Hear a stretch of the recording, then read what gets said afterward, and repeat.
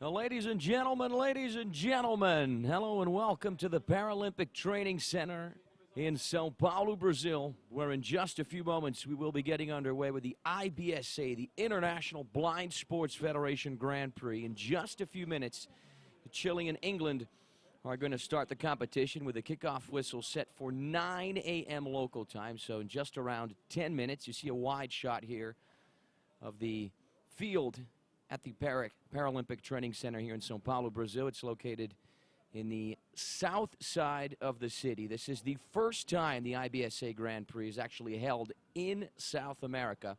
Mexico last year and Japan in 2021, 2019, and 2018 were the host countries so far. Brazil are playing the competition, the hosts, for only the second time, but on their debut last year, they were crowned champions in Puebla, Mexico. Argentina, they are the top-ranked IBSA team right now, winning the 3 Grand Prix editions in Japan in 2021, 2019, 2018. And then when Brazil did participate, right, in those 3 editions, Brazil did not take part in. So then when Brazil finally made their debut last year in Mexico, we had the Brazil-Argentina Classic in the final, with the Argentines losing in a penalty shootout after a goalless tie. Will we get that again this time here in São Paulo, Brazil? Well, we're just going to have to wait, watch, and see and enjoy the tournament. It starts today and goes all the way through Saturday. We have 8 teams fighting for the title in Group A: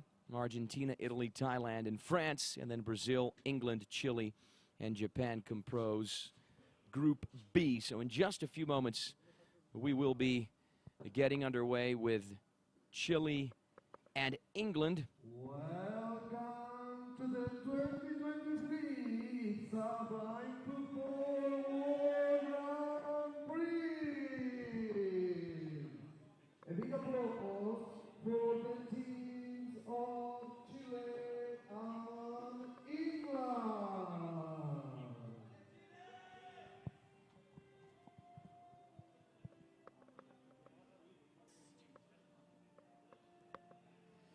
The respective squads of England and Chile now taking center stage for the formalities before the kickoff whistle.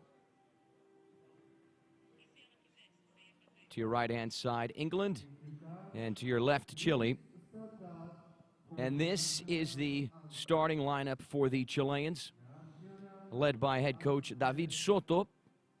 The Chileans going into battle with Matias Gonzalez as the goalkeeper, Sebastian Vergara, Esteban Campos, Victor Silva, and Benjamin Cobian are the starters. Let's get underway with the Chilean national anthem.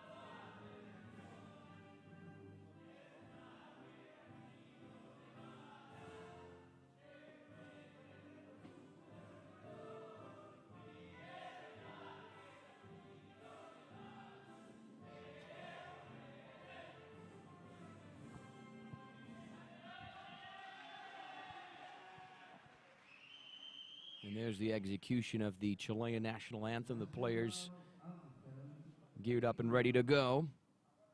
And now time for the England national anthem.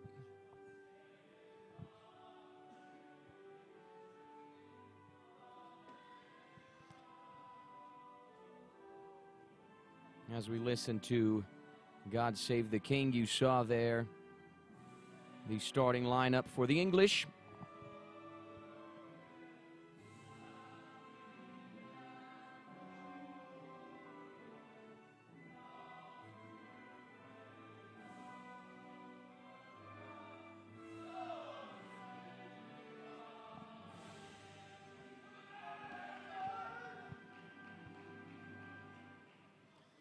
And here's the England starting lineup. The English led by head coach Adam Bendall.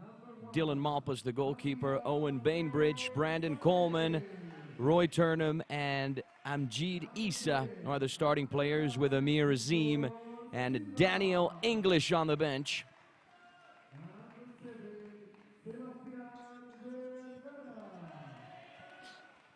Vergara with the number 7.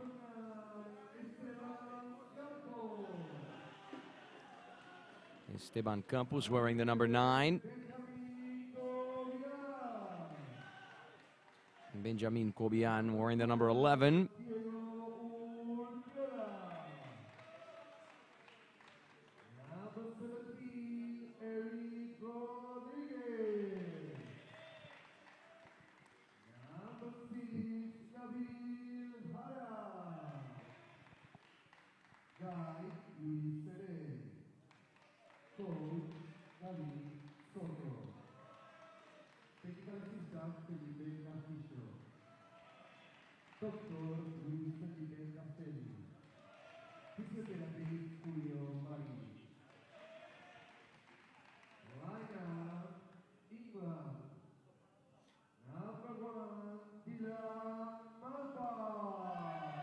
There's Dylan Malpas, the goalkeeper.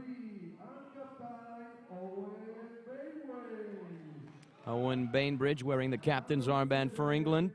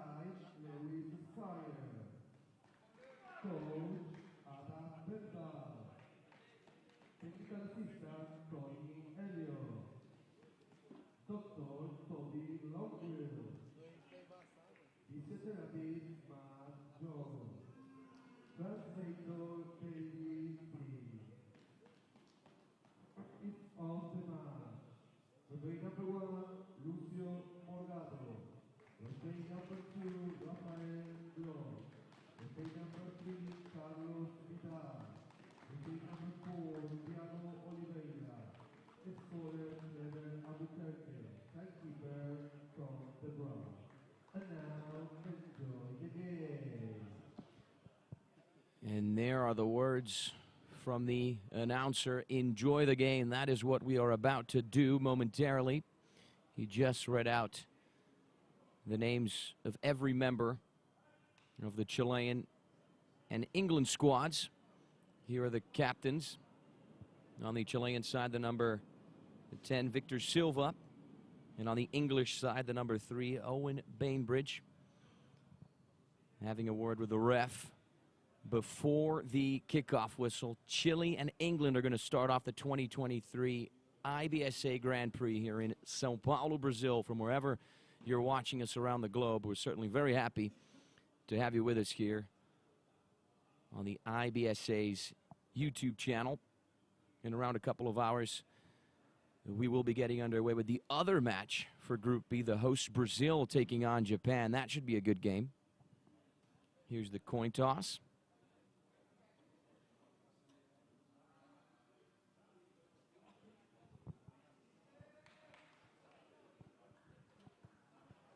Chile, of course, playing in their traditional colors in red and blue. England playing in all white.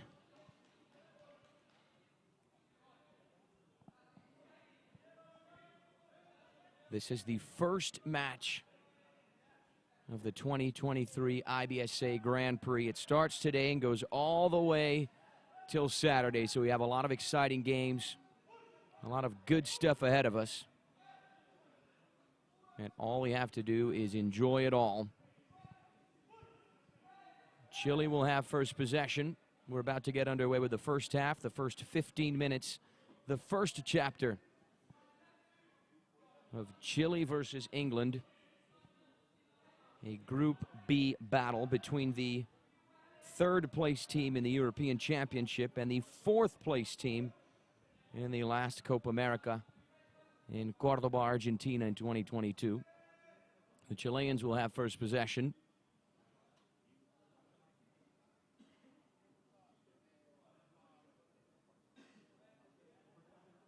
Keeping in mind, in this middle section, in the middle third of the field, only the managers can guide the players, and then in the final third, only the goalkeepers can do that. Important regulation, important rule pertaining to blind football.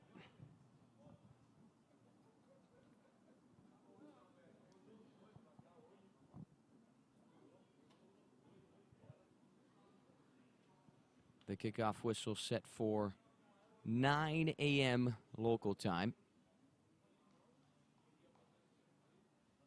So we'll be hearing the kickoff whistle in just a few seconds. Right now it's currently 8:59 local time here in São Paulo, Brazil. Hosting the IBSA Grand Prix for the first time in South America.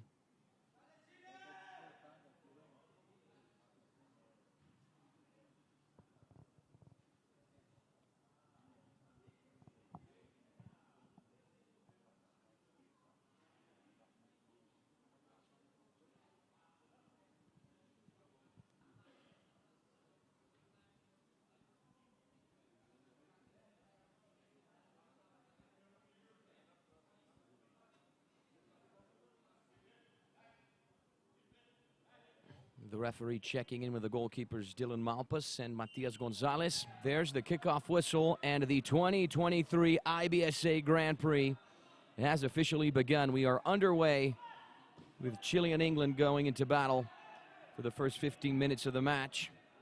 Nice body feint there from Benjamin Combian. He's challenged right now by Roy Turnham. And Chile in possession with the captain, Victor Silva. Hoping to link up with Esteban Campos on the left wing. The ball goes out of bounds. A corner kick for the Chileans. Campos to take it.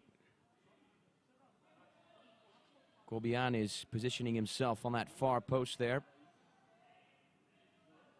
The England goalkeeper making sure his man marking is in place. Corner kick for the Chileans. You're enjoying the first few seconds, the first 30 seconds or so of this first half between Chile and England.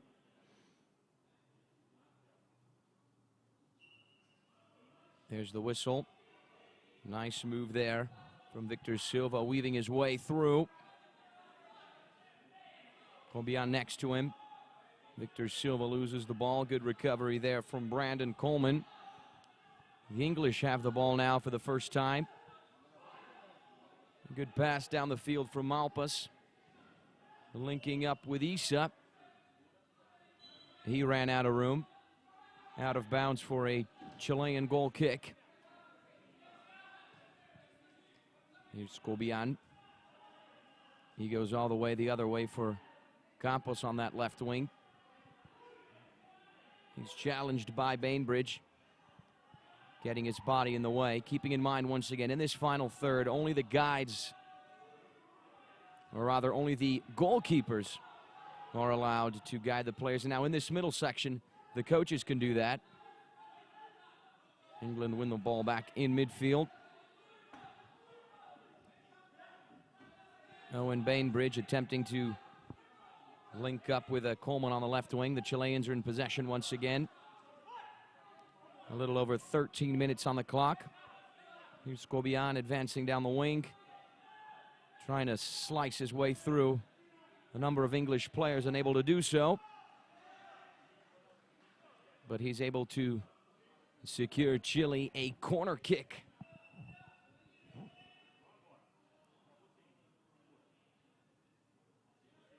Almost at 2 minutes, 120 seconds into the first half.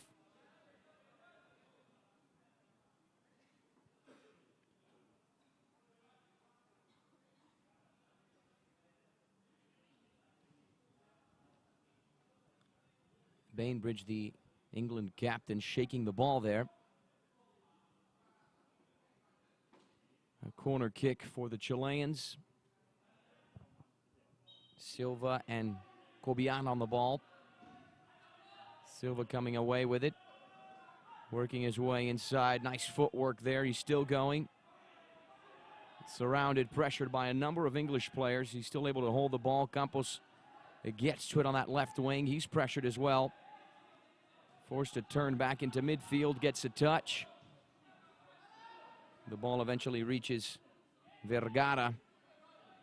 And he's going to be challenged by the other number 7 on the field, Brandon Coleman. Almost running out of room. The ball eventually goes out. We have 4 IBSA Grand Prix matches on the menu for you today. Chile and England right now, and then in 2 hours, Brazil, the host, take on Japan. At 3 p.m. local time, Thailand and Argentina go head-to-head for the first match of Group A. And then at 5 p.m. local time, Italy and France. That should be a good one. Face each other for Group A as well. The English have a corner kick now on the left-hand side. Their first corner kick of the game. Good piece of skill from IBSA. He loses the ball. Chileans looking for a counterattack here. It's halted. The English recovered possession. They could get a shot. And they eventually do so. The first shot of the match from the captain. Bainbridge saved by Gonzalez, the goalkeeper. Now the Chileans are on the break. Victor Silva tried to accelerate his way inside. Eventually lost the ball. Here's Cobian.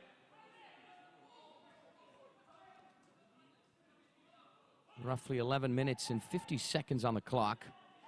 A very even matchup so far. Both sides putting up a good contest here at the Paralympic Training Center in Brazil. It's located in the Jabaquara neighborhood. That's in the south side of the city, if you're familiar with São Paulo. And here come the English. Turnham in midfield. The pass down the line. It reaches Turnham. He's challenged by Campos.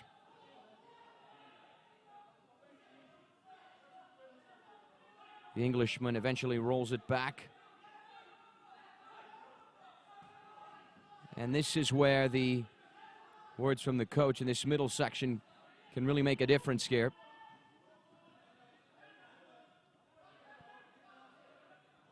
Cobian being challenged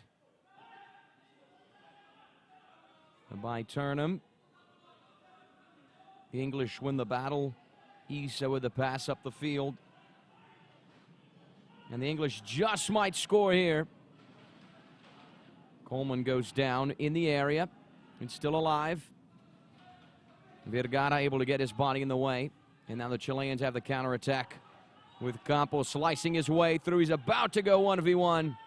And then when he attempted to take the shot with his right foot, he couldn't get the proper contact on the ball. Good run, though, from the Chilean number 9. The ball eventually rolls out for a goal kick. And there's the whistle. The ref having a word with Malpas, the English goalkeeper. Chile and England still locked at 0-0, still goalless in this first IBSA Blind Football Grand Prix. This is the first match of the competition, ladies and gentlemen. We've got 4 matches every day till Saturday. On Saturday, of course, we're going to get the bronze medal match and the final, of course. England working the ball in their defensive half of the field. It's booted up. Turnham is going to try and get to it. He eventually does. Trying to accelerate down that left wing. He's challenged by Cobian. The ball goes out. It's Chile's ball. Quick throw in.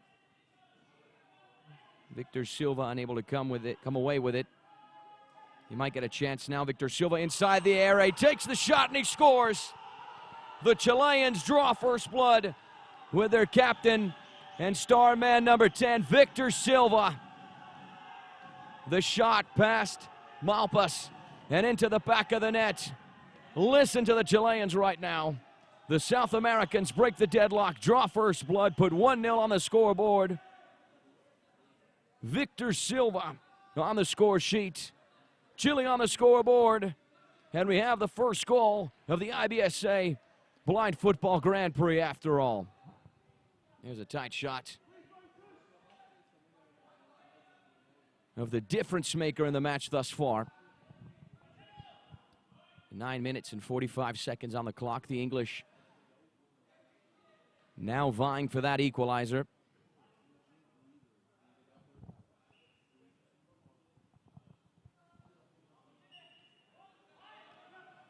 There's the whistle. The match allowed to resume. The English looking for a response. Here's Zisa. He's pressured there by Campos. Nice defensive piece of play. The through ball down the line. And here come the English, looking for that equalizer. A spectacular shot, an even better save from Gonzalez, the Chilean goalkeeper. The South Americans have possession.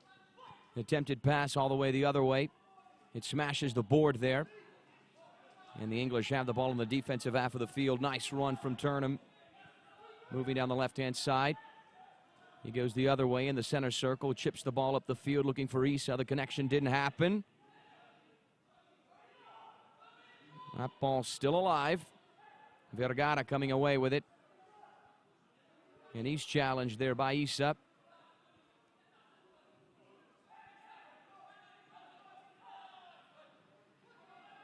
Vergara still going, weaving his way through. He takes the shot with the right foot. It goes wide. Nice run from the Chilean number 7. Here's Malpas, the England goalkeeper, getting the ball back into play.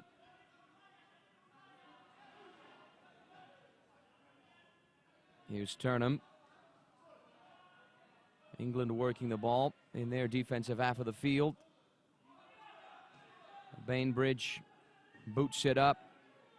It eventually reaches Turnham on the end line there. Inside the area, it eventually goes out. Chile's ball. It's put back into play quickly.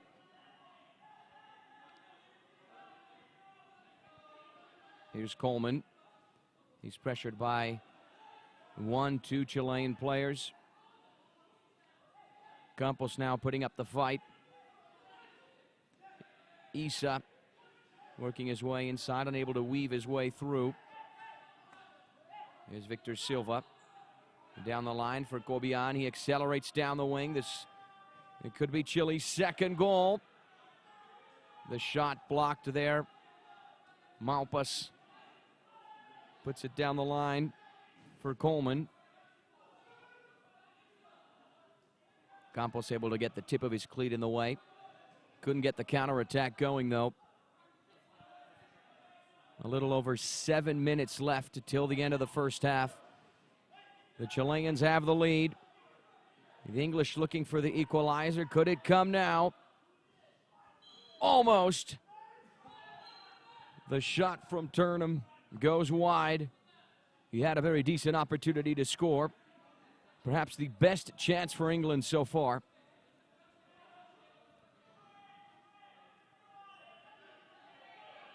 From goalkeeper to goalkeeper. And timeout for the English here with 6 minutes and 57 seconds left on the clock. Head coach Adam Bendall is going to have a word with his players. David Soto is going to take advantage of the opportunity to do exactly the same thing. Chile face England today, and then tomorrow, also at 9 a.m. local time, they'll be facing Japan. And then on Thursday at 11 a.m., they will be taking on the hosts. And superpowers Brazil, the 5-time world champs and 5-time Paralympic champs as well. That'll be a tough match for the Chileans. So far, so good for the team that finished in 4th in the Copa America last year that was held in Cordoba, Argentina. Argentina, who are the #1 ranked team in the IBSA right now.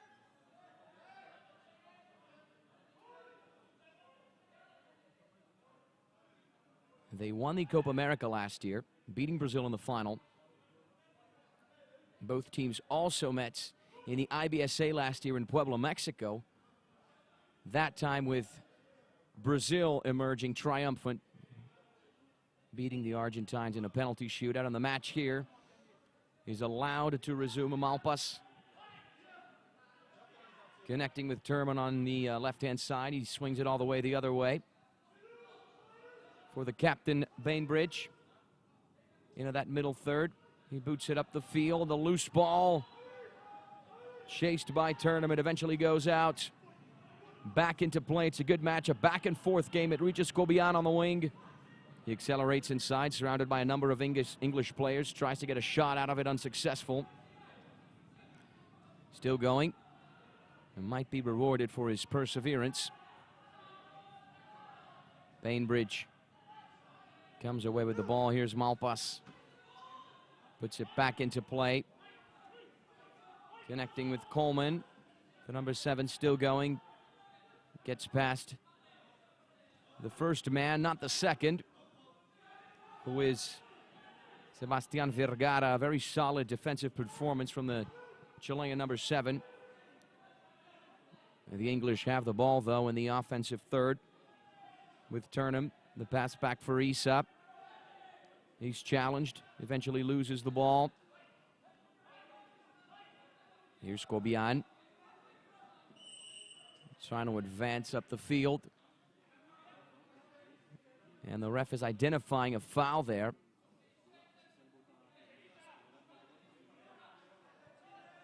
You saw there the English goalkeeper, Dylan Malpas, not too particularly pleased with the score thus far.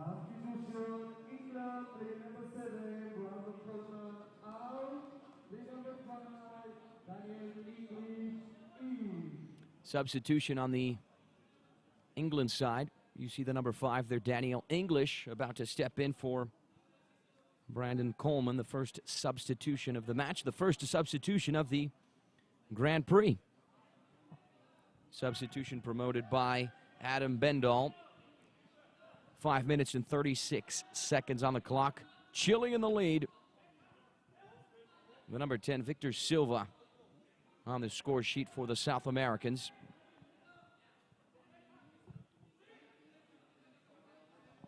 The match will resume momentarily. A little over 5 minutes left until the end of the first half.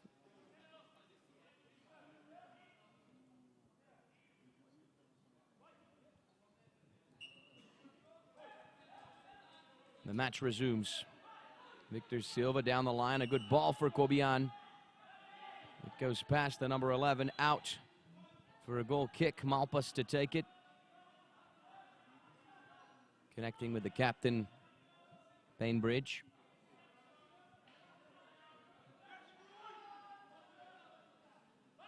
Here's Roy Turnham.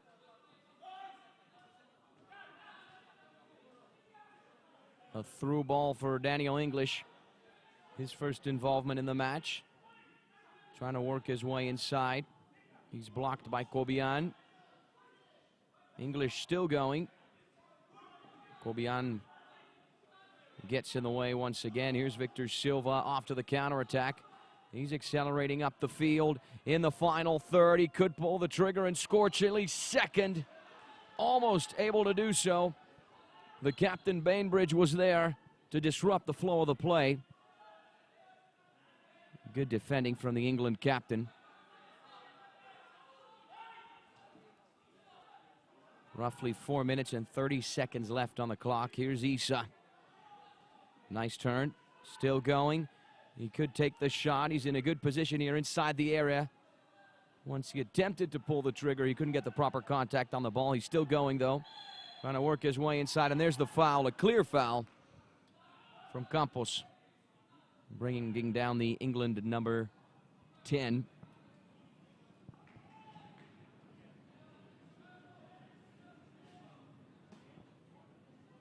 One goal so far in this first half. England to have a set piece here. Daniel English and IBSA on the ball.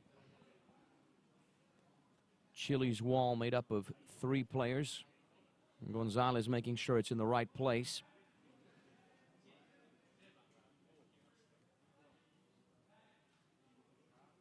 The ref making sure everyone is in the right place. There's the guide banging on the posts to make sure the players know where they are. Daniel English with a shot. Blocked.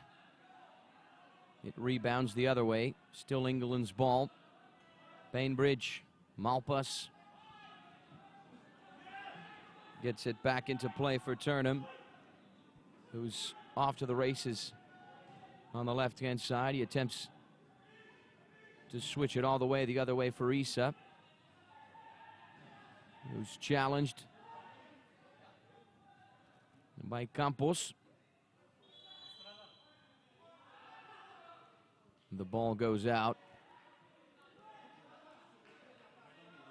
And it's England's ball. England have a corner kick on the right-hand side there. 3 minutes and 42 seconds on the clock.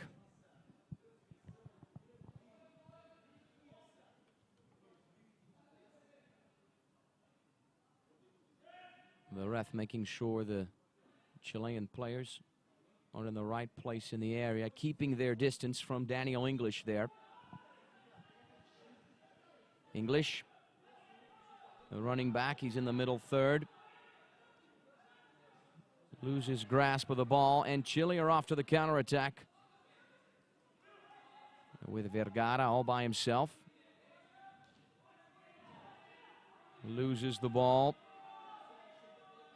It's loose. Collected here by Turnham, who accelerates, loses the ball in midfield. Victor Silva off to the races on the wing. He steps on the brakes, goes down. Fouled by Bainbridge. Another foul committed by England.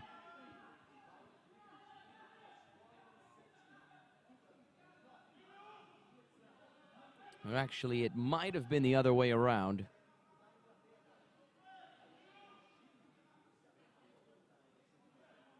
It's England's ball either way.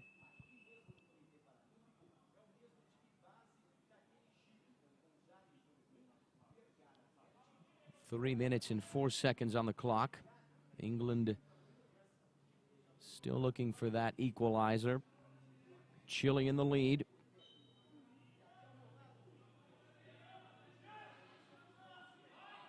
Turnham into the middle third. Pooch this ball up the field looking for IBSA. It eventually reaches the number 10. Chile now have the timeout. David Soto requesting a timeout. He's going to have a word with his players. Adam Bendall taking advantage of the opportunity this time. 2 minutes and 52 seconds on the clock.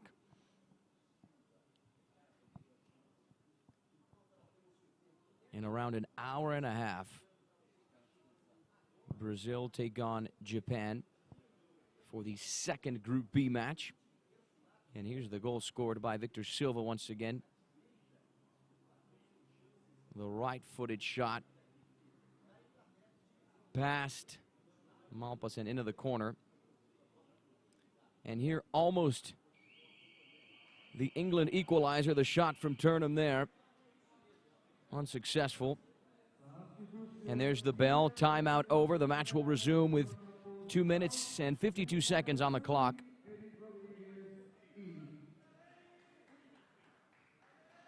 We have a substitution on the Chilean side. Campos is off the field. And Eric Rodriguez, the number 17, will be taking his place. The first substitution promoted by David Soto. There's a tight shot of Bainbridge, the England captain.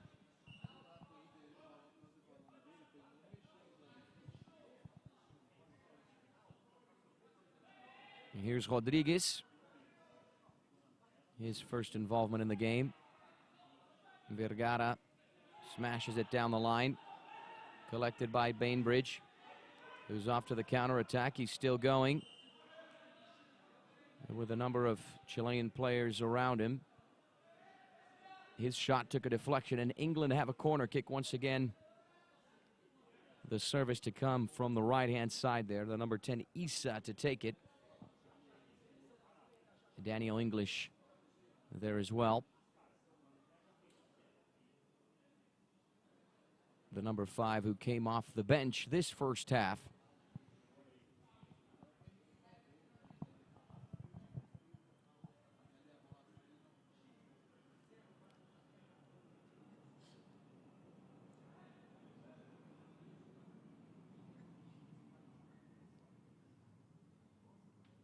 A corner kick for England, who are still looking for that first goal.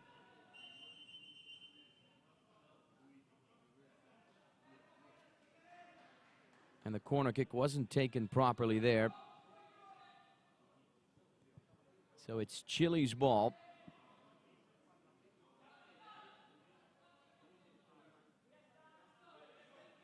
England squander the opportunity to keep the ball in their offensive half of the field. Rodriguez and Vergara on the ball. Vergara smashes it up the field. Bainbridge gets a touch. Cobian is there as well. Bainbridge with a nice defensive piece of play to win the ball back. Still pressured by Cobian. Nice move there from the Chilean.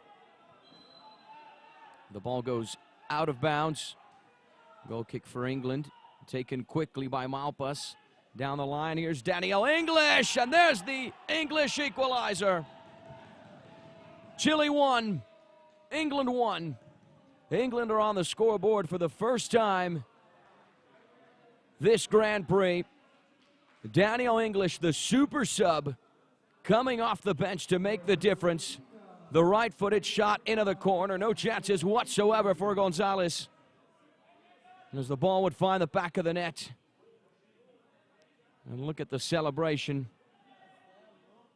coming from the England guide. 1-1. A very, very solid first half so far here at the Paralympic Training Center in São Paulo, Brazil. Victor Silva trying to slice his way through, still going. Malpas gets the ball back into play. From goalkeeper to goalkeeper, it's Chile's ball now. Gonzalez linking up with Cobian. Almost went 1v1. He's 1v1 there. And then when he tried to get the shot, he couldn't get the proper contact on the ball. Bainbridge once again recovering defensively for England. Here's Cobian accelerating down the wing, still going. It's a back and forth match.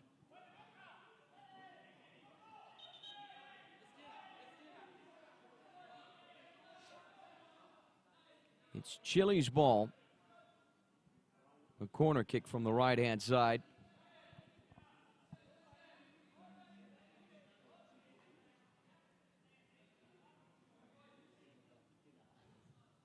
Silva to take it. Cobian is there as well. And basically 90 seconds left until the end of the first half.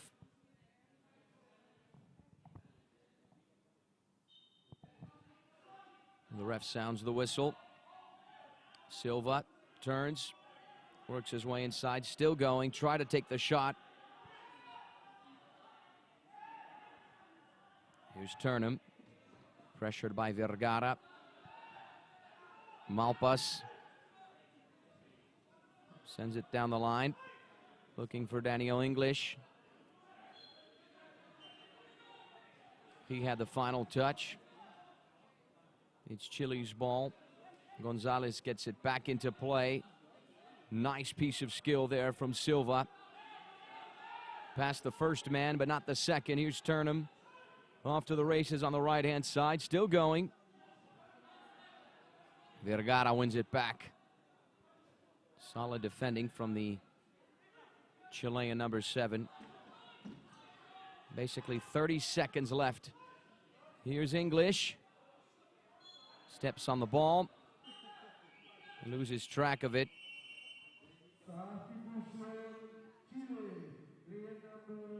28 seconds left till the end of the first half. You're enjoying the final moments, the final seconds of this first half. There will be a substitution on the Chilean side. The second substitution promoted by David Soto. The number 6, Nabil Jara, stepping in for Chile's goal scorer.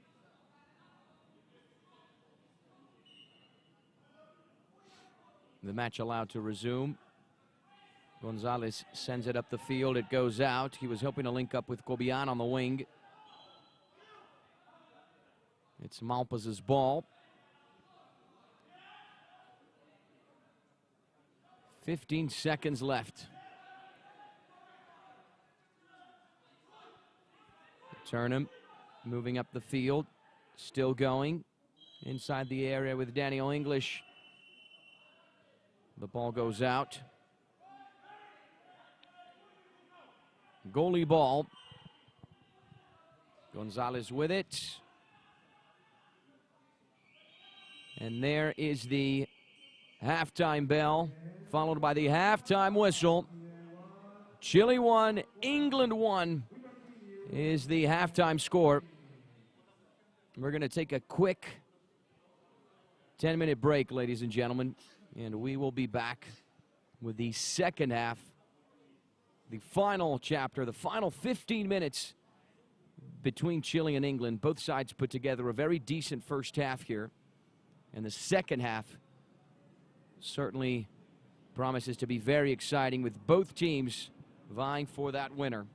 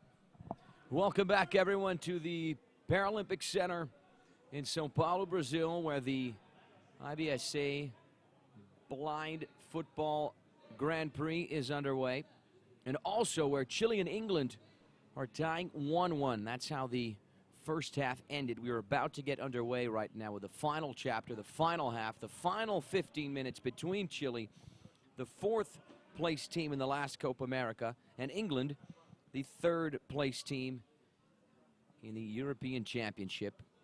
Both teams put together a very even battle in the first half, so we certainly have high expectations for the final period of this match.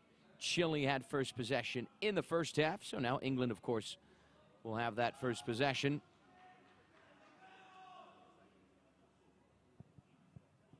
Some last adjustments there to Amir Azim's visor, the substitute coming off the bench for England. Halftime substitution made by Adam Bendall.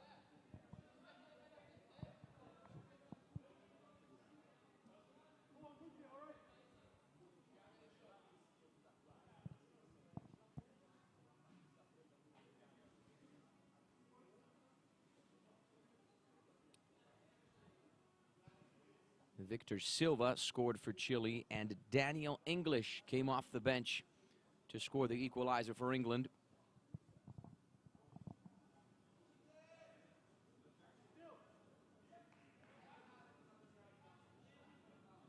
The ref indicating to the players that the ball is at the halfway mark.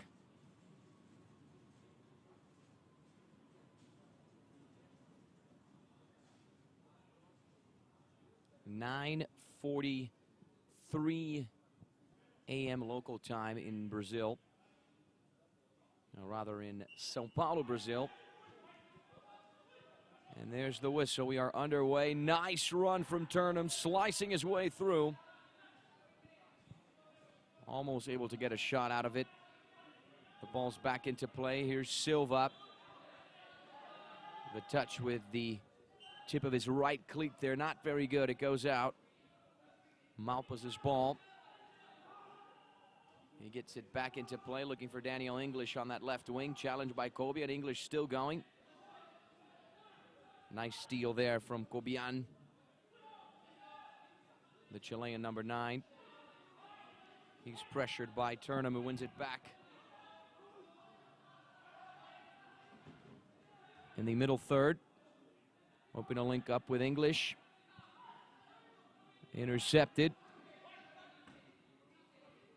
The pass up the field for Victor Silva. He's challenged by the other captain on the pitch, Victor Silva, with a shot on frame, but saved by Malpas. Good stop there from the England goalkeeper. Turnham swings it all the way the other way towards Bainbridge. He lifts this ball up the field, looking for Turnham once again. Kobian was there to disrupt the flow of the play. Daniel English using his body to shield the ball. Here's Azim's first involvement in the game since stepping in. He was grabbed there. His jersey was pulled.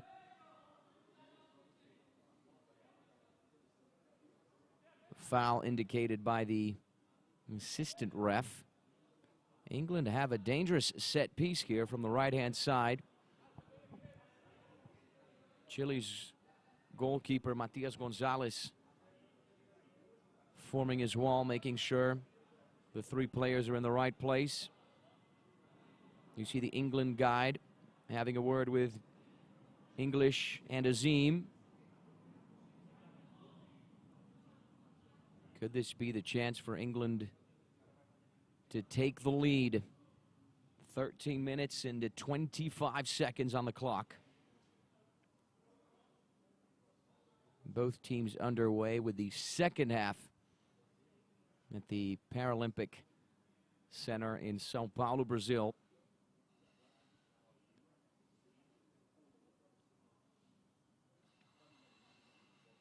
The guide indicating where the posts are.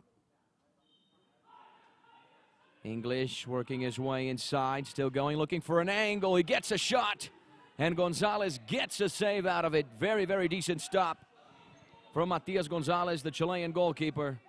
We're definitely going to need a replay there.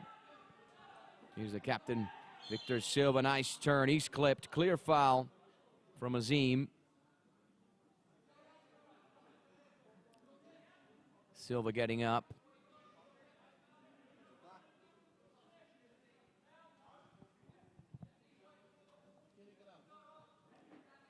A foul for Chile in the middle section of the pitch. Campos and Silva on the ball. Here's a replay of the foul. Ouch. Would not want to be the Chilean captain there.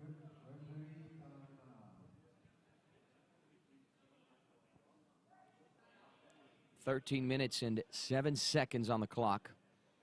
Something's wrong here with Vergara, the defender.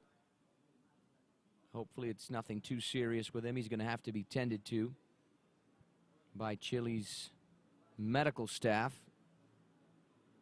Matias Gonzalez checking in with him as well. Something's wrong with his right leg there.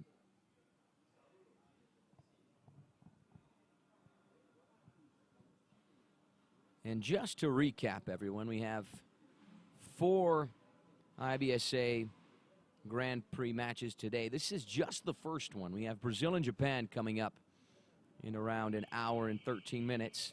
Thailand and Argentina at 3 p.m. local time. And then we wrap up the day with Italy and France at 5 p.m. local time. 2 Group B matches, 2 Group A matches. Vergara off the pitch. From the looks of it, he will be unable to carry on. Jara will be taking his place, Chile's number 6.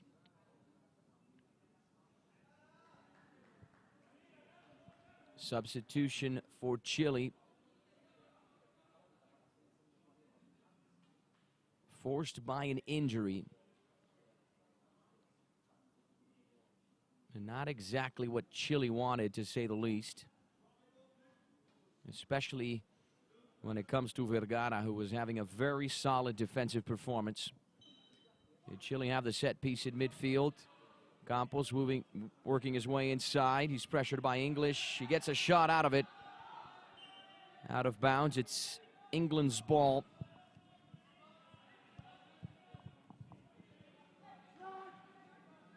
Turnham with it. All the way the other way. For Bainbridge. He's going to be pressured by Silva. For Turnham once again.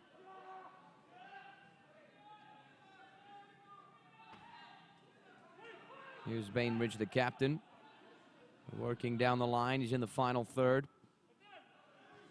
Challenged by Campos, who makes the steal. But not the good pass, though.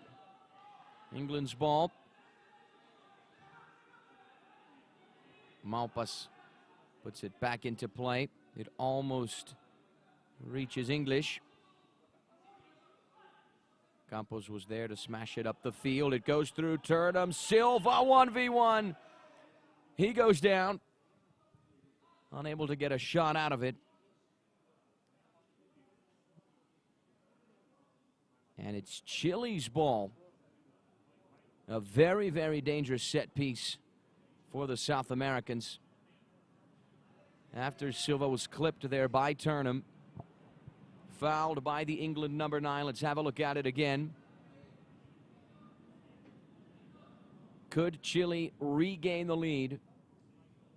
They certainly have a very good chance to do so right now. The England wall built by 4 players. Malpas making sure they're in the right place. Chile's guide is doing exactly what he's instructed to do.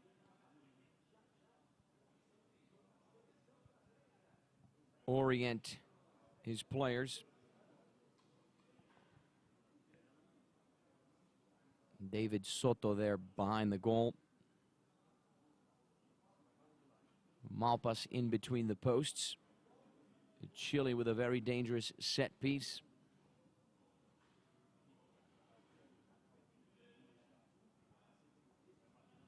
Campos is wide open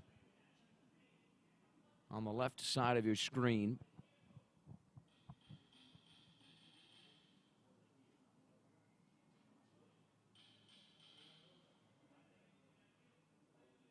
The guide indicating where the posts are. Victor Silva with a left-footed shot. It goes wide. Nice finish from Chile's captain. Able to earn his side a corner kick from the left there. Here's the replay.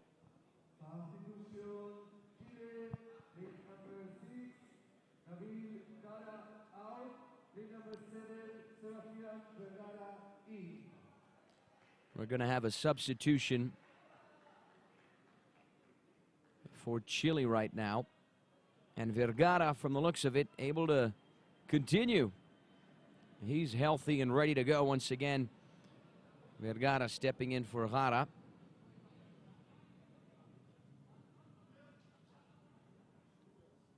Chile have a corner kick from the left-hand side. England with 3 players in the area. Here's Silva slicing his way through.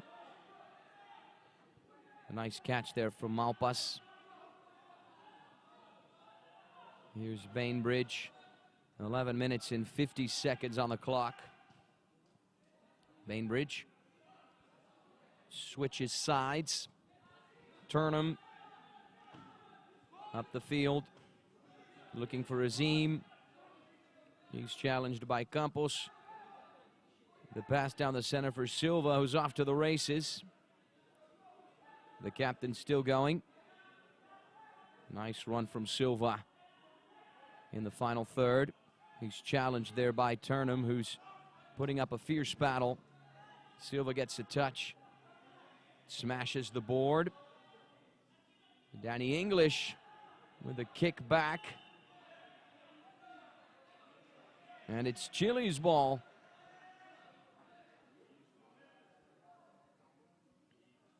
Malpas saying, calm down, buddy. You almost scored an own goal there. Chile have a corner kick from the right-hand side. Cobian and Silva on the ball. 11 minutes and 7 seconds on the clock.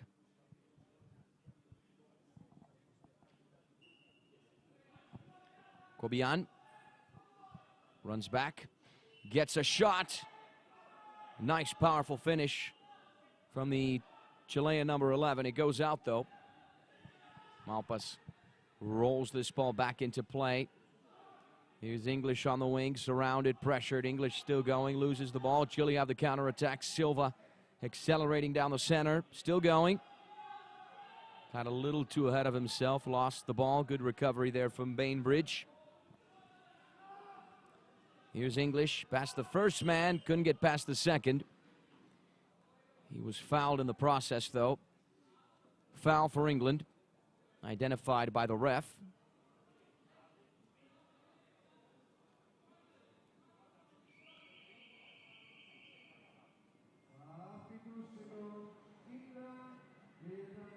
A substitution now on the England side.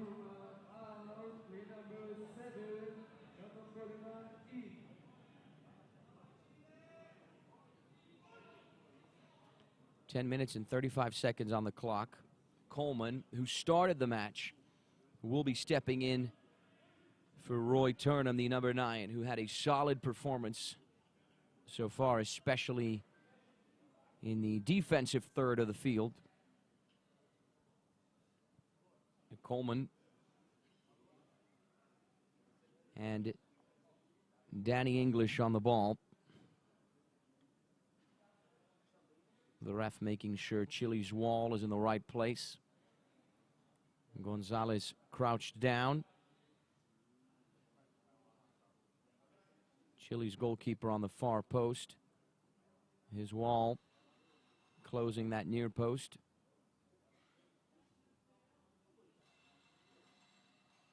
Adam Bendall making sure his players know where the posts are. The shot from Coleman blocked. Chile on the breakaway with Cobian down the flank. The pass all the way the other way. Eventually collected by Silva, who accelerates. He goes down. A clear foul from Coleman, who picks up the yellow card. Yep, that's a yellow card. As clear as day, especially when you halt a counterattack like that in its tracks. Here's the replay. Let's have a look at it again.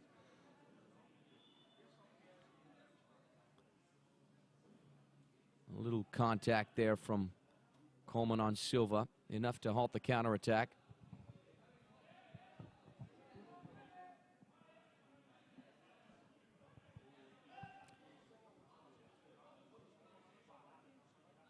Cobian and Campos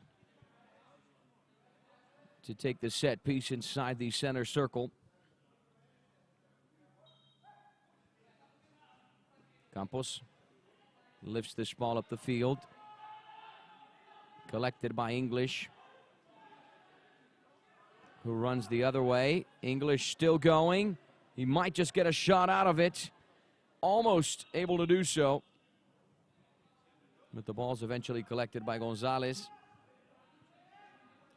And Vergara, by the looks of it, is down once again.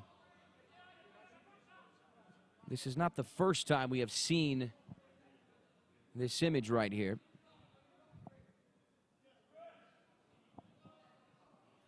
Vergara slowly getting back up on his feet. There was a tight shot of English, the man who scored England's equalizer.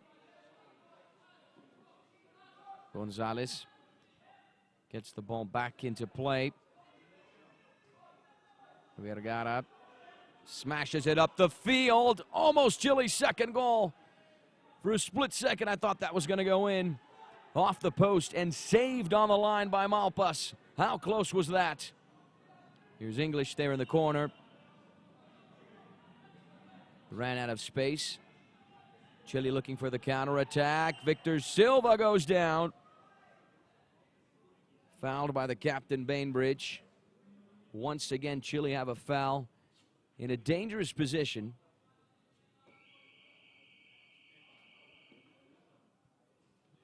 Basically from the same position where that previous foul took place.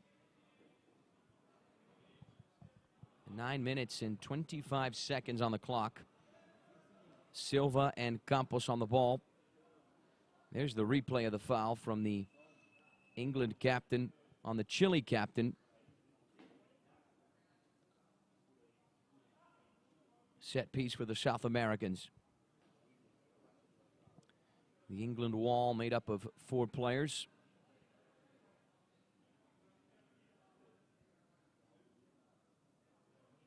Shutting that near corner. Malpas is closing out the far corner. David Soto behind the goal.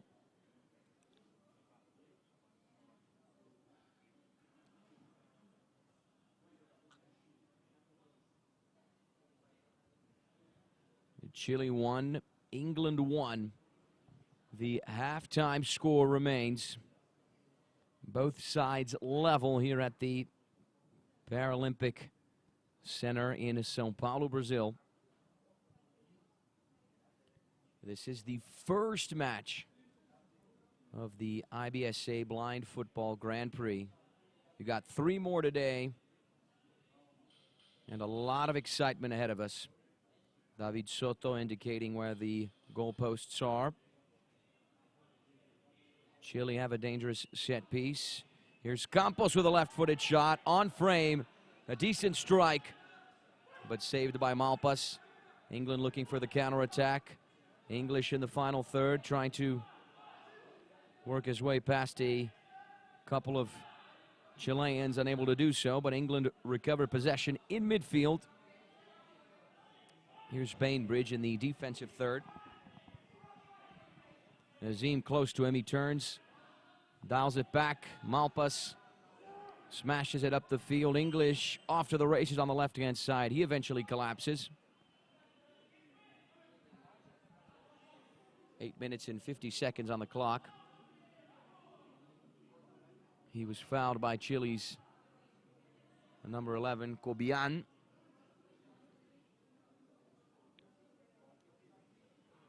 The Europeans with a foul from the left wing.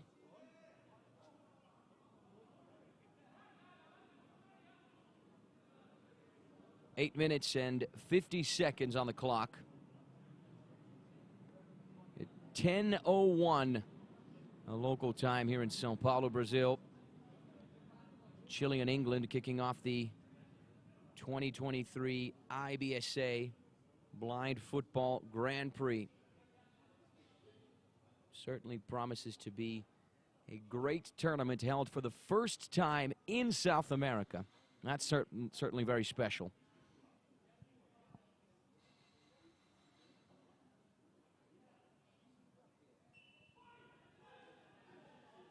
Taken short. Coleman trying to weave his way inside. He was disrupted there by Campos, who recovers for Chile. He's still with it. Tries to smash it down the line. The loose ball collected by Azim. Still going. Trying to weave his way through. Azim might get an angle. Might get a shot. Almost gets a goal. Gonzalez comes up with a big-time save. Offensive pressure here from Coleman. Wins it back. He's got some support from Azim. Here's Coleman. Trying to link up with English there on the left wing. Good steal from Cobian. Coleman recovers possession for the English. Rolls it back. Here's English accelerating up the field. He goes down, no foul there.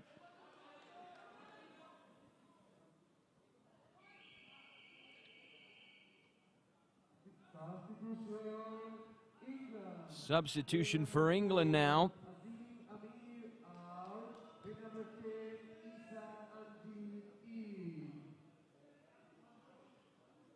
Amjid Issa, the England at number 10, will be stepping in for the number 4, Azim,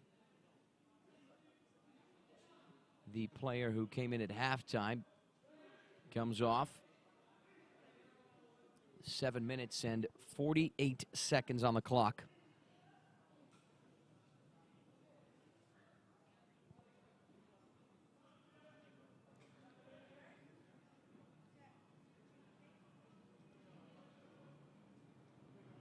English didn't get the foul in midfield, but he got the corner kick from the left-hand side there.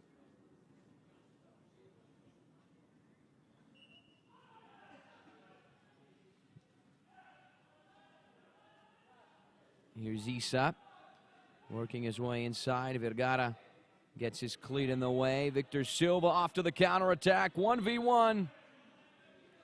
At the last second, he was impeded by Bainbridge, who's congratulated by Malpas. Clinical defending from the England number 3. Chile have a corner kick. Silva and Campos on the ball. 7 minutes and 34 seconds on the clock.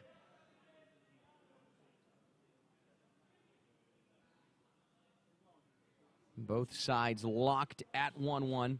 Silva on the score sheet for Chile.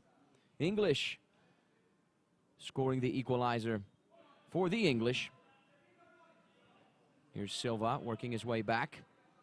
Still going inside now. Danny English in front of him.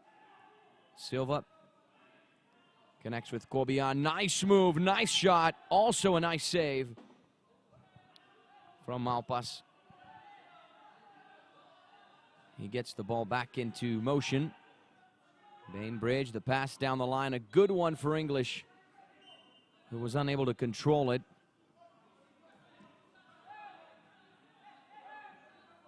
Here's Vergara now. He lifts this ball up the field, looking for Campos. It eventually reaches Silva. Campos had the final touch, though. England ball. Quick counterattack. English still going, accelerating his way, and almost finding the back of the net. For a split second, I thought he would score.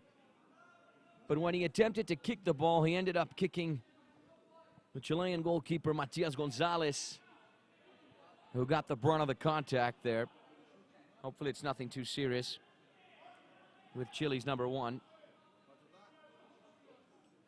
Nice run, though, from Danny English. Also a nice move right there from Benjamin Cobian, the Chilean number 11.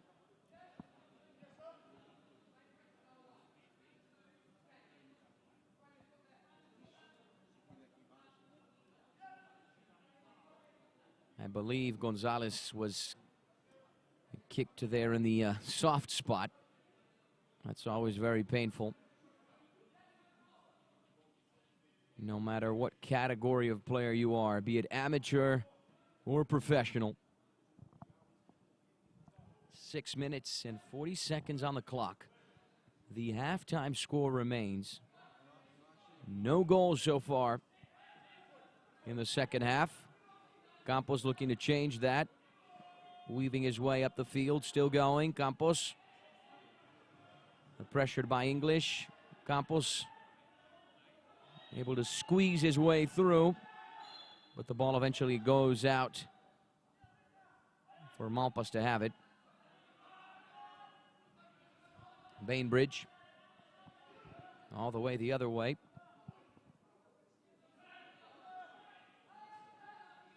For English. He kicks it up the field, trying to connect with Issa on the wing. Less than 6 minutes left till the end of the match. Here's Victor Silva. Unable to get a shot out of it. It's Malpas' ball. Here's Bainbridge. Switching it all the way the other way towards English. Ball lifted up the field. It reaches Issa in a good position. Looking for space, looking for an angle. Nice piece of skill. Also a nice steal there from Campos, who's off to the races. Disrupted by Coleman, who comes away with the steal. The pass down the line for English on the wing. Cobian was there to challenge the England number 5. Here's Victor Silva, able to get a shot. With his right foot, it goes out wide.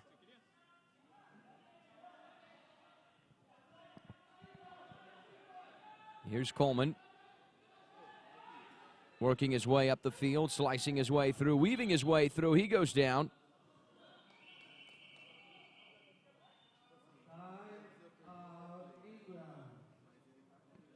You heard the bell. England are requesting a timeout with 4 minutes and 47 seconds left on the clock. Adam Bendal is going to have a word with his players. But once again, David Soto will do the same.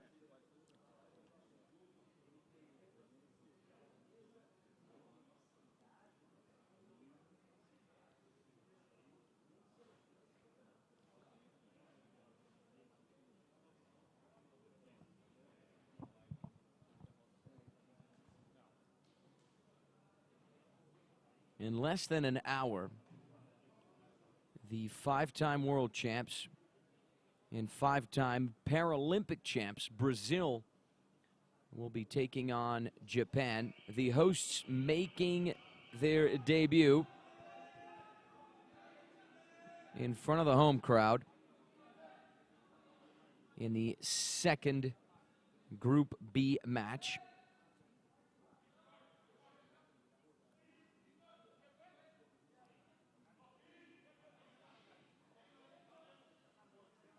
Corner kick for England.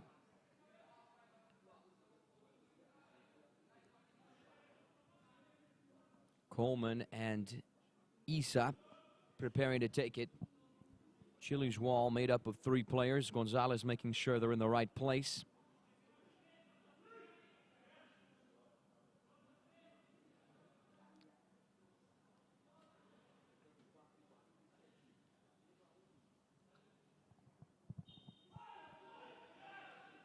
IBSA weaving his way inside, switches direction. Nice shot. Nice right-footed shot there from the England number 10. It goes wide, though. Gonzalez trying to connect with Silva in that offensive third. It goes past the Chilean captain. England's ball. A little over 4 minutes left till the end of the match. Bainbridge switches direction. It reaches Coleman eventually. He's challenged by Cobian, who comes away with the steal and the clearance. Here's Silva, 1v1. This could be the second goal. He couldn't get the finish, though. English off to the races. Still going. The shot from him goes wide. Gonzalez gets this ball back into play. Silva switches it all the way the other way for Cobian. Campos is close to him. Cobian works his way inside. He's disrupted by English. Bainbridge with the ball in the middle third of the field. He eventually loses it. Tries to recover it, able to do so. Nice run from the England captain. 3 minutes and 10 seconds left on the clock. We are about to enter the final 180 seconds of this very even match here in São Paulo, Brazil. Here's Silva off to the races. Silva. The ball eventually collected by Malpas to get the counterattack going for England. IBSA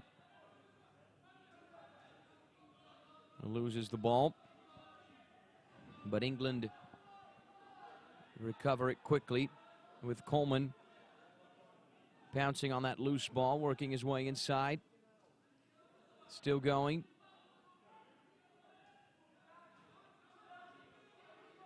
Here's Cobian. Off to the races on the wing. English was there to disrupt the Chilean. With 2 minutes and 17 seconds left until the end of the match, England to make another substitution.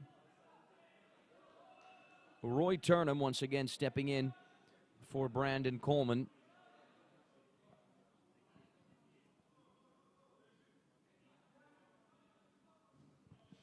The halftime score remains, ladies and gentlemen. Chile and England so far kicking off the IBSA Grand Prix with a draw. Chile will be taking on Japan tomorrow, while England face Brazil. Here's English. Weaving his way up the field, still going. Excellent run from Danny English. You heard the bell, and that means timeout for the Chileans. Head coach David Soto has requested a timeout to have a word with his men. We have entered the final 120 seconds of the match. 1 minute and 56 seconds on the clock. The IBSA Grand Prix, I mean, it really is a perfect tournament for the teams to prepare for the big competitions this year. We're talking about the World Cup in August in Birmingham. That shall happen within the IBSA World Games, as well as the Pan American Games set for November in Chile. Important to note, both are qualifying tournaments for the Paralympic Games in Paris next year. For a team to qualify, they have to finish either in the top 3 in the World Cup or win the Parapan. And here are some of the great chances of this game for both sides.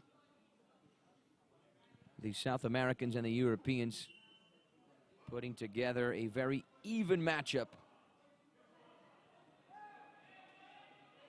Vergara lifts this ball up the field. Eventually collected by Bainbridge. Here's the England captain off to the races, accelerating. Still going, loses the ball. Good recovery from Campos. Bainbridge gets his cleat in the way. Nice recovery there from the England captain. 1 minute and 29 seconds on the clock. Chile have a corner kick. Silva and Campos to take it from the left-hand side.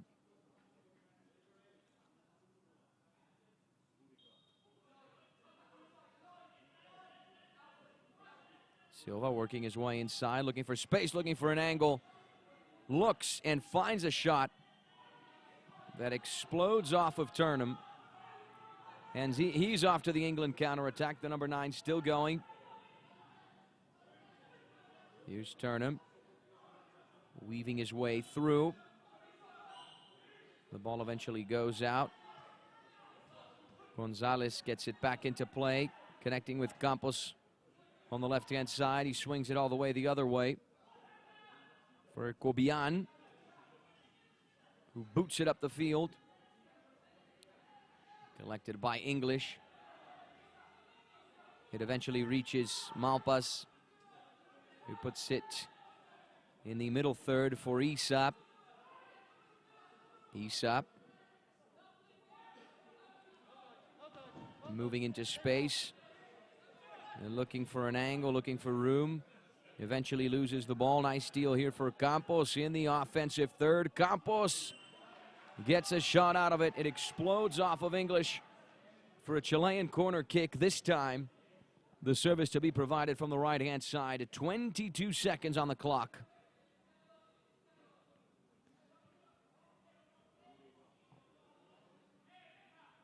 Chile and England locked at 1-1. Silva and Campos, as usual, to take the corner kick from the right-hand side. 3 English players building the wall there in the area. Here's Silva, working his way back. Shifts direction. Nice run from the captain. Nice shot. It goes wide, but it does not go out.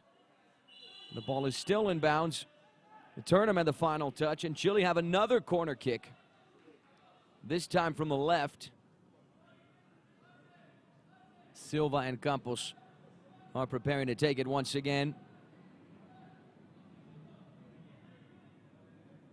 Malpas, the England goalkeeper, making sure his teammates are in the right place. There's a tight shot of Vergara, the Chilean defender. What a performance. What a defensive performance from him. Silva with a shot. A rocket. Saved by Malpas. And there is the full-time bell, followed by the full-time whistle, ladies and gentlemen. Chile and England finish locked level at 1-1 in the kickoff match of the IBSA Blind Football World Grand Prix. A very even contest between both of these teams. The 4th place team in the last Copa America taking on the 3rd place team in the European Championship.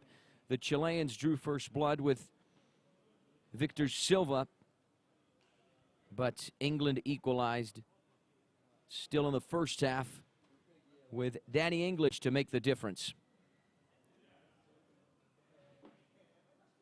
So we are going to take a quick break right now, and we will be back with the second match of the day. The hosts, the favorites, the 5-time world champs, the 5-time Paralympic champs, Brazil, taking on Japan. In the second Group B game, the kickoff whistle set for 11 a.m. local time here in São Paulo, Brazil, keeping in mind it is 10:21 right now. So we will see you in 20 or so minutes for our pre-game preparations to get the lineups going, the coin toss, the national anthems as well. So don't go anywhere. We'll see you in just a few moments.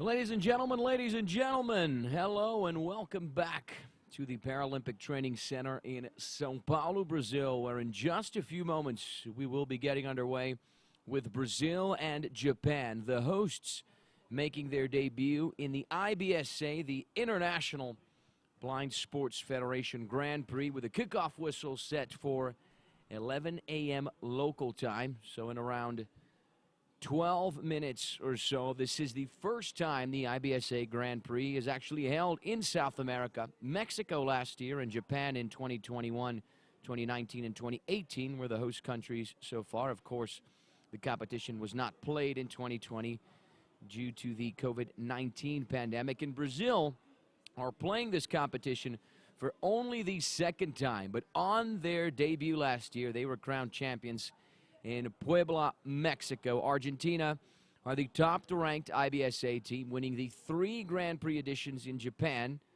in 2021, 2019, and 2018, when Brazil did not participate. Then when Brazil finally made their debut last year in Mexico, we had the Brazil-Argentina Classic in the final, with the Argentines losing in a penalty shootout after a goalless tie. The IBSA Grand Prix, really the perfect tournament for the teams to prepare for the big competitions this year. We're talking about the World Cup in August in Birmingham, England.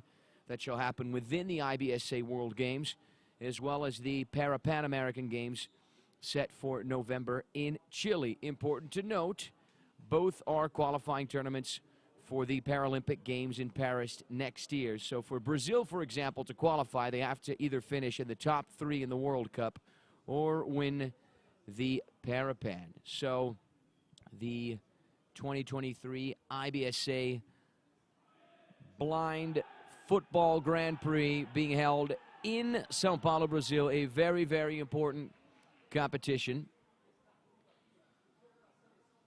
The Brazilian squad about to take center stage right now. We're going to get to the starting lineups, the national anthems, the coin toss as well in just a few moments.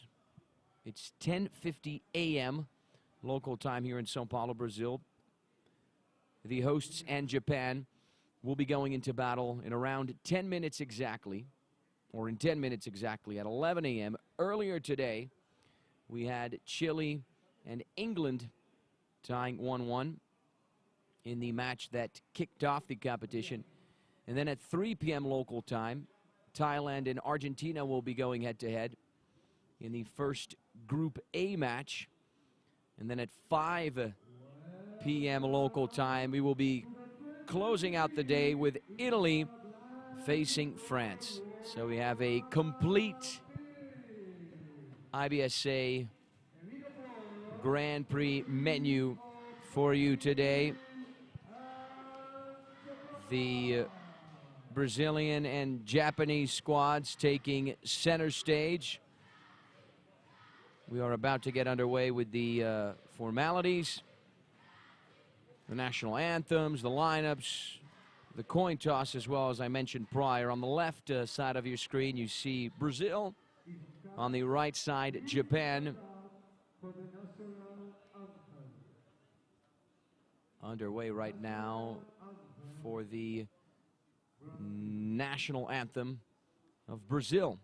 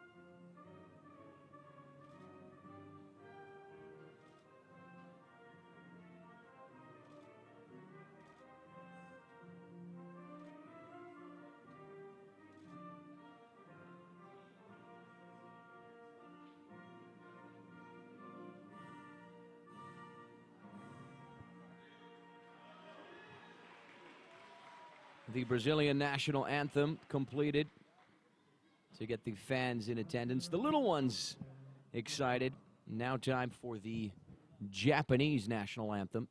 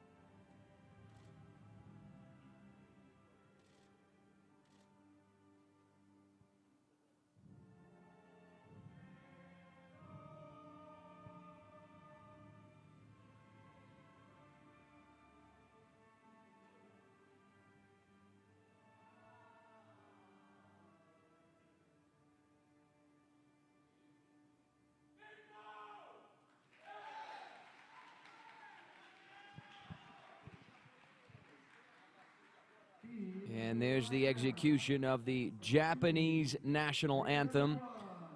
Let's get underway right now with the starting lineups, beginning with the Brazilians. Here they are, the Brazilian blind football national team led by head coach Fábio Vasconcelos. Luan is the goalkeeper. Michael wears the number 4 jersey. Thiago Silva with the number 9, Jardiel with the number 11, and Nonato with the number 8 are the starting players for Brazil. We have Mateus Costa, Cássio Reis, Aleph, Jonathan, and Anael on the bench for the Seleção Brasileira, the hosts, Brazil.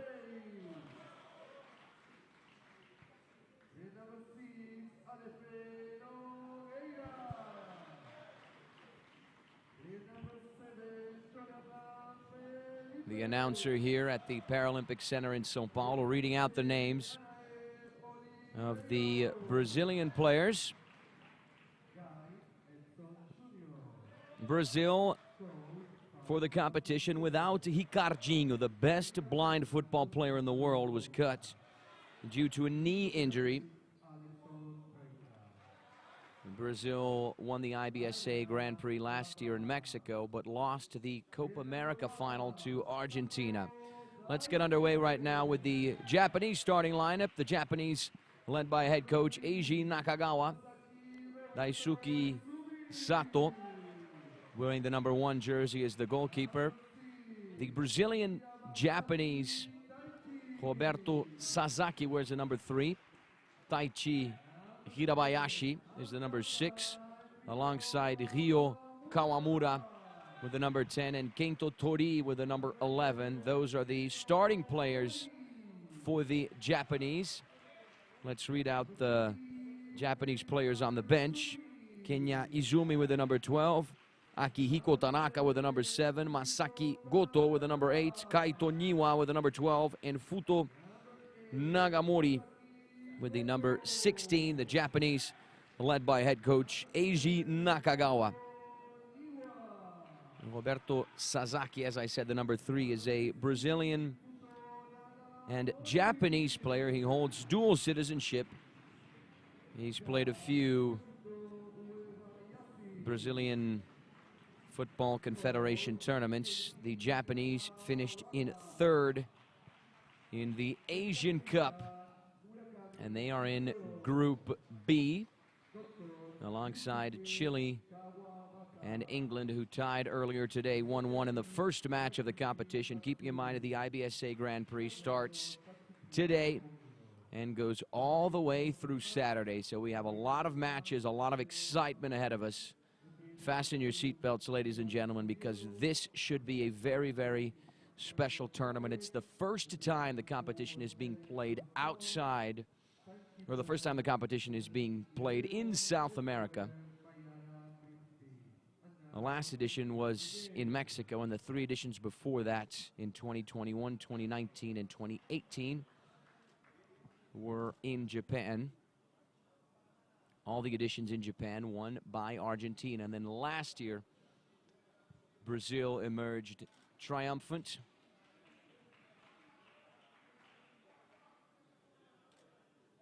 Nice display of camaraderie there between both goalkeepers. The Brazilian goalkeeper, Luan, having a word with the Japanese captain, the number 10, Ryo Kawamura. The referee having a word with them as well. The kickoff whistle set for 11 a.m. local time here in Brazil. Maicon is the Brazil captain, he who wears the number 4 jersey. We're basically 60 seconds away from the kickoff whistle between Brazil and Japan. The second Group B match, the second match of the day. Later today at 3 p.m. local time, we've got Thailand facing Argentina, the top-ranked IBSA blind football team. And then we wrap things up today at 5 p.m. local time with Italy taking on France. We're about to get underway with the first half, the first chapter, the first 15 minutes between Brazil and Japan, the hosts, taking on the Japanese, who have hosted the IBSA Blind Football World Grand Prix 3 times.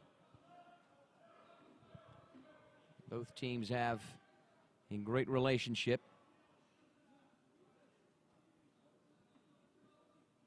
But after the kickoff whistle, the battle will ensue.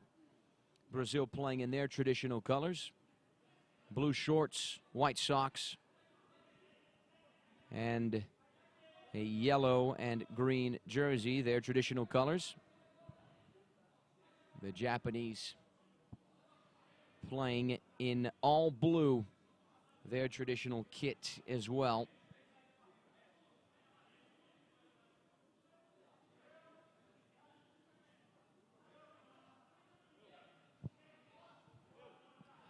Brazil won the coin toss. They will have first possession. 11:01 local time here in São Paulo, Brazil. This is the second IBSA Grand Prix match, and we are underway, ladies and gentlemen. Brazil with first possession. Thiago Silva with the ball in the middle third of the field. He boots it up. The loose ball is collected by Sasaki, who's trying to get the counterattack going for the Japanese. He's disrupted there by Maicon, who's accelerating into the left-hand side, steps on the brakes, turns, moves into space. Maicon still going. Back into the middle section. He swings it all the way the other way, trying to link up with Nonato, who eventually gets to the ball. He's surrounded by 2 Japanese players. Rolls it back. Thiago Silva once again. You're enjoying the first few seconds, the first few moments of Brazil and Japan. The second Group B match of the IBSA Grand Prix of 2023. High expectations for this one. And here come the Japanese. Hirabayashi switches the play for Tori. He's challenged by Jardiel, who eventually comes up with a steal. He rolls it all the way the other way. A loose ball. Maicon versus Hirabayashi here. Who's going to emerge triumphant? From the looks of it, it's going to be Maicon, who has possession of the ball. He is now challenged by 2 Japanese players. The Japanese have the counterattack. Hirabayashi off to the races. Lost track of the ball, which returns to Brazil's possession. Play is halted here. 13 minutes and 13 seconds on the clock. Something's wrong with that first ball. It's going to have to be switched since the Players apparently can't hear it very well. Luan sending the ball up the field, trying to connect with Nonato. Intercepted on its trajectory. Corner kick, Brazil. The first corner kick of the match. The hosts vying for that first goal. Jardiel and Maicon to take it. Nonato in the area. Here's Jardiel working his way inside, looking for space, looking for an angle. He's now in the middle third of the field, weaving his way down the left-hand side. Squeezes a pass out of it. Nonato unable to control the ball. It's Japan's.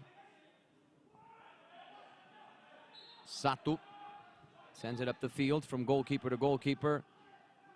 Luan returns the favor, sends it in the other direction. Nonato and Sasaki collided. The Japanese defender went down. The Brazilian-Japanese defender, who holds dual citizenship,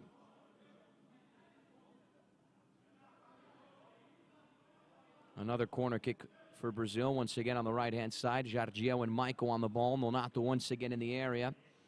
Close to 3 Japanese players. Here's Jardiel once again, weaving his way inside, looking for space, looking for an angle. Jardiel still going. He's now on that left wing in the offensive third.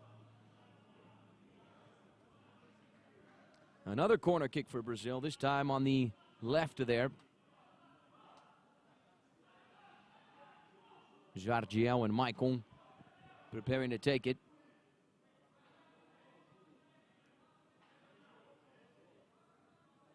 Japan placing all of their players in the area. Maicon weaving his way inside. What a rocket from the Brazil captain. Saved in extraordinary fashion by Sato. What a laser from the Brazil number 4. The first opportunity of the match. We're definitely going to get a replay momentarily. Jardiel swings it all the way the other way. Loose ball. Who's going to get to it? Here's Hirabayashi.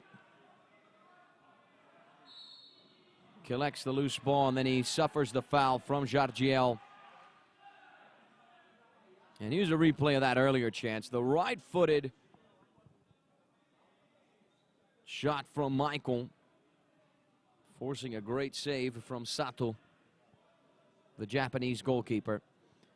A foul for Japan with 11 minutes and 51 seconds on the clock.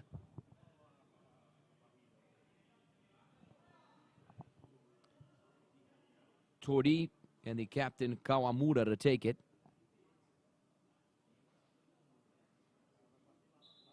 Right on the edge there of the offensive third, with the middle third.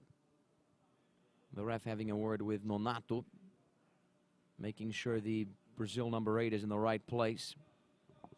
11:49 on the clock. Kawamura, the left-footed shot blocked. Maicon off to the counterattack and fouled by Kawamura. A foul for Brazil inside the center circle.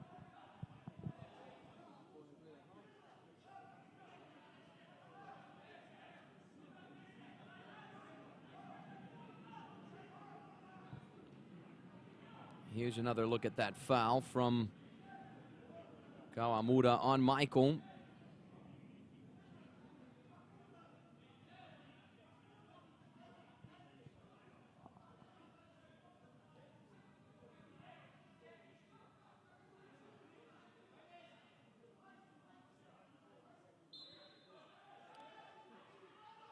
Maicon boots it up the field, linking up with Nonato on the right wing. Working his way back. He attempts to switch the play the other way for Maicon, who's challenged by 2 Japanese players. A loose ball. Thiago Silva gets to it. Hirabayashi putting up a fight. Thiago Silva taps it back for the captain, Michael. Accelerating up the field. Michael still going, weaving his way through. Spectacular run. Will he be able to get the finish? Yes, he will. But it goes wide. What a run from the Brazilian number 4. A very, very solid player. Almost scoring once again for the hosts. Sasaki down the line in the middle third, and now in the offensive third for the Japanese. Past Hirabayashi and out for a goal kick. Luan linking up with Jardiel on the left wing. He switches the play for Michael on the right-hand side. Challenged by Kawamura. It's Japan's ball. That pass intercepted by Thiago Silva, who's off to the counterattack. Running at Japan, who are able to regroup defensively. Brazil have possession in the middle third. No handball there, apparently. Loose ball collected by Hirabayashi. Thiago Silva joins in. It's Japan's ball with Kawamura. Nice turn from the Japanese captain. Off to the races. He's about to go 1v1 with Luan. Michael gets his body in the way. Kawamura has the ball on the left wing there, right on the edge of the pitch. And the whistle is blown. Play is halted. The Japanese committing a foul there. 9 minutes and 36 seconds on the clock.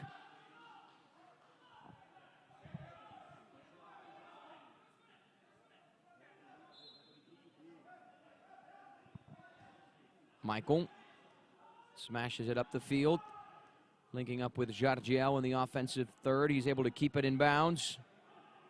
Jardiel still going, pressured by 1-2 Japanese defenders, using his body well to shield the ball. He flicks it the other way for Nonato in the middle third of the field.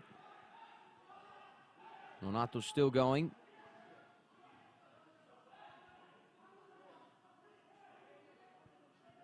Now the ball goes out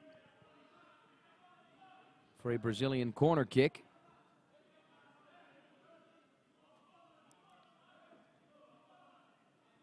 I've said it before and I'll say it again.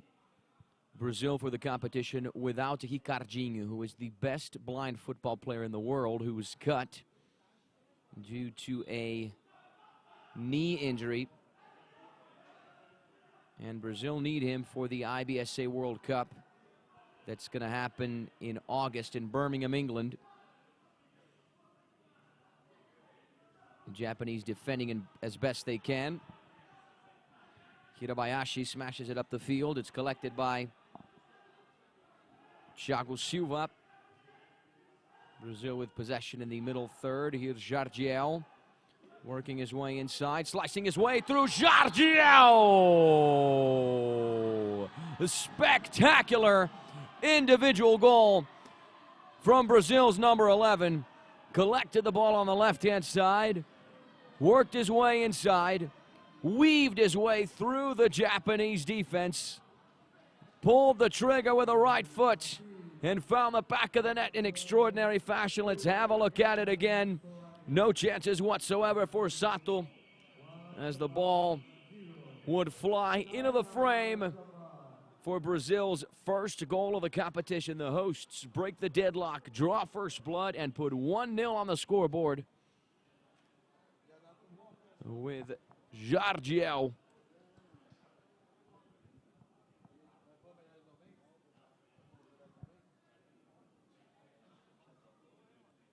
Eight minutes and 31 seconds on the clock.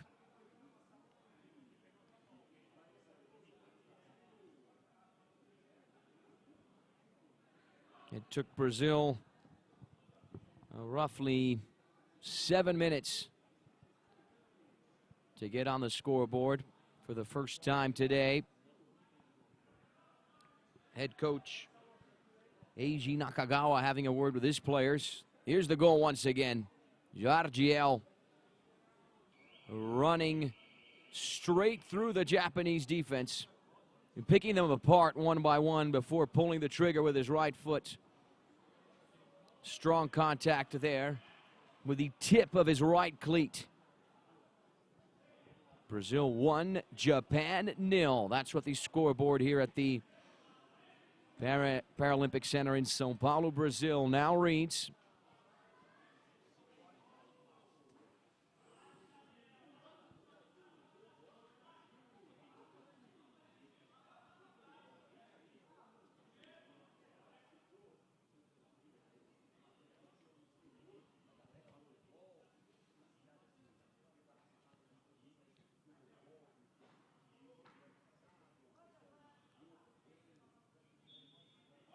The Japanese will have possession now. Kawamura looking for Hirabayashi in the offensive third. There's Hirabayashi accelerating back. Kawamura was in the way. Michael is going to try and snatch the ball away from the Japanese. He's able to get a touch. Michael still going, rewarded for his persistence. He had the last touch there. It's Japan's ball. Sato gets it back into play, trying to link up with Hirabayashi in the offensive third. Thiago Silva wins it back for Brazil.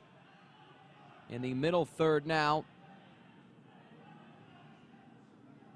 Here's Thiago Silva. Boots it up the field. Nonato collects it. Swings it all the way the other way for the goal scorer of the day so far, Jargiel. A little over 7 minutes left till the end of the first half. Here's Nonato. Challenged by Kawamura. Nonato has the ball in the middle section of the field. Links up with Jargiel on the left-hand side.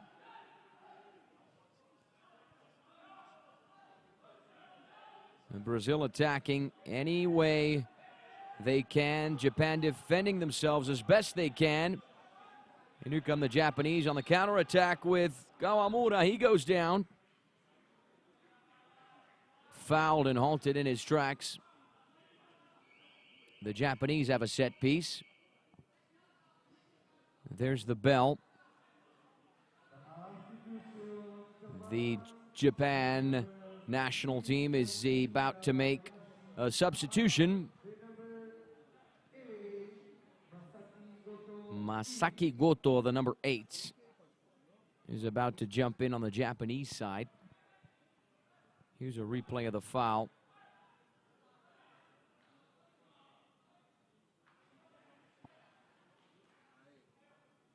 Kawamura brought down as he was off to the counterattack.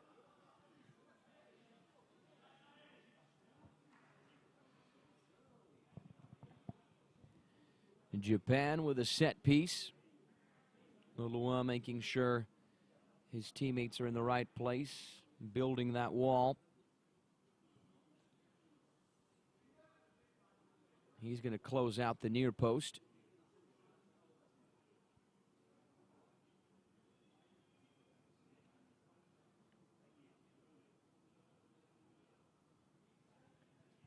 Six minutes and 50 seconds on the clock.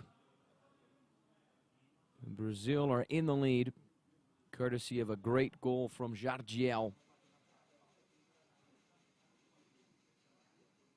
The Japanese guide making sure his players know where the posts are. That's Luan's right post. And now he's going to tap the left-hand side. A set piece for the Japanese, who are vying for that equalizer. Goto and Kawamura on the ball. Here's Goto with a right-footed shot, blocked. He picks up the rebound. Challenged by a number of Brazilian players. He loses it.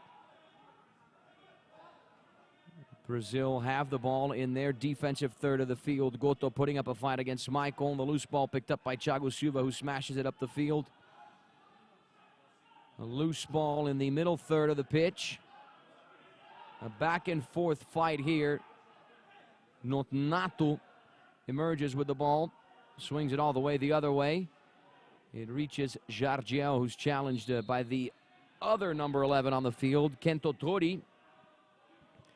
Jardiel able to earn Brazil a corner kick from the left-hand side. 6 minutes and 11 seconds on the clock. Michael and Jardiel preparing to take the corner kick from the left. All of the Japanese players inside the area. Nonato right there on the edge of the box on that far post.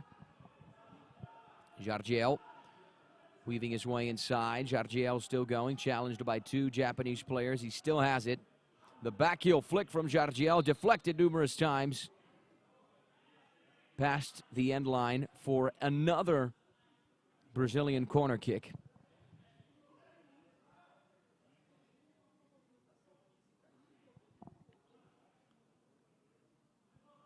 Michael and Jardiel to take it from the left. The pass back for Thiago Silva.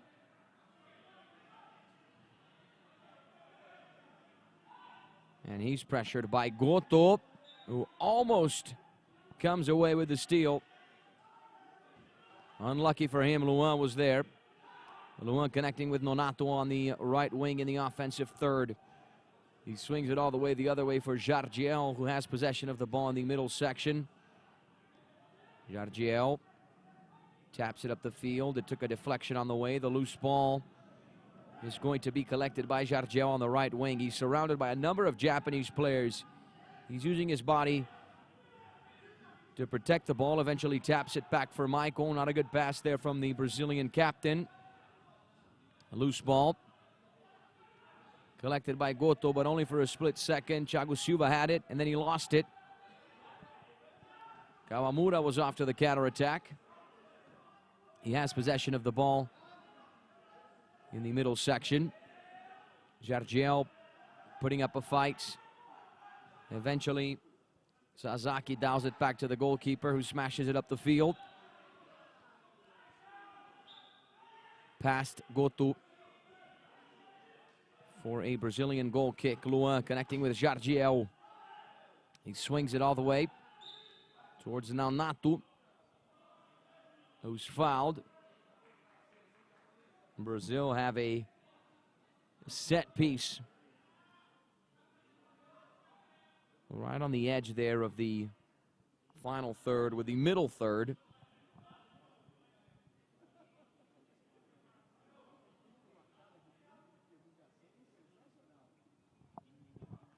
Michael and Jardiel on the ball.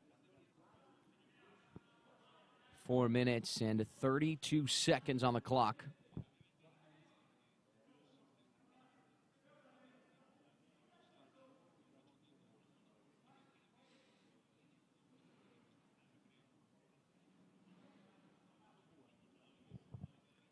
The Japanese wall made up of 3 players. Sasaki is inside the area. The Brazilian guide making sure his players know where the goalposts are. Sato, the Japanese goalkeeper, in between those posts. Jardiel and Michael on the ball. It's taken short. Gives Jardiel. Challenged by Kawamura, who almost got the counterattack going. Jardiel was able to recover. And here he is, working his way into space.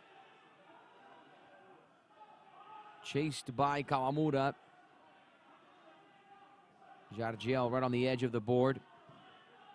He is able to link up with Michael on the other side. Michael is chased by Soto. Works his way into the center circle, shifts direction, nice run. Here's Michael with a shot. He couldn't get the proper direction on the ball, it goes out.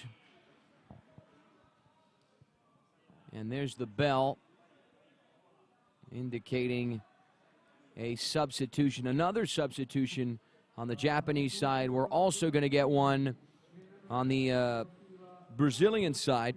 Cássio Reis, the number 5, will be jumping into action for Thiago Silva, the number 9.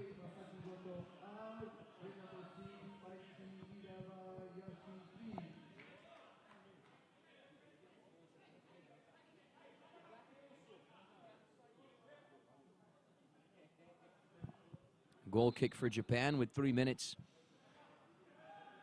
and basically 55 seconds on the clock. Brazil in the lead. Sasaki smashes it up the pitch, connecting with Kawamura on the left-hand side. Unable to advance. Brazil recover possession with the captain, Maicon. Kawamura pressuring in the middle section. Maicon rolls it back. Jardiel flicks it the other way for Nonato. Surrounded by 2 Japanese defenders. The ball goes out for another corner kick for Brazil. 3:25 before the halftime whistle. Earlier today, Chile and England tied 1-1. So far, Brazil are beating Japan 1-0. And Maicon and Nonato on the ball. Nice move there from Nonato. Eventually linking up with Jardiel on the right-hand side, working his way inside, trying to squeeze his way through. Unsuccessful on the first attempt. Able to recover possession, but not able to get a good pass out of it. Here's Kawamura.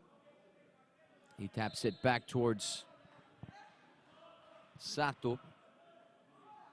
But since that ball was outside of the small box there, the Japanese goalkeeper could not get a touch on it. Corner kick for Brazil.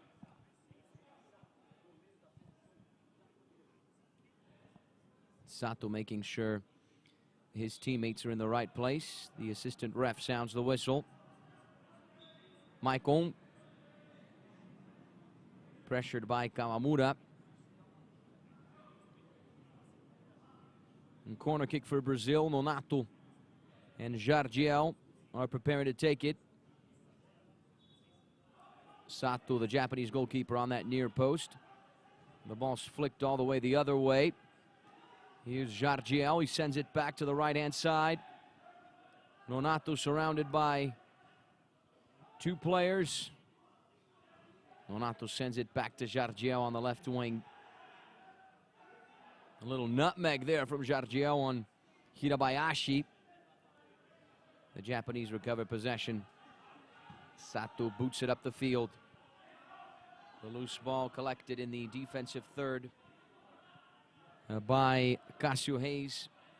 His first involvement in the game since stepping in. Feeling the ball now in the middle third. Tapped up the field for Nonato, who had the collision there with Sasaki.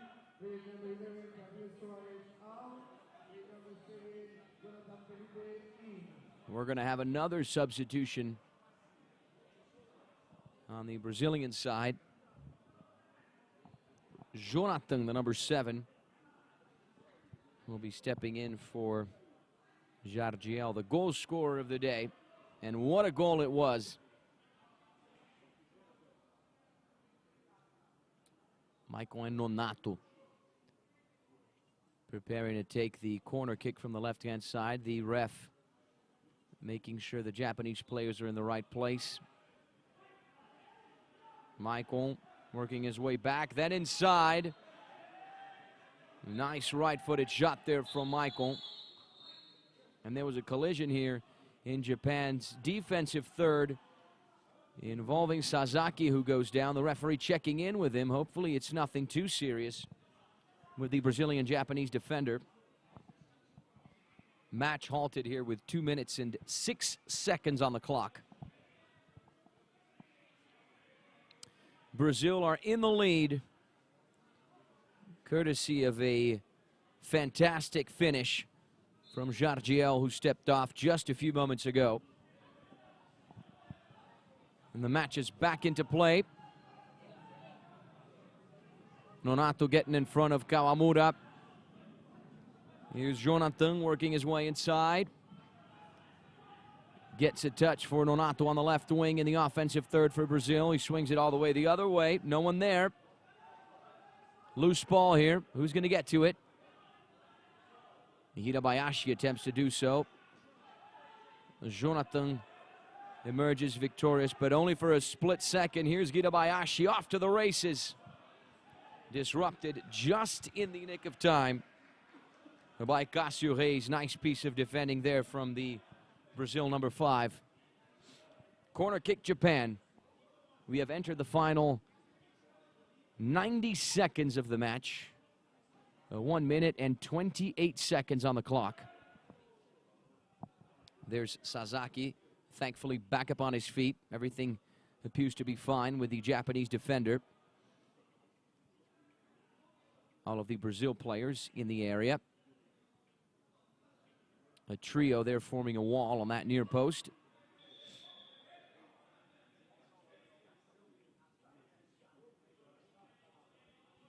The Brazilians got a little too ahead of themselves there. Kawamura and Tori to take the corner kick from the left-hand side.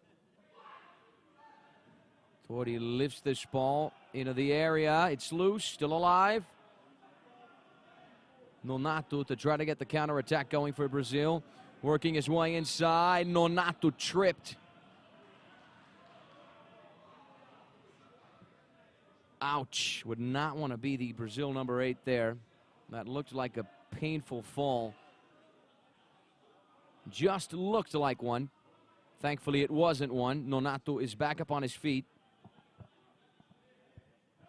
Here's the replay. Nonato bulldozed by Kawamura in the middle section there. Just ahead of the center circle. Michael smashes it up the field. Jonathan loses track of the ball. He's going to try and get to it again. It's Japan's ball with the goalkeeper Sato, who smashes it up the field. Michael accelerating. Michael still going. Nonato is there as well. He swings it the other way. No one from Brazil there. Cássio Reis got to it. Hirabayashi got his body in front of the Brazilian. The last touch there from Hirabayashi. It's Brazil's ball with 27, almost to 28 seconds left on the clock. Timeout for the Brazilians. An opportunity for Fábio Vasconcelos to pass on some instructions. Eiji Nakagawa will take advantage of the opportunity to do the same. Brazil are the most successful blind football team in the world, ladies and gentlemen, with 33 titles from 38 finals played. We're talking about 5 Paralympic gold medals, 5 World Cups, and 6 Copa Americas. And Brazil won 23 of those finals over their biggest rival in the sport, Argentina, who beat Brazil in only 4 finals, the Copa America in 2005, 2017, and last year in 2022, as well as the World Cup back in 2006. So there's a little bit of the curriculum pertaining to Brazil. And here's a replay of the extraordinary goal scored by Jardiel.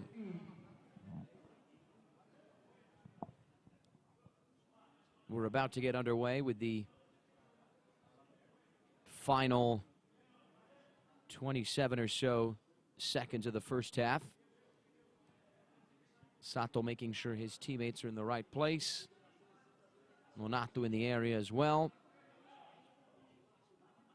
Jonathan and Jardiel to take the quarter kick from the left-hand side. Almost to 28 seconds on the clock. Jardiel, he sends this ball into the box, and there's the second goal.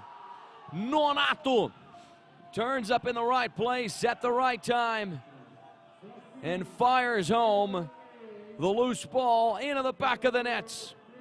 Brazil double their lead and put 2-0 on the scoreboard.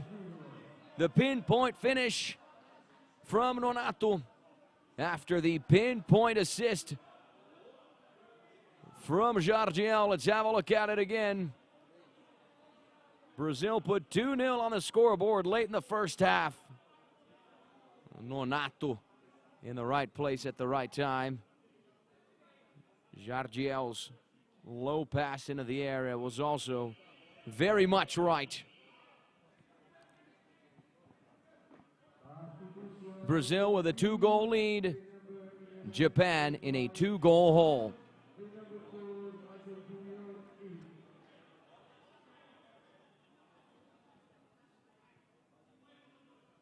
Lua making sure Michael was in the right place as Japan will have possession of the ball.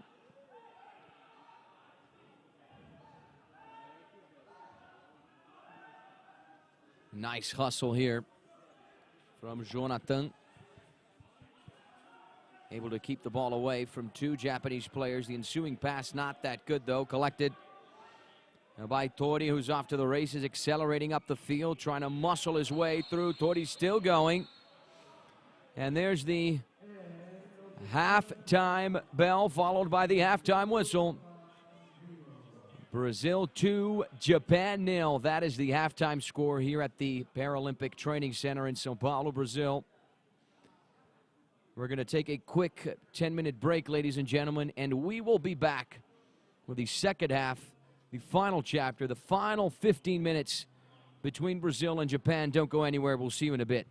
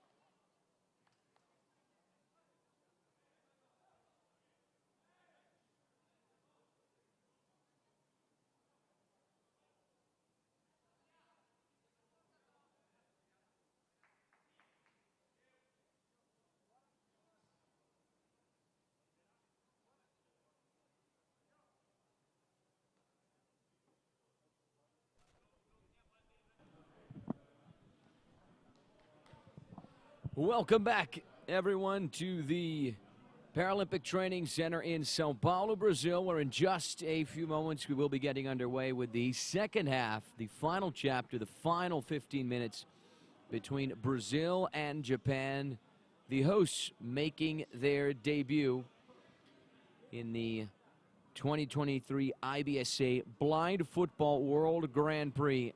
So far, so good for Brazil.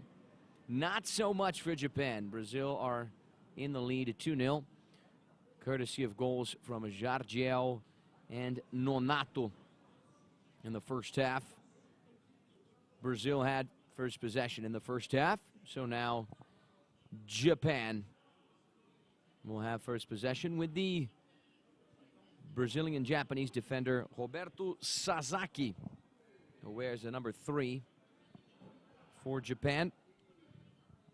Japan, who finished in 3rd in the Asian Cup. Brazil finished runners-up in the Copa America last year, played in Cordoba, Argentina. The referee is going to have a word with Jonathan, Brazil's number 7, who got a little too ahead of himself there. We're not quite ready to begin just yet.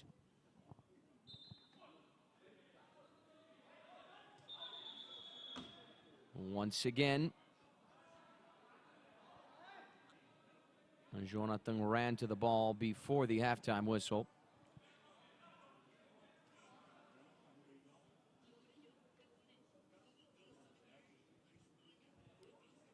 The ref is having a word with him once again, saying, "Listen, buddy. Listen to the sound of the whistle."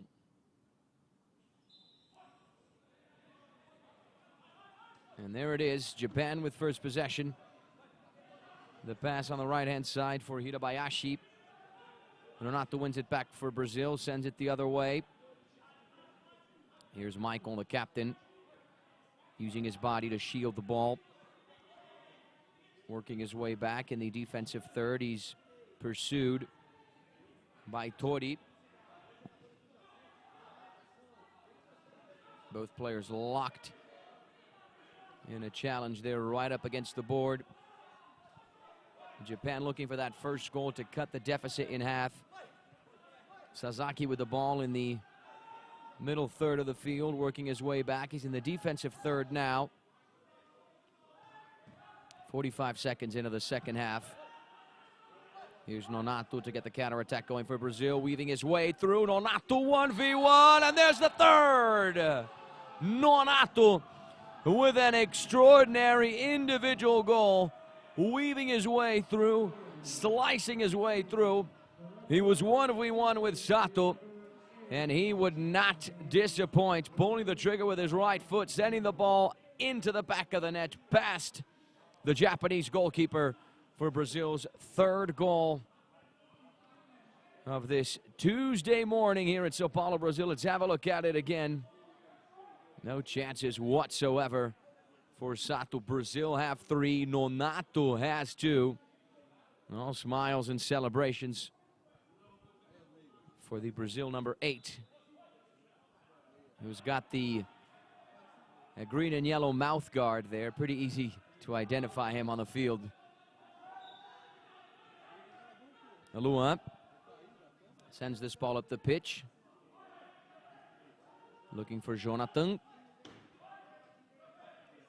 Combining with Nonato on the left wing. Pressured by Hirabayashi. Nonato sends the ball to the right-hand side. Here's Michael stepping on the ball. Nice turn. Nonato, or rather Michael, weaving his way in.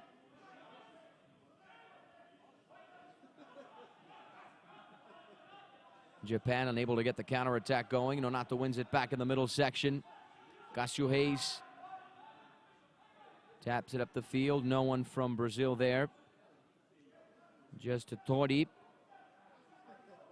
who protects the ball. Cássio Reis looking to make something out of it. It's still alive in this midfield section until Cássio Hayes boots it down the line. Doherty unable to come away with it. Nice effort there from Jonathan, getting the shot with his right foot. Here's the replay. He was aiming for that near post. It went wide though. Nice effort from the substitute. 12 minutes and 43 seconds on the clock. Sato linking up with Kawamura. Nice turn from the Japan number 10. Nonato and Jonathan acting as a wall there. The ball is eventually cleared. Here's Sasaki in the defensive third, challenged by Jonathan. Sasaki still going.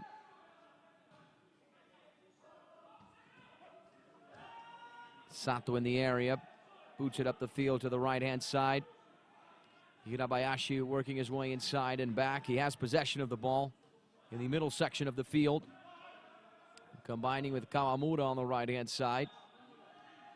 He's going to run out of room there. Goal kick for Brazil.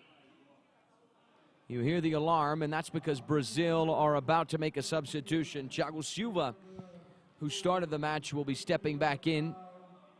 Michael, the number 4, will be making way for him. Substitution promoted by Fabio Vasconcelos, the manager. 11:53 on the clock. Brazil have a goal kick with Lua. He sends it up the field, looking for Nonato, who taps it all the way the other way, looking for Thiago Silva, his first involvement in the game since stepping in. Nice turn, nice move. The pass for Nonato on the left-hand side. Nonato surrounded by 1, 2, 3 Japanese players. Able to get a pass in the area. It goes past Sasaki, makes its way to Felipe. Using his body to protect the ball right there on the edge of the board, and then followed by a back heel pass. It looked nice. It would have been even better had Nonato been in the area. Corner kick for Brazil on the left-hand side. Nonato and Thiago Silva on the ball with 11 minutes and just 17 seconds on the clock. Thiago Silva. Pressured by Kawamura. He has Cássio Hayes as an option further back. The Japanese win it back with a Sasaki, who's off to the races to get the counterattack going for Japan. Lost track of the ball, then got a touch. Here's Cássio Hayes in the middle section, carrying the ball forward, weaving his way through, slicing his way through. Nice run from the number 5. He's on the left wing now.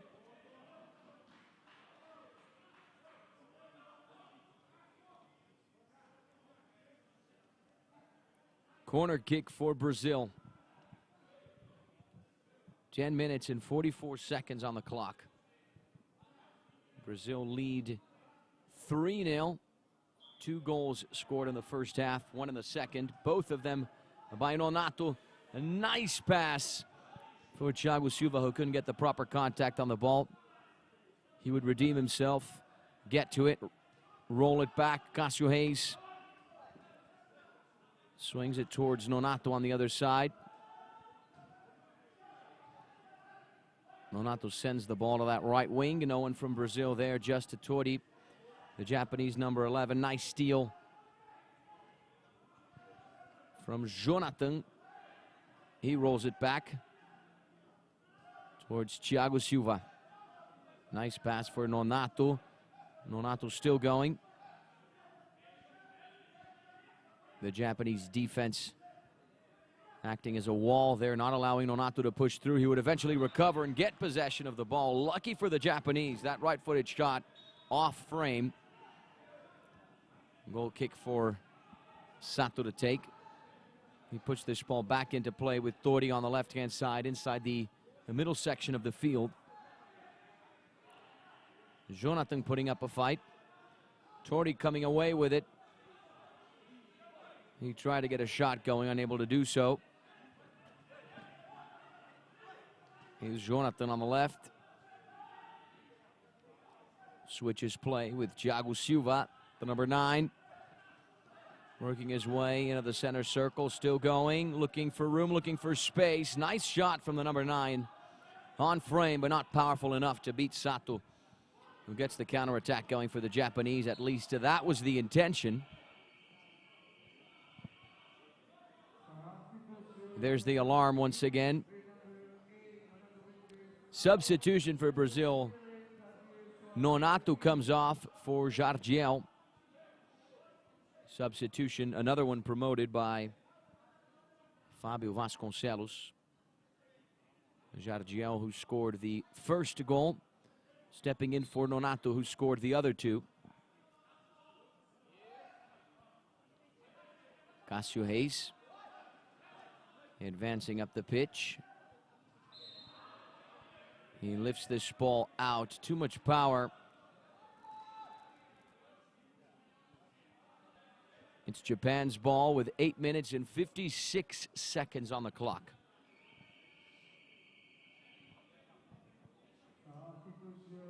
And there's the alarm once again. Substitution on the Japanese side. Tori will be stepping off for Masaki Goto, the number 8.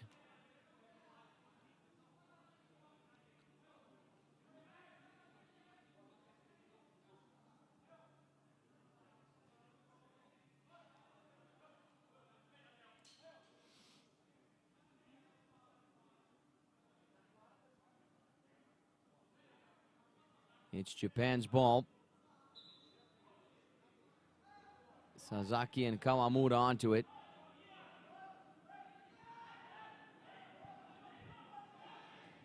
Here's Kawamura. They're trying to combine with Goto on the right-hand side. The ball taps the board and eventually goes out. Lua sends this ball up the field. Combining with Jardiel. Squeezes his way inside.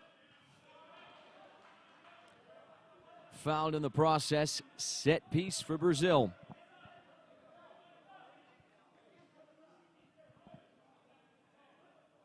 Brazil for the competition without Ricardinho, the best blind football player in the world, who was cut due to a knee injury.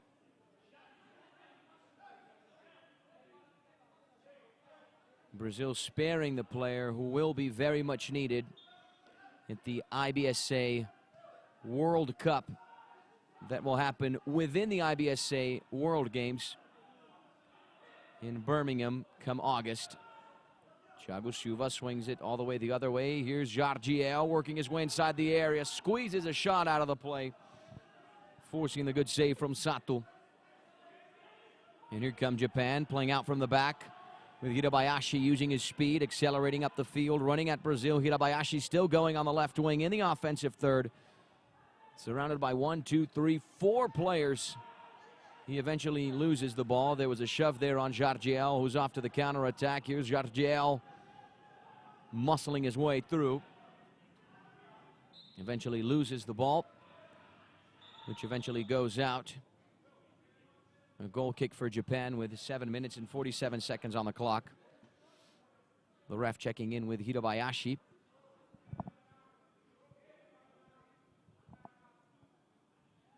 And there's a replay of that earlier chance from Jardiel.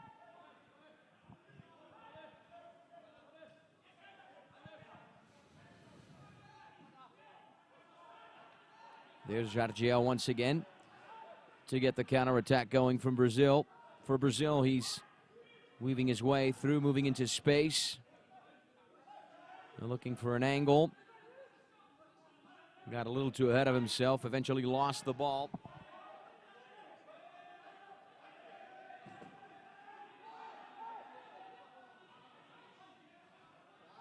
And here comes Japan. Hirabayashi with a shot. It goes wide.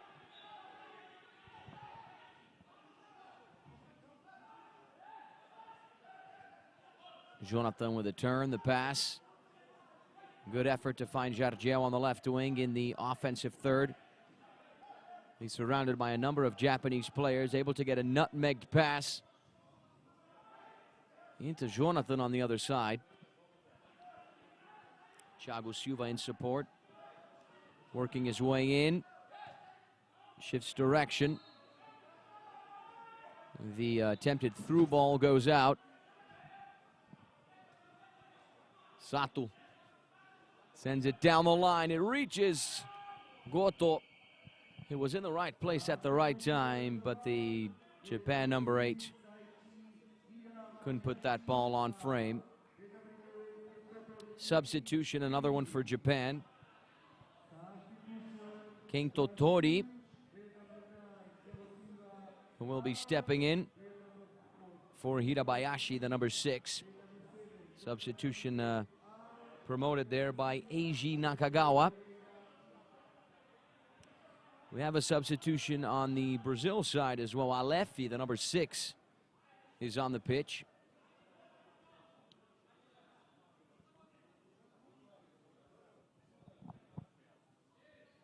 It's Brazil's ball.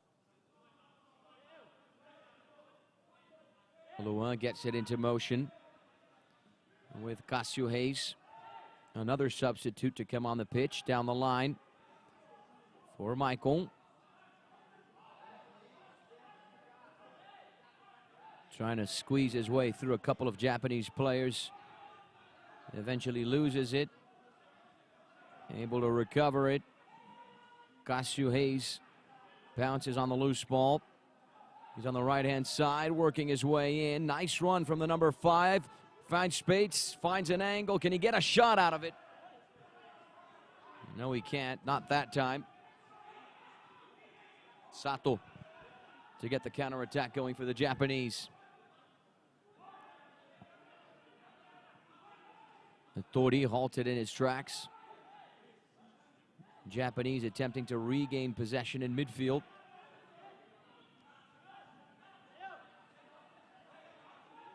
The tip of the cleat there, just enough to get the ball out of Jardiel's possession. Cássio Reis taps it up the line. Alefi, surrounded by a number of Japanese players who are making life a little difficult for him there. Here's Kawamura, pressured by Alefi.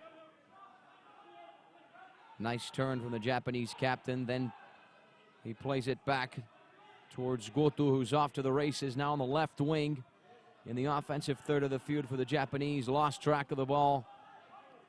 Michael to get the counterattack going, running at Japan. A nice right-footed finish there from Brazil's number 4. 4 minutes and 49 seconds on the clock. Here's Tori, weaving his way inside. He's challenged by Jardiel, who eventually comes up with a steal in the middle section, surrounded by 2 Japanese players. He combines with Michael all the way the other way. Right on the sideline there, on the edge of the board. Michael trying to weave his way inside. He loses track of the ball. Japanese recover possession in the defensive third of the field. Sato boots it up, combining with Goto on the right wing. He wants to swing it all the way the other way for Tori. The ball eventually reaches the number 11, but he's pressured by Michael. Right up against the board. The back heel pass found no one from Japan, just Alefi from Brazil, who's off to the counterattack. Brazil in possession in the midfield third. Alefi hoping to combine with Michael, and that connection didn't happen. Brazil trying to retain the ball in the offensive half of the field. They're able to do so with Michael.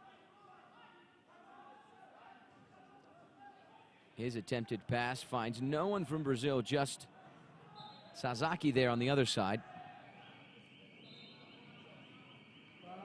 3 minutes and 10 seconds on the clock. Japan have a timeout.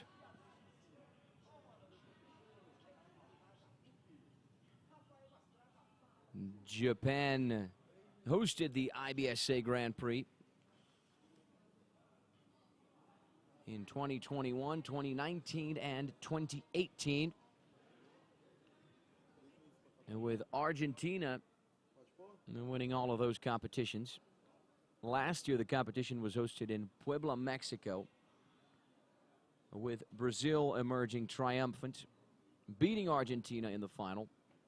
Keeping in mind, Brazil did not take part in the Grand Prix editions in Japan.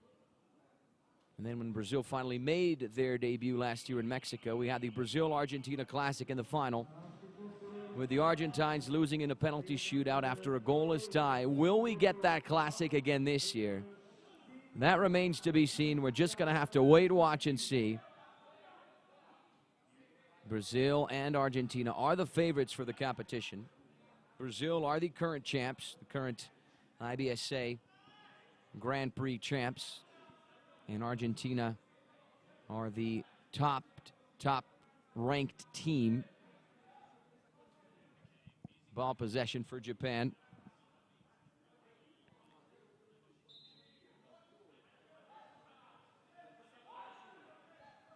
Here's Kawamura. He smashes it up the field. The loose ball collected by Maicon, who works his way inside. Maicon working his way into space, weaving his way through. Quite the run from Maicon. Still going. Eventually halted in his tracks by Sasaki, who tried to get the counterattack going for Japan. He rolls it back. Hirabayashi on the field now, accelerating up. He loses the ball. He went down in an awkward way there, the Japan number 6. Hopefully nothing serious with him. Here's Jargiel working his way through. Jargiel attempts the shot. He was in a perfect position to score Brazil's 4th goal. The finish, though, far from perfect. And we have entered, or rather we are about to enter the final 120 seconds of the match. Brazil winning 3-0.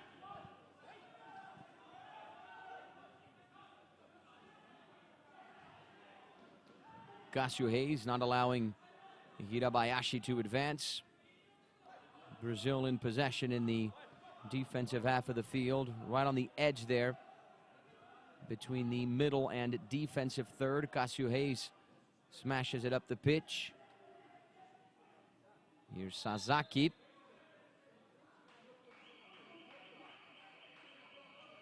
He had the final touch, and Brazil have a corner kick. But before the corner kick, they have a timeout. Fabio Vasconcelos wants to have a word with his players. In this final stretch of the game, Eiji Nakagawa will take advantage of the opportunity to do the same. And just to recap, everyone, at 3 p.m. local time here in Brazil, Thailand and Argentina will be facing each other in the first Group A match. And then at 5 p.m. local time, Italy and France will be facing each other in the second Group A fixture. So 4 matches today.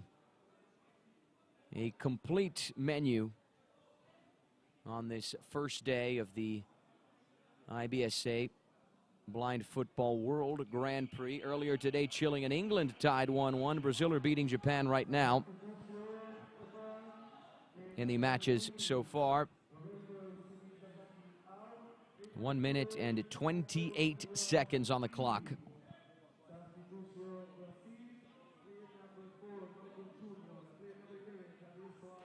Corner kick for Brazil. The Japanese goalkeeper, Daisuke Sato, making sure his teammates are in the right place. There's another look at the ref, making sure the Brazilians are going to take this corner kick properly.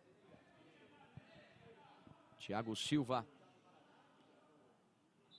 and Alefi on the ball. Thiago Silva working his way back. Then inside, the pass meant for Nonato, who was in the area but couldn't get the proper control. Counter-attack for Japan. The ball is thrown down the line from goalkeeper to goalkeeper, from Sato straight to Luan, who connects with Thiago on the right-hand side. He swings it all the way the other way for Alefi, who squeezes his way through but is eventually fouled in that process. Brazil have a free kick.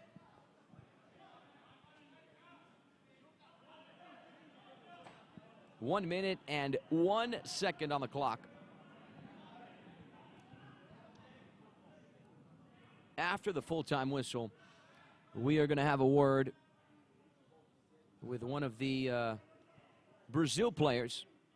So make sure you stick with us for that.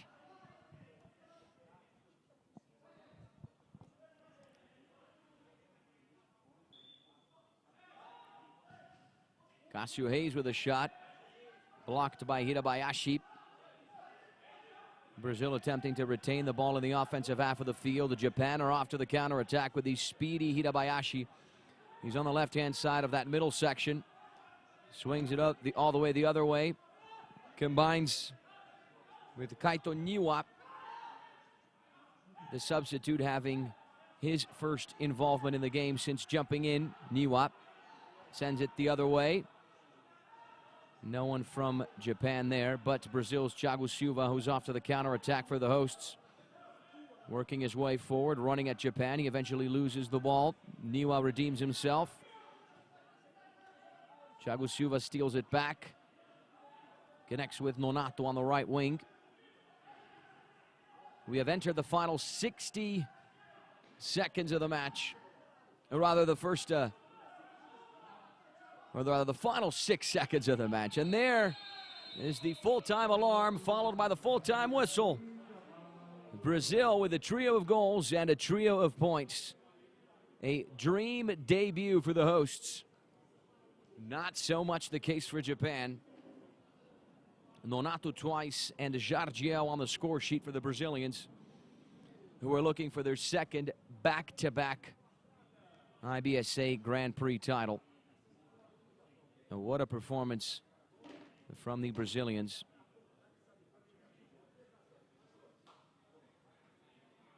Nonato had 2 on the morning. You see him there right in front of Alefi. And in just a few moments, we're going to have a word with one of the Brazilian players. I'll be confirming exactly who will be speaking with us. And here are some of the highlights of the match. Japan off to a good start with that finish there from Hirabayashi. They had this chance as well with Masaki Goto.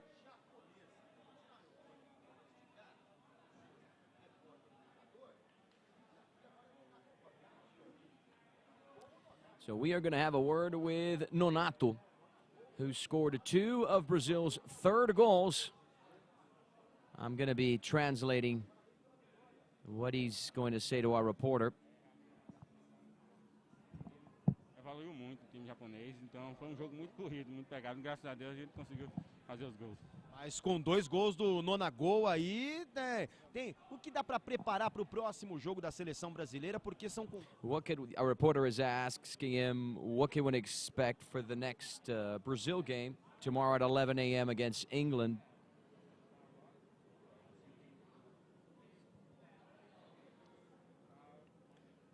And the truth is, I'm having a tough time listening to what Nonato is saying.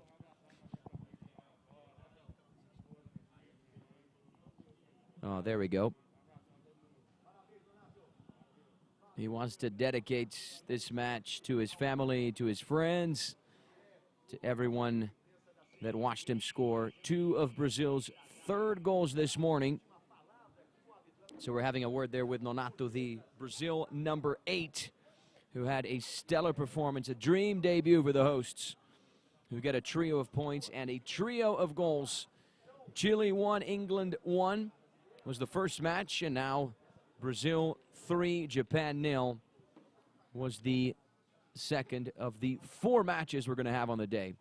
We'll see you right back here shortly before 3 p.m. local time in Brazil, when Thailand and Argentina will be facing each other for the first match of Group A, and then we're going to wrap things up today with Italy and France facing each other at 5 p.m. local time. So don't go anywhere. We'll see you right back here later today.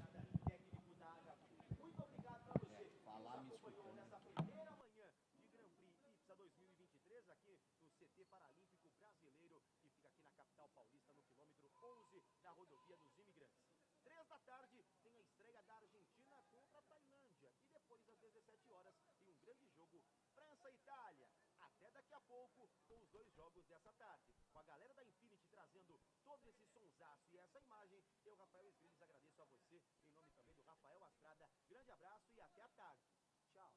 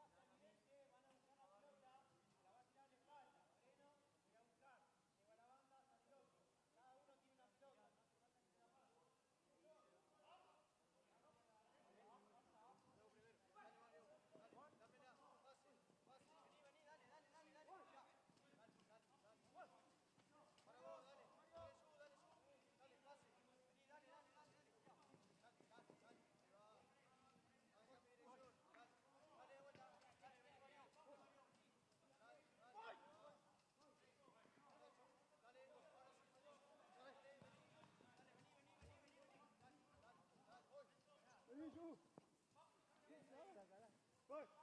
Dale. Mario. Mario. Se va para la mierda, boludo.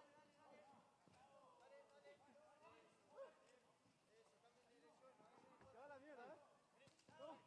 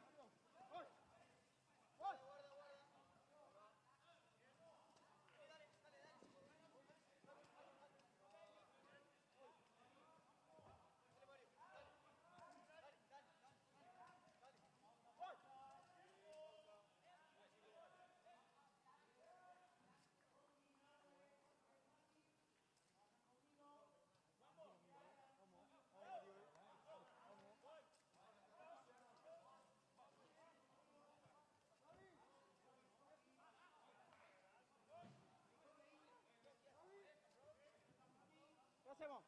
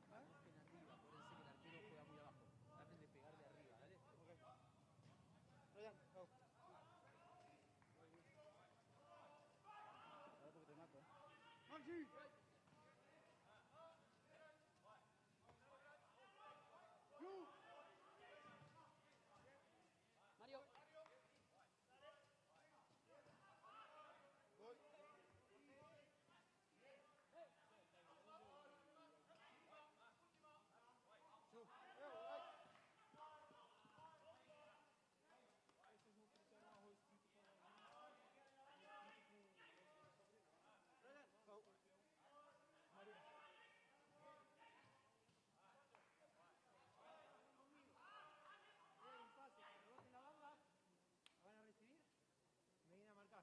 ¿Me dan el pase? Me viene a marcar, ¿sí? Dale. Con fuerza. Con fuerza la banda, ¿dale?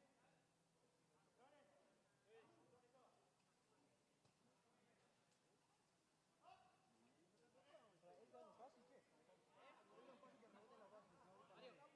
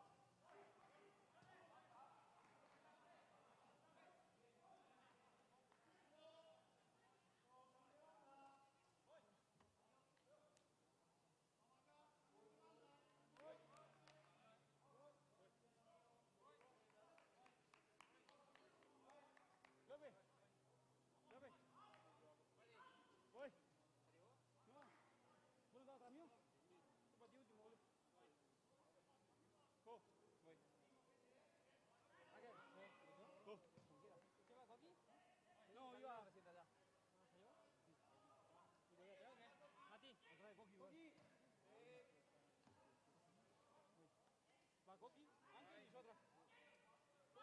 Porque viene atrás mío, Coqui.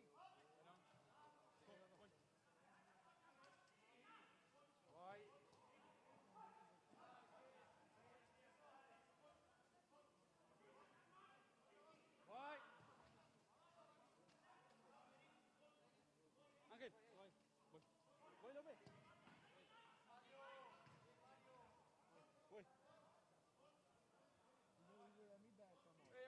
Eu.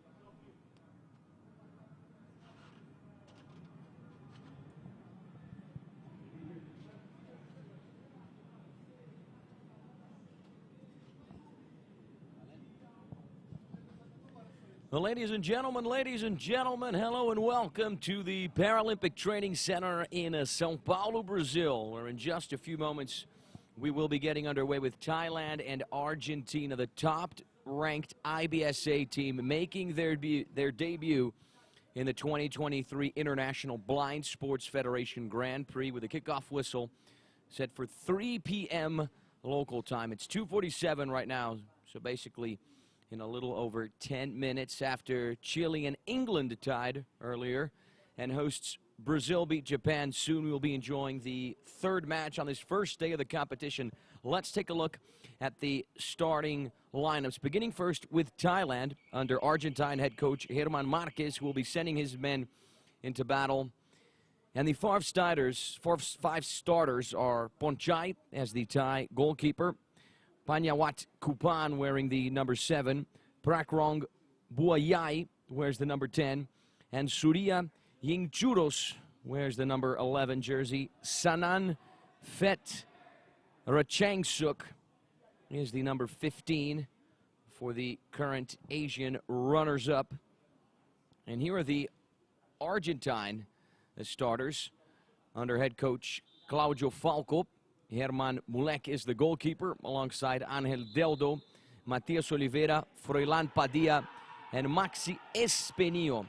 Dario Lencina, Ezequiel Fernandes, Brian Pereira, Mario Rios, and Nahuel Lopez are the Argentine players on the bench. The Argentine blind men's national team under head coach Claudio Falco. And the guide is Marcelo Gonzalez. The Thai head coach is the Argentine Herman Marquez. A fun fact about him is that he used to be the guide for the Argentine national team.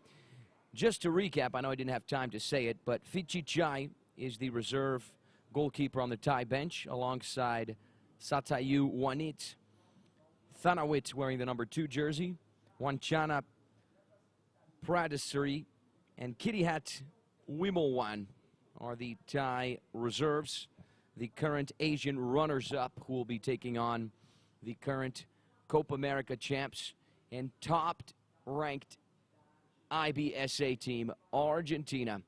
Earlier today we had Chile and England tying in the first match of the competition, and then hosts Brazil were off to a great start, getting the better of Japan 3-0, and now we're about to enjoy the third match on this first day of the 2023 IBSA Grand Prix. Keeping in mind this is the first time the tournament is held in South America. Mexico last year and Japan in 2021, 2019, and 2018 were the host countries so far. Brazil are playing the competition for only the second time, but on their debut last year they were crowned champions in Puebla, Mexico, while Argentina won the 3 Grand Prix editions in Japan in 2021, 2019, and 2018, when Brazil did not participate. The Argentine and Thai squads are about to take center stage. There's the Argentine delegation just a few moments after showing you the Thai delegation. There they are. Both squads will be taking center stage. We're going to get underway with the formalities before the kickoff whistle. In other words, the coin toss, the national anthems.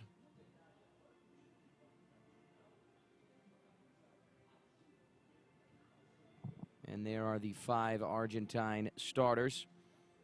Argentina on the right side of your screen. Thailand to the left.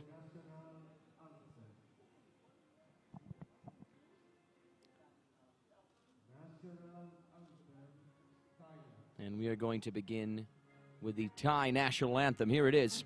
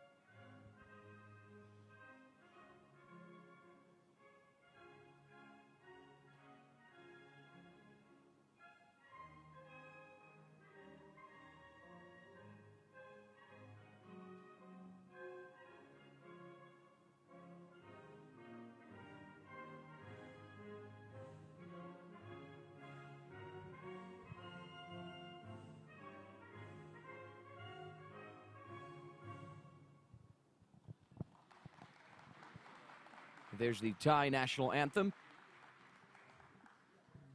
before getting underway with the Argentine national anthem. Here it is.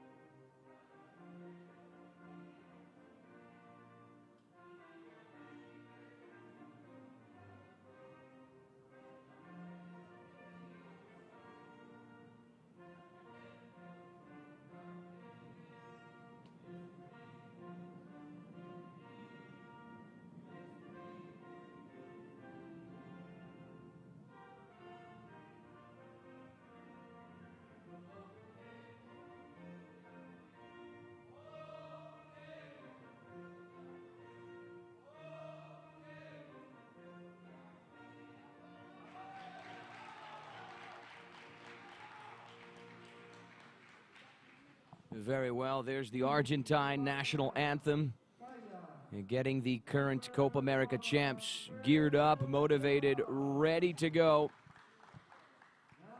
for this battle. Here are the starting lineups. Once again, the 5 starters for Thailand are Ponchai, the goalkeeper, alongside Panyawat Kupan, Prakrong Buayai with the number 10, Surya Yingchuros with the number 11, as well as Sanan Fet Rachangsuk with the number 15 jersey. The players on the bench for Thailand, as the announcer is reading them, are Phichichai, the goalkeeper, with the number 13, Satayu Wanit with the number 5, Thanawit with the number 2, Wanchana Pradasri with the number 6, and Kirihat Wimowan with the number 9. The manager is the Argentine Herman Marquez, and the guide is Prajak Ritnuk. Those are all the names pertaining to the Thai delegation.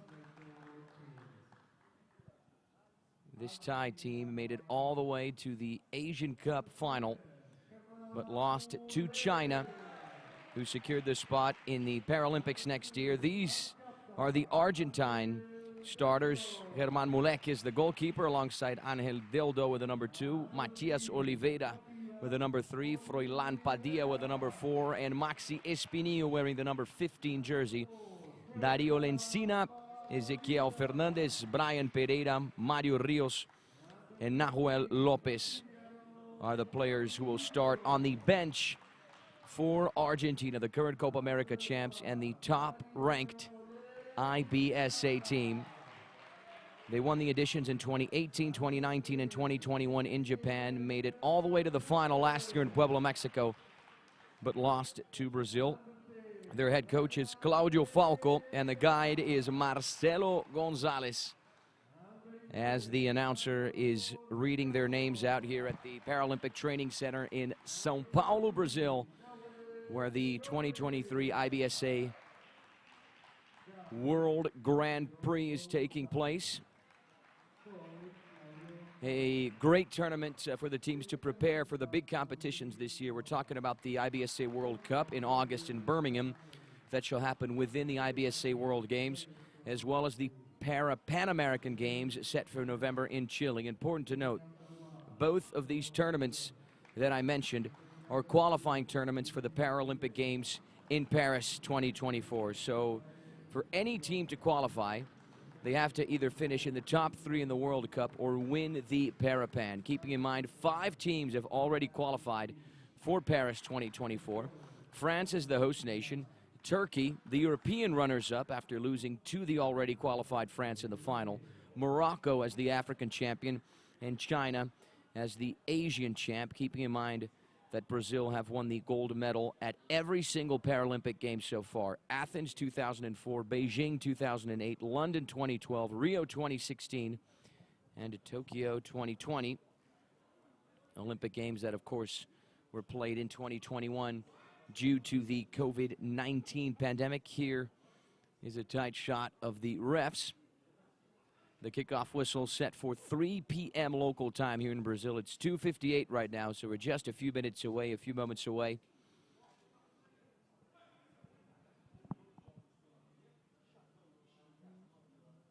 Formalities there between the captains and the goalkeepers. On one side, Argentina's Germán Mulek, as well as the captain Angel Deldo. On the other side, we have Thailand's Ponchai, the goalkeeper, and Prakrong Buyayai, who wears the number 10 jersey for the Asian side.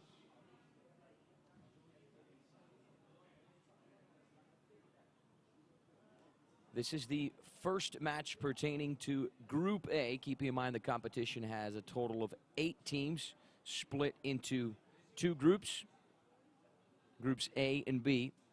Thailand and Argentina are about to face each other in the first match of Group A. And then later today at 5 p.m. local time, we're going to get the kickoff whistle for Italy and France to close out the first day of the International Blind Sports Federation Grand Prix.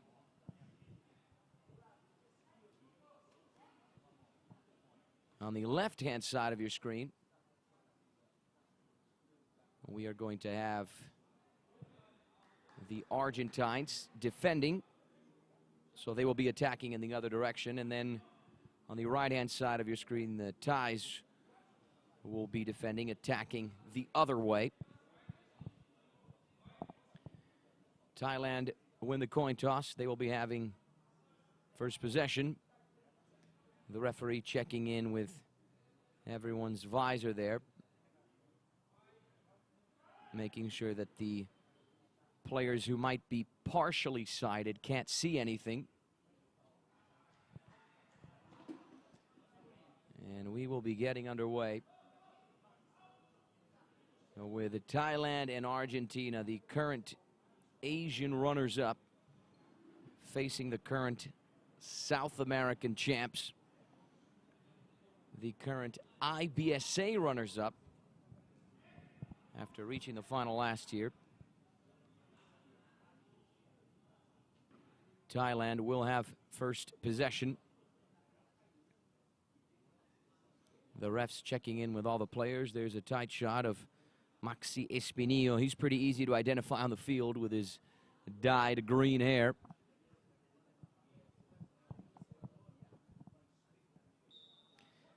And there's the kickoff whistle, and we are underway. Thailand with the first offensive drive down the left-hand side with Kupan. He's surrounded by a number of Argentine players having a tough time forcing his way into that space. The last touch there came from Padilla, so Thailand will have a corner kick from the left-hand side. The first corner kick of the match. Kupan ready to take it. All of the Argentine players in the area. Corner kick taken short. Kupan trying to accelerate back. He was impeded in his tracks by Espinillo, but able to recover possession in the middle third there. Ing Churros joins in. Here he is, running at Argentina. Disrupted by Deldo. A loose ball on the left-hand side of the Argentine defense. The ball's dialed back for the goalkeeper Mulek, who sends it up the field, combining with Espinillo on the right wing. He's having a tough time forcing his way into that space. And here's Padilla. accelerating up the field. The pass with the outside of the foot intercepted by Phetra Changsuk, the number 15 for Thailand. Argentina do have a corner kick, though. Their first corner kick of the match. Oliveira to take it from the left-hand side. 13 minutes and 48 seconds on the clock. You're enjoying the first few moments, the first few seconds of this first half, the first 15 minutes, the first chapter between this Thailand-Argentina battle.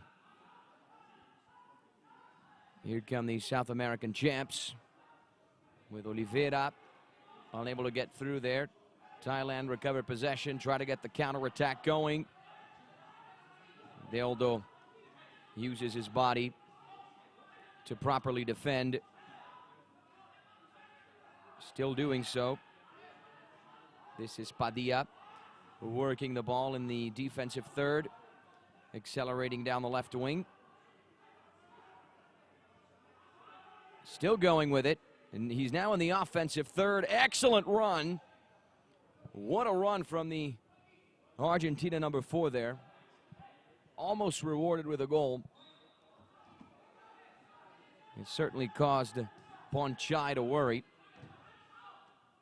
He places the ball back up the pitch, trying to combine with Kupan. Corner kick for Thailand. 12:58 on the clock. Mulek making sure his teammates are in the right place,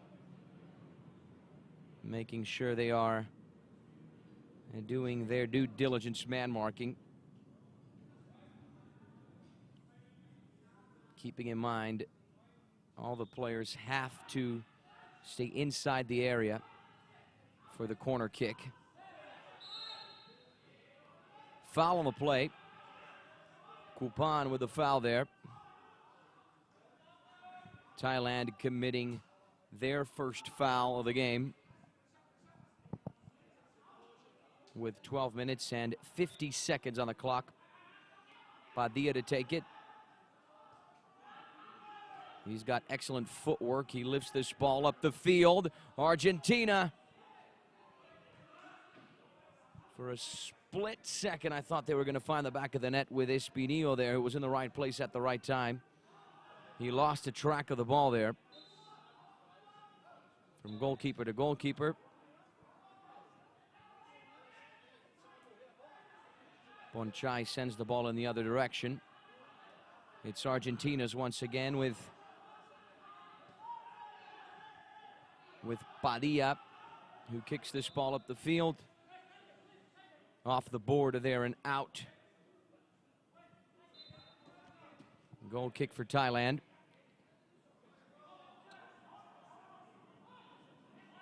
Here's Buyai, the Thai captain. He sends this ball up the field. Off the board and out once again, but this time the other way. 11:45 on the clock. Padilla playing out from the back once again in the defensive third. He's off to the races, weaving his way through, slicing his way through. His pass deflected on the way, and Argentina almost get the first goal. Espinilla was in the right place at the right time once again, but he couldn't get the proper contact on the ball.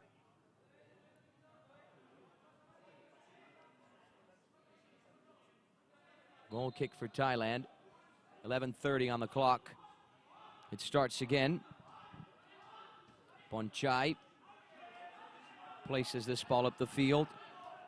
Intercepted by Deldo, who attempts the through ball. It reaches that left wing.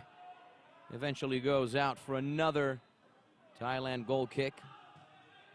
Ponchai with the same move. He places this ball down the line, looking for Kupan, who's disrupted there by 1-2 Argentine players. Kupan still going, trying to force his way through. Unable to get past Argentina's defense. Here's the pass for Espinillo working his way inside. Shifts direction, nice move. Espinillo weaving his way through. He goes down. Is there a foul on the play? That does not appear to be the case. Just another goal kick for Thailand. Quick succession of goal kicks for the Asians. Ponchai sends this ball up the field. A collision there between Yingchuros and Oliveira.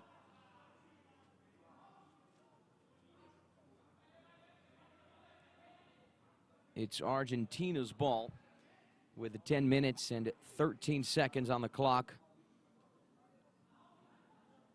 Here's the replay.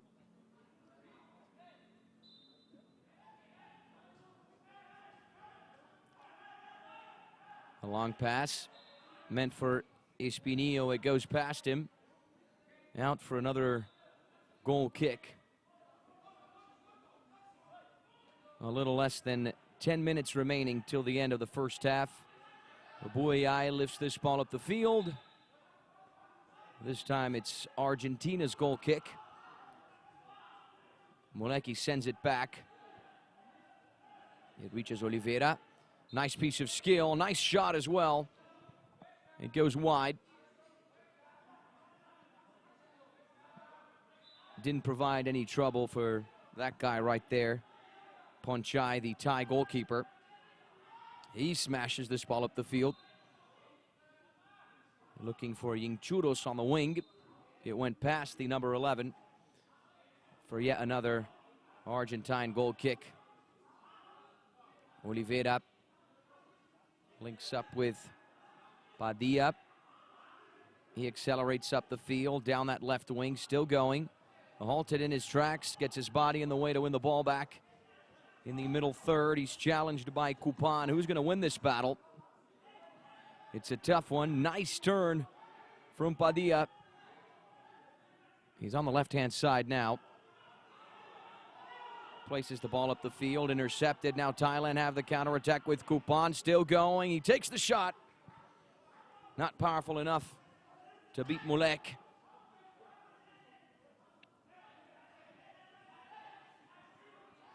Espinillo surrounded by 3 Thai players. Able to get a pass back for Deldo in the middle section of the field. Lost track of the ball twice there. Now he's onto it. Here's Moleque.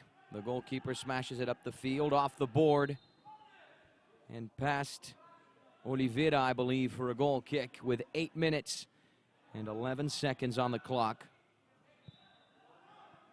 Argentina doing most of the attacking. Thailand doing most of the defending, just hoping for that ideal counter.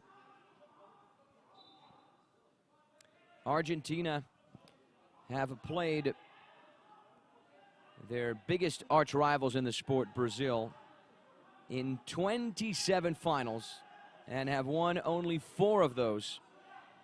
In the Copa America in 2005, 2017, and last year in 2022, as well as the World Cup in 2006. But today they are the top-ranked team. 7.5 minutes left till the end of the first half. Ponchai sends this ball up the field. It goes into the offensive third, but there was no one from Thailand there. Collected by Moleque. Here's Deldo linking up with Padilla, who usually plays out from the back. He sends it back to Deldo. Argentina working the ball in their defensive half of the field. Yingchuros is going to put some pressure there to try and win the ball back. Deldo passes it down the line. Espinillo pressured by 2, surrounded by 3 Thai players, still going. Forced his way through, went down. And by the looks of it, committed the offensive foul on the Thai captain, Prakrong Buayai.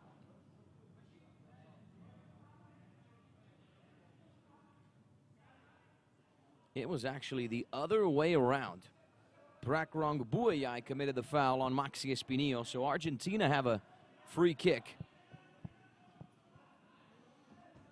No, actually, I was correct the first time, so I stand corrected here. I correct myself. Thailand have the free kick in the defensive half of the field. Buayai smashes it up. Goal kick Argentina. Mulek trying to link up with Espinillo. The steal there from Kupan. Ying Churros gets involved. It's Argentina's ball in the middle section. Padilla is accelerating down the left-hand side. Only got so far. Recovered by Buayai, who smashes it up the pitch. It's slowly going to roll towards Mulek inside his box. And here's Deldo. He swings it all the way the other way. Towards Padilla on the left wing. Padilla sends it back to the Argentine captain. The Argentines slowly moving their way up the pitch. This is Oliveira pressured there on the left wing. Can he turn? Can he find a pass for someone in support? Yes, he can. Padilla's there. Argentina in the offensive third. Nice idea from Padilla. Not the best execution there to try and link up with Espinillo.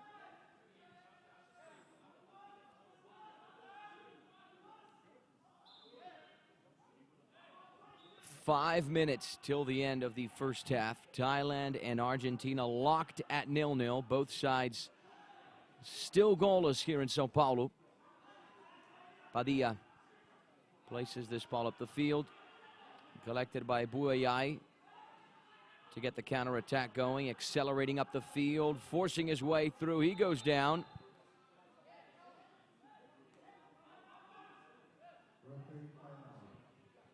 And the match is halted here since Buayai lost his visor.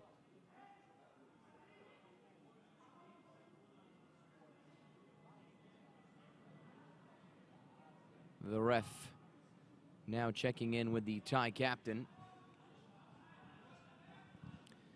4:30 on the clock. Here's Deldo. Moves it the other way for Padilla. Back to Deldo. Argentina's defensive men working the rock. Pressure there from Ying Churros. Padilla moves up the field. The pass down the line for Espinillo. It reaches the green-haired player who tried to push his way down the right wing. Unsuccessful on the first attempt. Gets a touch there, unintentional, but it reaches Deldo in the middle third. Deldo boots this ball up the field. Buayai was in the way. It returns to the captain.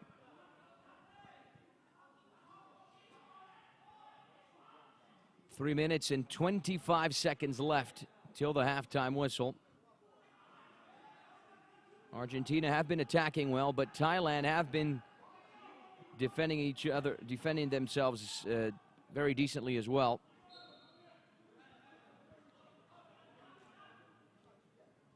The ball goes out. Argentina have a corner kick. Ponchai making sure his teammates are in the right place.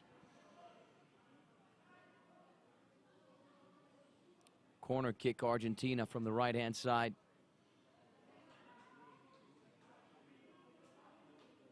Four Thai players on that near post.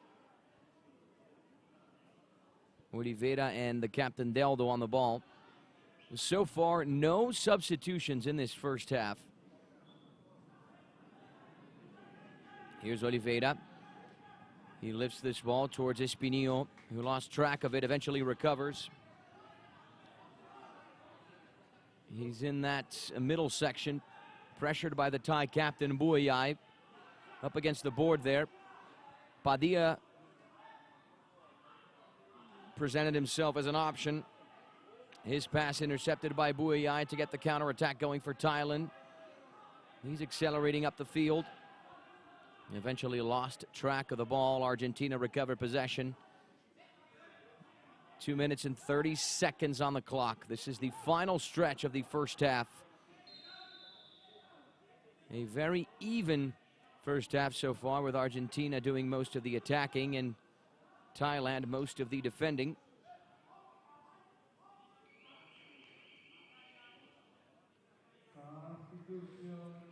And now we're going to have the first substitution of the day for Argentina. Brian Pereira, the number 10, will be stepping in for Matias Oliveira, the first substitution promoted by head coach Claudio Falco. With 2 minutes and 21 seconds on the clock. Argentina with possession. Padilla in the middle third. He smashes this one up the field. It rolls out of bounds for a goal kick. You heard the buzzer there. That's Thailand asking for a timeout.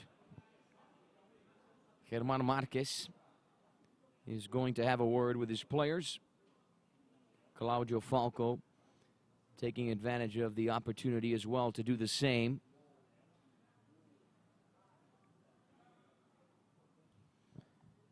Timeout right now with 2 minutes and 12 seconds on the clock. Make sure you follow the IBSA Blind Sports Federation on all of their social media pages at IBSA Blind Sports. That's how you can find them on both Instagram and Twitter. On YouTube, you can find them at International Blind Sports FE 7490, where you can also watch the live stream of this event. Thailand and Argentina still locked 0-0. You can follow me on social media at Anthony A. Wells, Anthony with a TH and a Y. That's my social media handle on both Instagram and Twitter. And it's, of course, a pleasure being responsible for the play-by-play announcing of this event. Goal kick for Thailand with 2 minutes and 12 seconds on the clock. Ponchai is about to take it.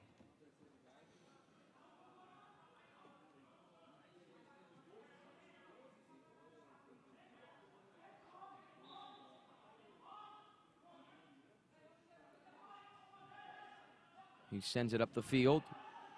His pass intercepted by Pereira, who's off to the races to get the counterattack going for Argentina.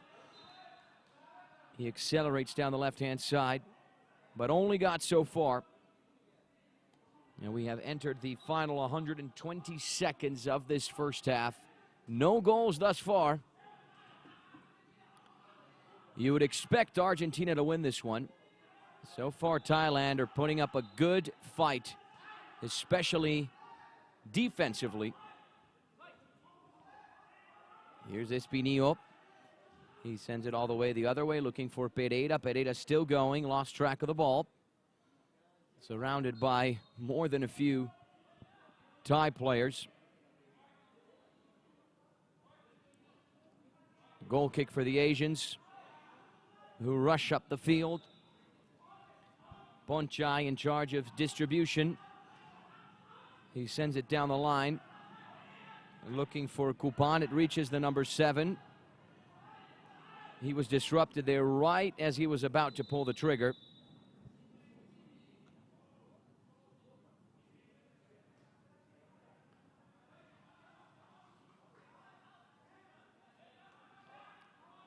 Argentina's ball with 1 minute and 13 seconds left on the clock.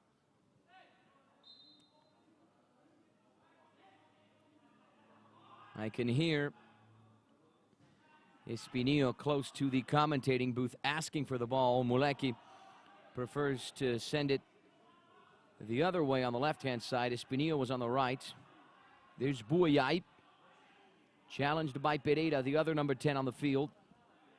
Churros with it right now in the middle third. Pereira putting up a fight as well. Buyai joins in. Espinillo does so as well. Almost 44 seconds left on the clock. Thailand and Argentina. Still goalless. No goals in the first half so far.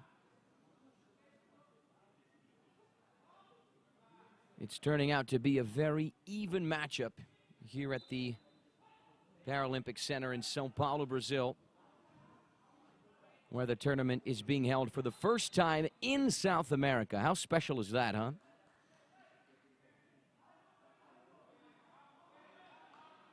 "36 seconds left.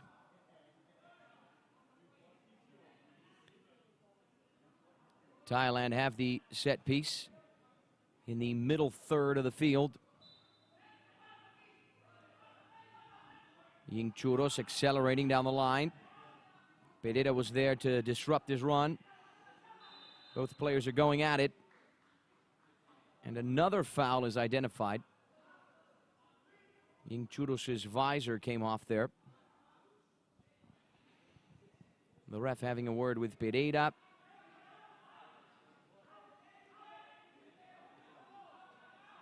He's shaking the ball to make sure the players know where it is. 26.8 seconds left on the clock. Thailand and Argentina, the first match of Group A, the third match of the day. This first day of the IBSA World Grand Prix. And Pereira off to the races on the left-hand side, still going in the offensive third. Nice run from Pereira, still going. Trying to weave his way, trying to squeeze his way through the Thai defense that has been very well posted over the course of this first half. Here's Deldo, the captain, his turn now. The through ball goes past everyone, eventually goes out for a goal kick. 1 second left. And there's the halftime buzzer, followed by the halftime whistle. Thailand 0, Argentina 0. A goalless first half in São Paulo, Brazil, ladies and gentlemen. We are going to take a quick 10-minute break, and we will be back with the second half, the final chapter, the final 15 minutes between Thailand, the current Asian runners-up, and Argentina, the current South American champs and top-ranked IBSA team. So don't go anywhere. We'll see you right back here in a few minutes.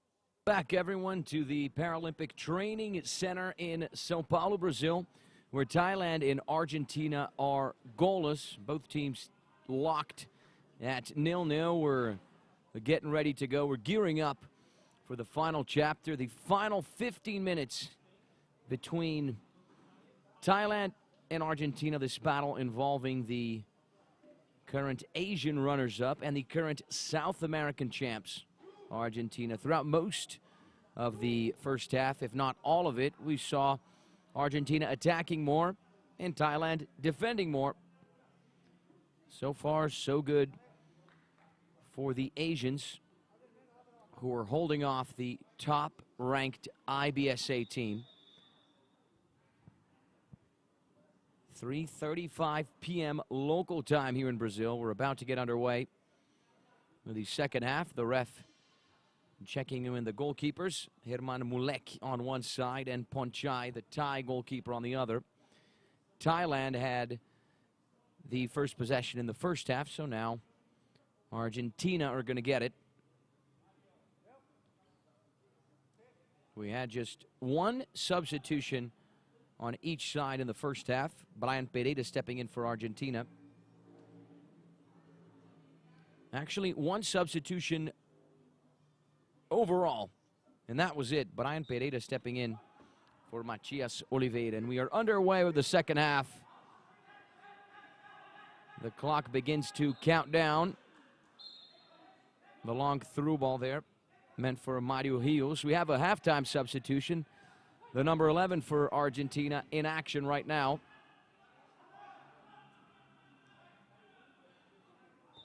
Ying Churros couldn't get to that ball. Argentina's possession once again. Ezequiel Fernandez, another halftime substitution, accelerating down the wing, inside the area. Halted in his tracks at the last minute. He's going to try and redeem himself to get the steal here. Able to get a touch. Mario Rios is going to fight for it as well. Able to get his body in the way. Here's the captain, Deldo. Turns, works his way inside. Sends the ball all the way the other way for Fernandez. He's off to the races. He's got the skill. He's got the pace. Still going. Argentina have the corner kick with 13 minutes and 59 seconds on the clock in the second half. Mario Rios to take it. Conchai making sure his teammates are in the right place in the area. Placing his men on that near post.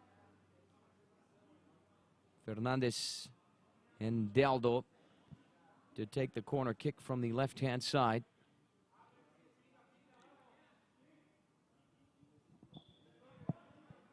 There's the whistle.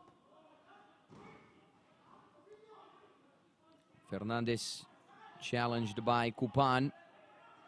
Friendly fire there. Deldo clashing into Padilla. And luckily, nothing serious came of it. Deldo chips this ball up the field, straight towards Ponchai in his box. He sends it back, combining with Ying Churros on the wing. Only for a split second, though. Eventually, Deldo got there. Padilla in support. Here he is, the number 4, playing out from the back. As we saw throughout most of the first half, he sends this ball up the field, looking for Fernandez. He's surrounded by a number of Thai players. Nice turn, still going. Able to find the outside of the net. You saw the Argentine guide there in the background, Marcelo Gonzalez, asking for a foul, not given by the ref. Goal kick for Thailand. It's distributed by Ponchai. Reaches Ying Churros, who's challenged by Deldo. Surrounded by 4 Argentine players. Argentina, who are off to the counter-attack. They're inside the area with Mario Rios, who couldn't get a shot on frame. But he's able to earn the South Americans a corner kick with 12 minutes and 37 seconds on the clock.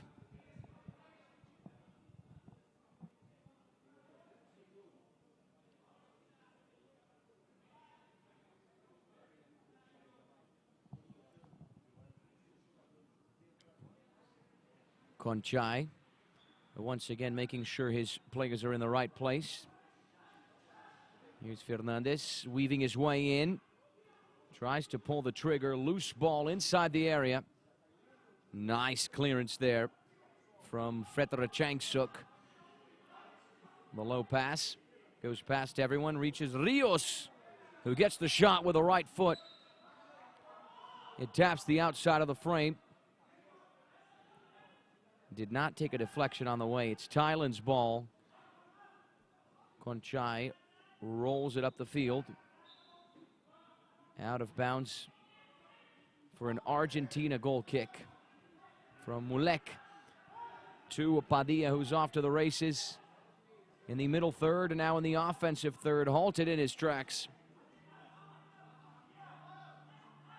by Buayai. Padilla still has it though in midfield. His pass eventually reaches Fernandez, who's challenged by Kupan.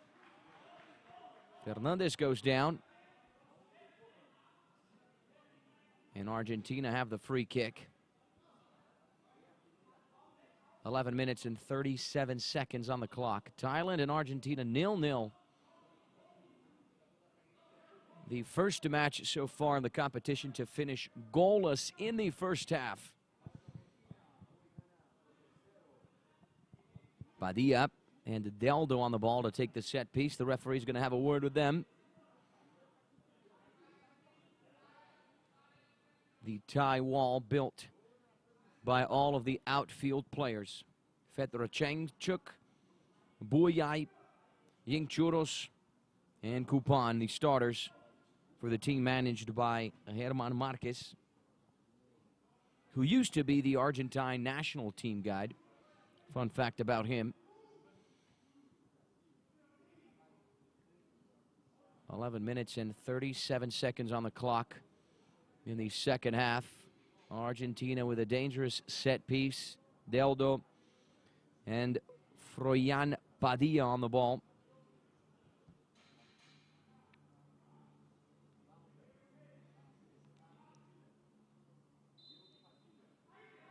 The ref sounds the whistle. Padilla hits it with his left foot. A high ball, way off target though. Konchai sends it back. It's collected by Deldo in the defensive third. He's looking for the ball. He's going around it. And the ref assisting him there.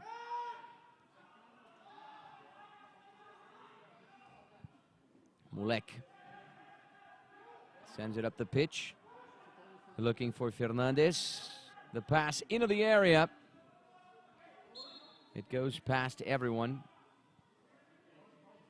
for a goal kick. Konchai to take it.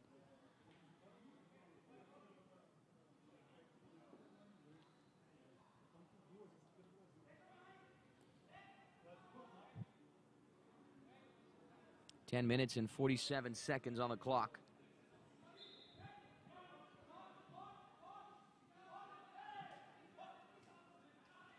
Konchai throws it up the field for Ying Churros, who's challenged there by Mario Rios.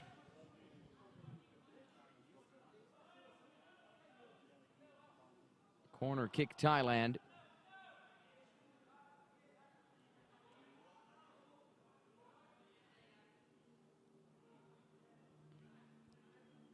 And there's the Argentine goalkeeper, Herman Mulek,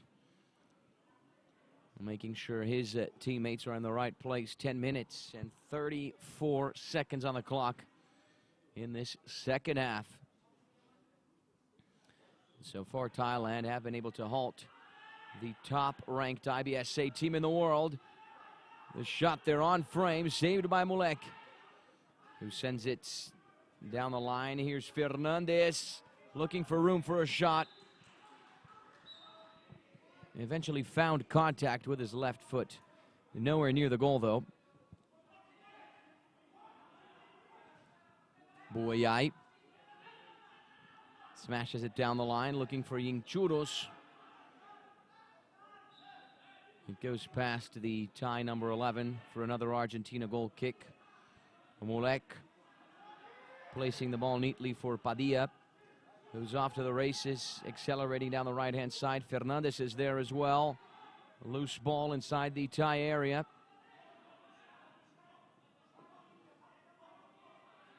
The South Americans win it back in midfield with Padilla. Padilla swings it all the way the other way for Fernandez, who's going to be challenged by Kupan. The Thai player gets his body in the way. Fernandez steals it. Here come Argentina. And Conchai got the brunt of the kick there from Fernandez. We certainly hope it's nothing too serious between both players now. Both of them are down. The Thai goalkeeper and the Argentina number 8. Let's have a look at the replay. Many players involved. Tough to see who got the contact with who. Taking advantage of this opportunity now to acknowledge our viewers from around the globe. Huge shout out to Ronnie Madrigal, who's watching us from Costa Rica, as well as Tracy Compton, who was cheering for England earlier today, saying, "Go Roy and the lads."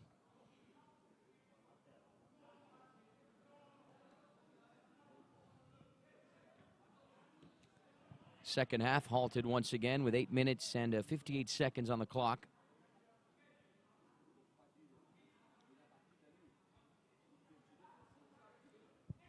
Padilla and Deldo to take the set piece. Here's Padilla, who boots it up the field, looking for Fernandez. The pass intercepted by Buayai, who's off to the races to get the counterattack going for Thailand. The counterattack halted in its tracks. Fernandez accelerating the other way. Still going. Loose ball in the area. What's going to come of it?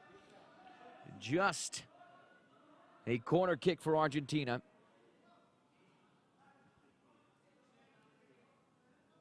Slightly more aggressive Argentina have been in the past few moments. They now have a corner kick from the right-hand side. Fernandez and Deldo are preparing to take it.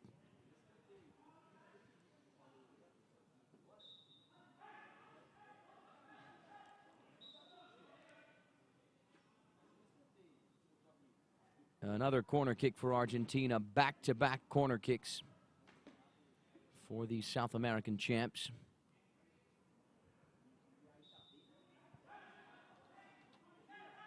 The ball's lifted into that far corner. Mario Rios is there. He's going to try and make something out of this. Still going. Challenged by a number of Thai players. Eventually loses the ball. He's going to try and fight back for it. 3 players basically glued to that sideboard. The pass inside for Fernandez, who collects it. Lost track of the ball. Gets to it once again in the middle third. The pass blocked by Buayai, who attempted to clear it, unsuccessful in the process. Here's Rios on the left-hand side, working his way in, still going. He pulls the trigger with the right foot. The ball goes out for a goal kick. The 7 minutes and 40 seconds on the clock now. Conchai rolls the ball up the field. Goal kick for Argentina. Moleki sends it the other way. Here's Kupan to get the counterattack going. Padilla doesn't allow it to happen. Unable to slice his way through a couple of Thai defenders. Thailand and Argentina still locked at 0-0. Are we going to have the first goalless draw of the competition? Earlier today, Chile and Argentina, or rather Chile and England, tied 1-1. And Brazil, the hosts, beat Japan 3-0. A great start to the Brazilians, the current 5-time Paralympic champs and 5-time world champs.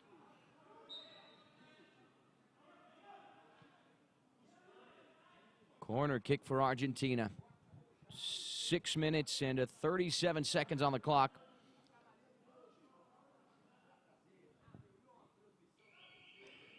Fernandez to take the corner kick from the right-hand side.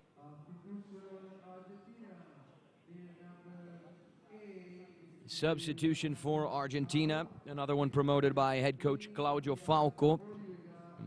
Matias Oliveira will be returning to this battle.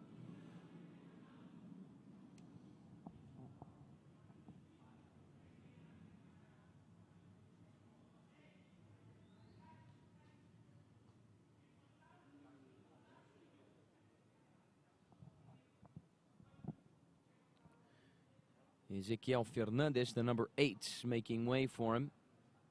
You see all of the Thai outfield players there inside the area. Argentina preparing to take the corner kick from the right-hand side with 6 minutes and 37 seconds on the clock.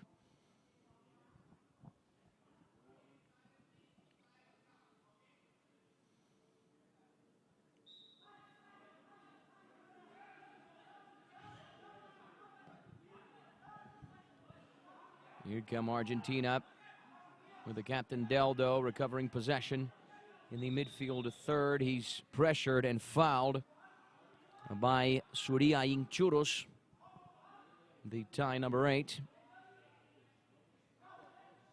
Clear foul there in midfield. A shove there from Ingchuros on Deldo. Yeah, that's a foul as clear as day. The ref ordering the wall to step back. 6 minutes and 23 seconds on the clock. Set piece for Argentina. Padilla with a shot. It goes out for a goal kick. You hear the buzzer. Timeout, Thailand. Head coach Irma Marquez is going to have a word with his players. Claudio Falco on the Argentine side is going to take advantage of the opportunity to do the same thing.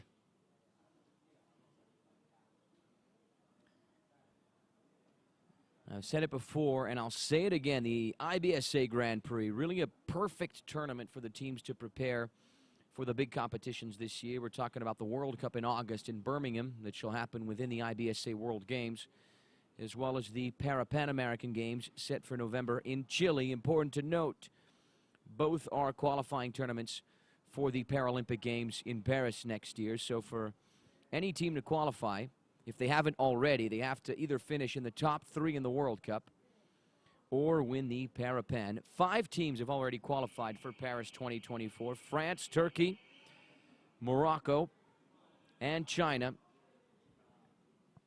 You can certainly expect to see Brazil there. Brazil have won the gold medal at every single Paralympic game so far since Athens 2004. In the previous IBSA Grand Prix last year in Puebla, Mexico, Brazil to reach the final beat India 4-0, Costa Rica 7-0, Mexico 5-0, and lost to Argentina 1-0 in the group stage, but eventually got their payback in the final, beating their South American rivals in a penalty shootout. The match is allowed to resume. 6 minutes and now 10 seconds on the clock. Rios trying to work with it. Loose ball. Collected by Oliveira, who's surrounded by a number of Thai players. Challenged closely by Kupan. Rios accelerating. Attempts the shot with his right foot. Might get a chance for another one. Ingchuros doesn't allow it to happen. But he's also unable to get the counterattack going for Thailand. Here's Deldo with possession in the middle third A missed pass, and here come Thailand off to the races. The shot from Panyawat Kupan goes wide. Gulek sends it back. A hard whistle there. A slide challenge from Prakrong Buayai.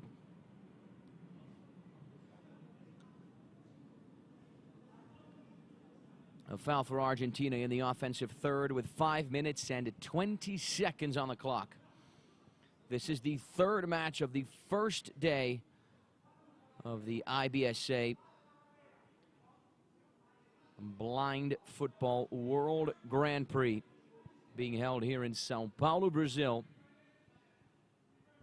at the Paralympic Training Center in the south side of the city.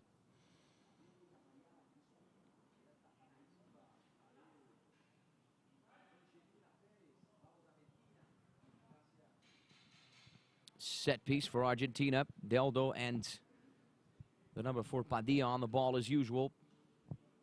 Ponchai making sure his teammates are in the right place. And there's the Argentine guide, Marcelo Gonzalez, tapping the post to make sure his men know where they are. Padilla with a shot blocked. Corner kick for the Argentines. This one from the left-hand side. Ponchai there communicating with his players. Not a corner kick, actually. It's just a type of sideline throw since the ball went out.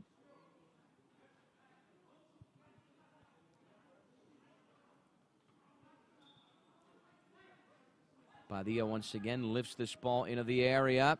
And here's the shot from Rios. Deflected on the way and out for a corner kick. 5 minutes and 9 seconds on the clock. Still goalless here in this third match of the day.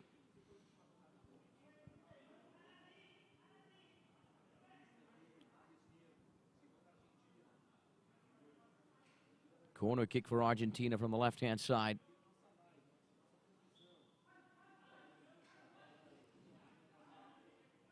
Rios with a shot there. It ricocheted off of Fet Rachangsuk. Argentina have another corner kick once again from the left-hand side with 5 minutes and 1 second now on the clock. Argentina vying for that first goal so they can start the competition on the right foot with a victory. Thailand are putting up a very, very decent fight. Rios goes down. No foul on the plate. Thailand off to the counterattack with Kupan. He has possession in midfield, loses the ball. Good recovery from Rios. Nice turn, moving into space, accelerating wherever he can. Rios inside the area. He pulls the trigger. And Ponchai comes up with a big-time save, denying Argentina the goal on that near post. There's the buzzer, because we're going to get a substitution on the Argentine side. Ezequiel Fernandez will step back in for Matias Oliveira.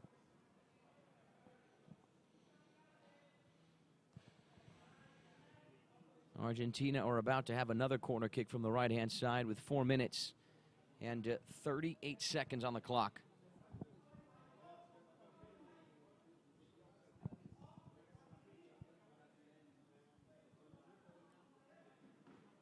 And there's the Argentine captain, the number 2, Deldo.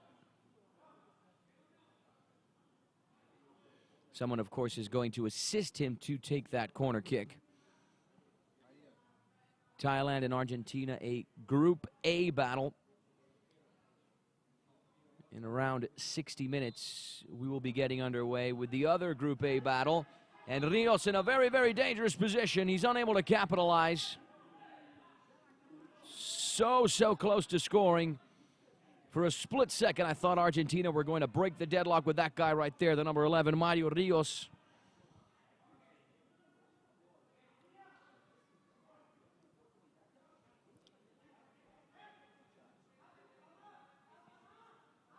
4 minutes and 31 seconds on the clock. It's Thailand's ball. I believe the ref identified a handball there from Mario Rios. Buoyai blasts this ball off the board. It eventually reaches Coupan, who's challenged by 2 Argentine players. Coupan still going.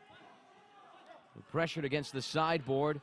Able to wiggle his way through. Coupan still going. He's now on the left wing. Surrounded by 2 players. Fernandez slips. Gets his body in the way. Recovers possession for Argentina. And he's off to the races to get the counterattack going. Halted. Eventually collects that loose ball. Lifts it up the field. Buoyai was in the way to make the interception. He's on the sideboard there. Still going. Lost track of the ball. Deldo doesn't know where it is as well. Padilla does. 3 minutes and 45 seconds on the clock. We're about to enter the final 180 seconds of the match. Here's Padilla with it on the right-hand side. He attempts to swing it all the way the other way. The ball deflected in its trajectory. Eventually reaches Rios. And Rios has lost his visor.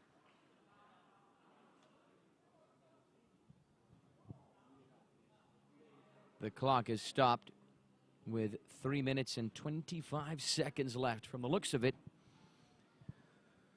we're heading towards the first goalless draw of the competition. Thailand and France, the first Group A battle. Later today in around 60 minutes, as I said, we'll be getting underway with Italy and France, the other Group A clash of the day. Should be exciting. France already qualified for the Paris Paralympics next year. They are also the European champs. Certainly a force to be reckoned with. The Thai defense able to deal with it and clear the ball. Here's Padilla. Shifts direction. Taps this ball up the field. A through ball meant for Fernandez. Petra Changsuk was there to disrupt the flow of the play. It's Thailand's ball. It's distributed up the field. Collected by Fernandez, who's running in the other direction, running at Thailand, trying to weave his way through. He goes down. Marcelo Gonzalez once again asking for a foul. And not given. Just a Thai goal kick. Konchai rolls it up the field. No one from Thailand there. It eventually goes out for an Argentina goal kick with 2 minutes and 26 seconds left on the clock.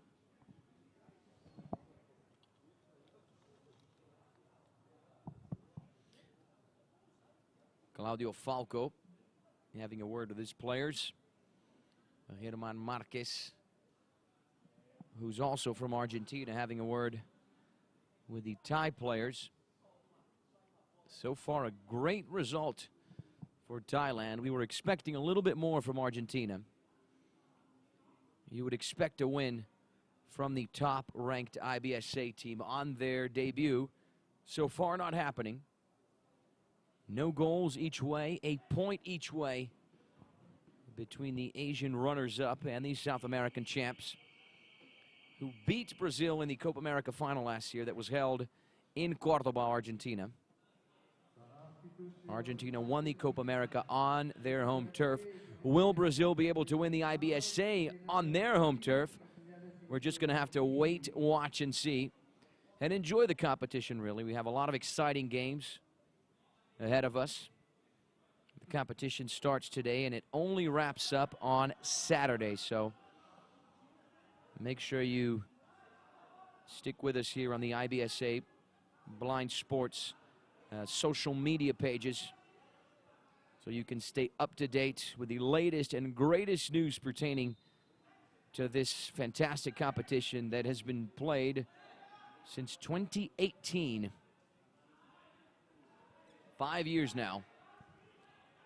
Padilla off to the races on the right-hand side. His pass does not make its way towards Rios. Goal kick for Thailand, or actually a corner kick for Argentina, since that pass took a deflection on the way.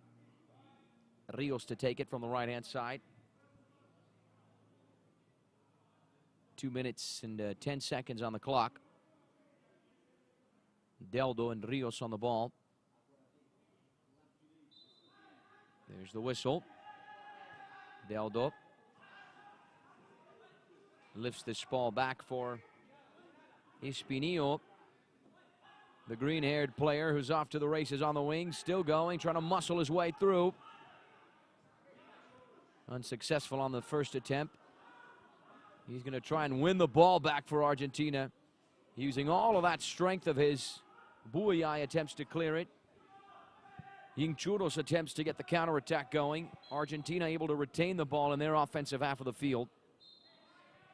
Only for so long, though, because it eventually goes out for a Thai goal kick. Ponchai rolls it up the field. No one from Thailand there. It eventually goes out for an Argentina goal kick. We have entered the final 120 seconds of the match. 1 minute and 20 seconds on the clock. Argentina looking for the late winner. Thailand defending themselves at every opportunity they can.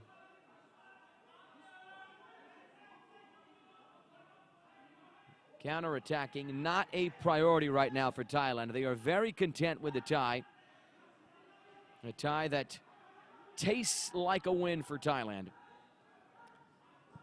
51 seconds on the clock. Here's Padilla on the right-hand side. The attempted pass blocked. It returns to Padilla in the middle third. He accelerates his way inside. The number 4 still going in the offensive third. Lost track of the ball. Buayai was there. He's pressured by 2 Thai players. We're about to enter the final 30 seconds of the match, ladies and gentlemen. We're about to have the first goalless draw of the IBSA Grand Prix. 20 seconds left. Padilla pressured by Yingchuros and Buayai on that left wing of the Argentina attack. And the ref sounds the whistle. Padilla fouled. It's Argentina's ball.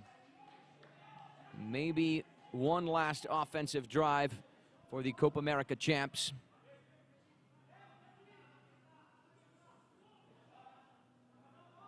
.8 seconds left on the clock. Conchai desperate to make sure his teammates are in the right place. Blocking that near post. Argentina have a free kick. Almost 13 seconds left till the full-time buzzer.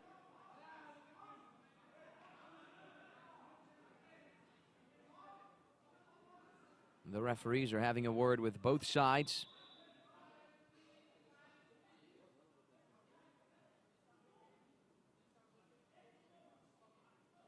One of the refs making sure Yingchuros, by the looks of it, is in the right place inside the area. It's actually Thailand's ball, not Argentina's. Exactly what the Thai players wanted. Buayai boots it up the field. 2.8 seconds left on the clock. Muleki throws it up the field. It reaches Rios in the offensive third. And look at the celebration coming from the Thai players. They know how much this draw means. Thailand 0, Argentina 0. We have the first goalless draw of the competition. Not a great start for Argentina, the top-ranked IBSA team and current Copa America champs. Certainly a fantastic start for Thailand. And you saw the commemoration coming from the Thai dugout.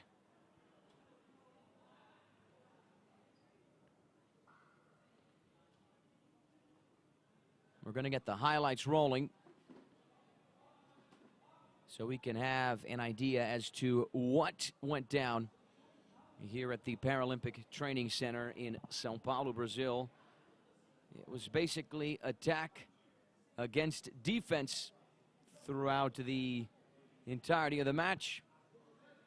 Argentina attacking and Thailand defending themselves very well. They were able to defend themselves so well that Argentina were unable to score. So that wraps up the third match of this first day of the IBSA Blind Football World Grand Prix here in São Paulo, Brazil. In around 50 minutes, we're going to get the kickoff whistle for the last match of the day, Italy taking on France. That kickoff whistle set for 5 p.m. local time. So we'll see you right back here in around 35 minutes, since we have, of course, our pregame show, our pregame formalities. So don't go anywhere. We'll see you in a few moments.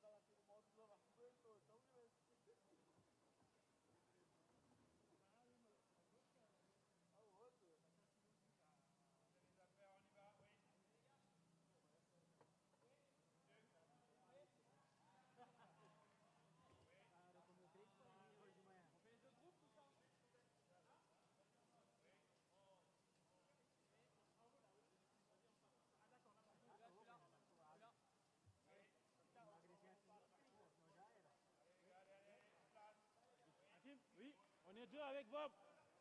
On est deux. Ouais. Oui.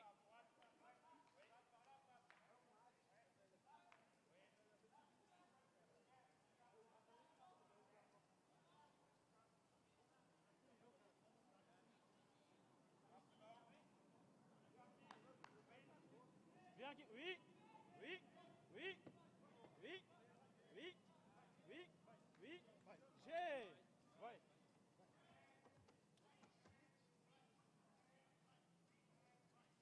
Oui, oui, Baba. Oui, Baba. Oui, oui, oui, Baba. Oui, c'est. Ouais, Titi, ouais. Ouais. Ouais. Ouais. Ouais. Ouais.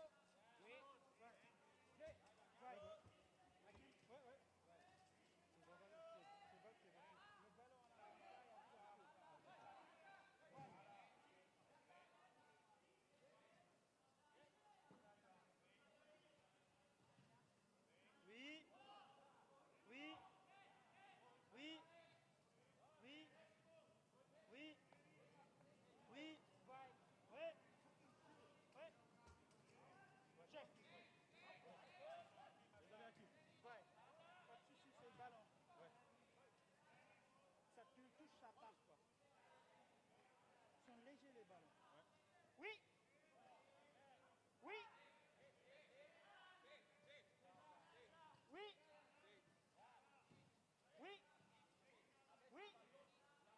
Oui. Oui. Oui. J'ai.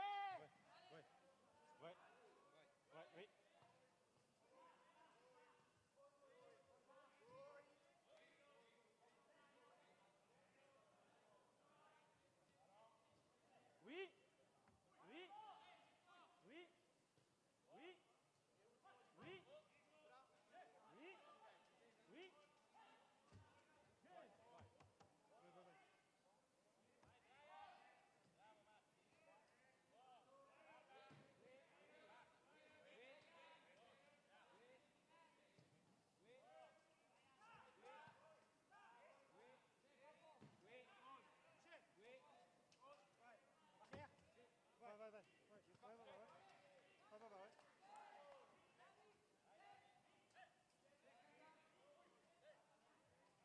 Il est trop léger le ballon. Trop léger.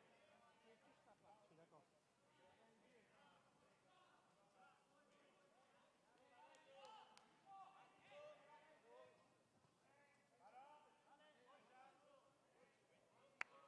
Ouais, Tidjane, ouais. Ouais, allez Tidjane.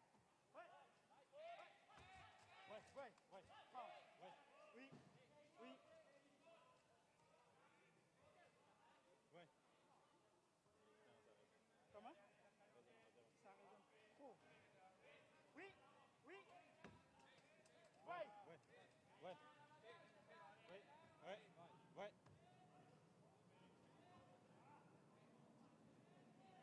Oui. Oui. Oui. J'ai.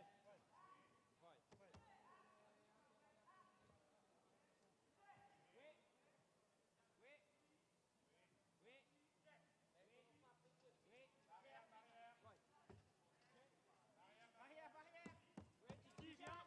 Tidjane, ouais. Tidjane. Oui.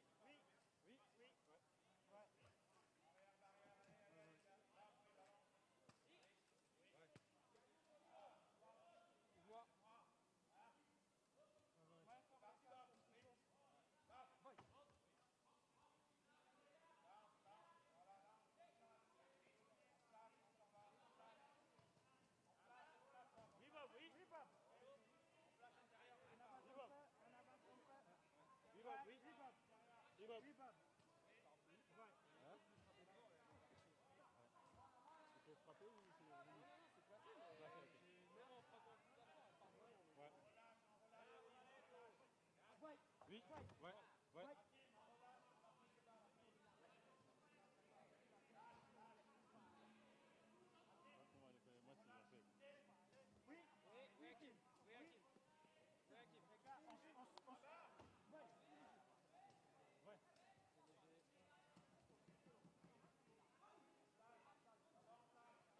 Les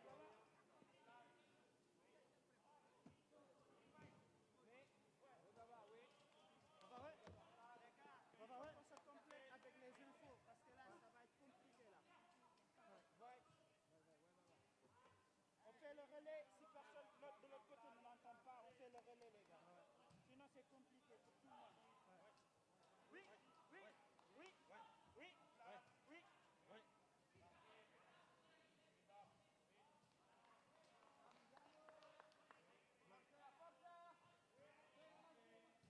Oui, Bob, oui. Oui, Bob. Oui, Bob. Oui. Oui. Oui, Bob. Oui, Bob. Oui, Bob. Ouais.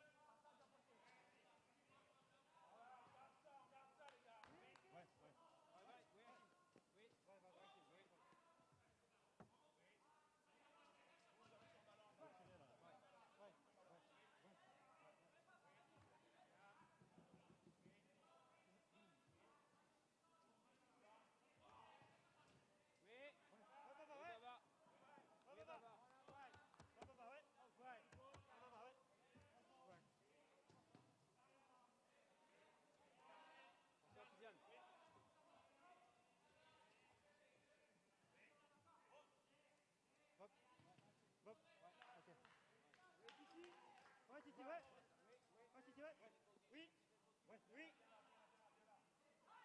L'attaquant, il tire du pied gauche. Hein. On ne l'oublie pas. Il tire du pied gauche. Vai. À chaque fois, il va revenir sur son pied gauche. Oui, Bob. Oui. Oui, Bob. Oui, Bob. Oui. Vai.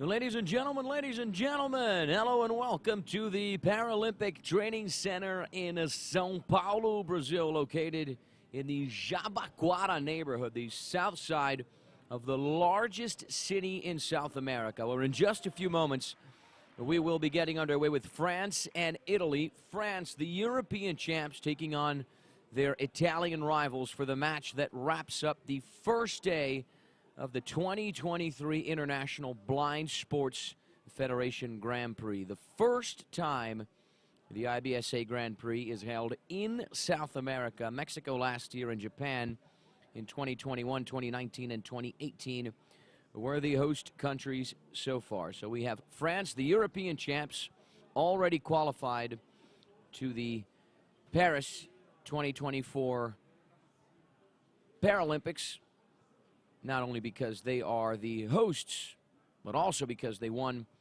the European Championship. This is the match that wraps up the first day of the competition. Earlier today, we had Chile and England tying 1-1 in the first match. After that, host Brazil defeated Japan 3-0. And then the latest game, we had the 0-0 tie between Thailand and Argentina, the first goalless draw of the competition. Tomorrow, Wednesday, day 2, we have another 4 matches for you. Japan taking on Chile, then Brazil facing England, France facing Argentina in the first match, and then we wrap things up with Thailand against Italy. So we have a lot of excitement, a lot of great matches ahead of us as we play our way through Saturday, when the tournament will end with the final and the bronze medal match. Here's a tight shot of the French delegation about to take center stage. On the other side, we have the Italian delegation. Both squads, both starters are about to take center stage for the formalities, the national anthems, the coin toss, as well as the starting lineups, which we will be showing you momentarily. We had a goalless draw between Thailand and Argentina earlier. We're certainly not hoping for a goalless draw between France and Italy. We want some excitement. France, as I said, are the current European champs, already qualified for the Paralympics in Paris next year, while the Italians finished in 5th in the European Championship, and they're hoping for a better record in the IBSA Blind Football World Grand Prix held here in Brazil. So let's take a look at the lineup for the Italians. The starters are Andrea Chiellini with the number 1. He's the goalkeeper. Brian Ramirez with the number 4. Nicola Mauro with the number 9. Paul Iobu with the number 7. And Francesco Cavallotto with the number 10. Those are the starting players. On the bench, we're going to have Riccardo Locatelli, the goalkeeper. Giuseppe Catarinella with the number 2. Damiano Giunta with the number 5. As well as Valerio Fiobo with the number 11. And Massimo Dattolico with the number 8. This is the France lineup. Alessandro Bartolomucci, Martin Baron, Hakim Areski, Ahmed Diakite, and Young Babacar are the starters. Let's get to the Italian national anthem right now.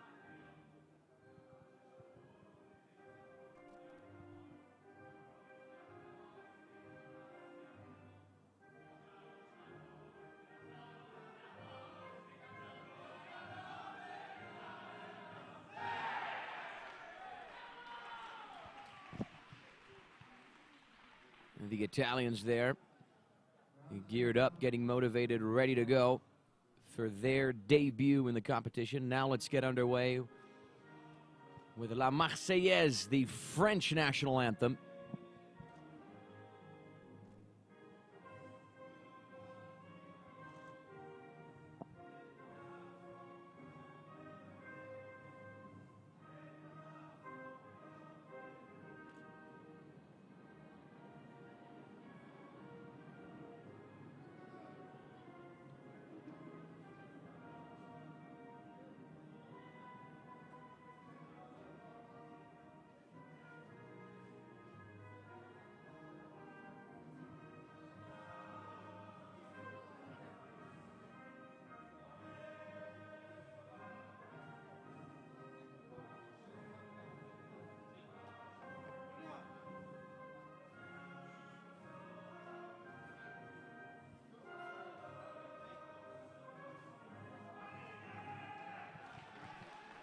La Marseillaise there, getting Les Bleus ready to go for their debut. So you see on the right-hand side of your screen there, the French playing in red. And on the left-hand side, the Italians playing in all blue. Andrea Chiellini is the Italian goalkeeper. He will be alongside Brian Ramirez with the number 4, Nicola Mauro with the number 9, Paul Iobo with the number 7, and Francesco Cavallotto with the number 10. Those are the starters for Italy. On the bench for the Italians, we have Riccardo Locatelli, the announcer going through the list name by name. Giuseppe Catarinella with the number 2. Number 5, Damiano Giunta, as well as the number 11, Valerio Febo, and the number 8, Massimo D'Attolico. I know I already went through these names.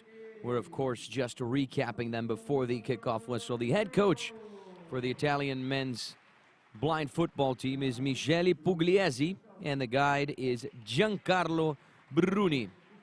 That is the Italian squad. Those are all the names pertaining to the Italian team that made its way here to São Paulo, Brazil, where the 2023 International Blind Sports Federation Grand Prix is taking place.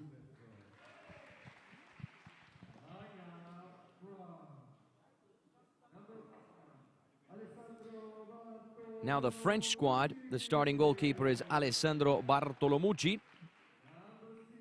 He's got an Italian name, but he is French. Martin Baron wears the number 6. Number 5 is Hakim Areski. There he is. Ahmed Diakite wears the number 11. And Niang Babakar wears the number 7.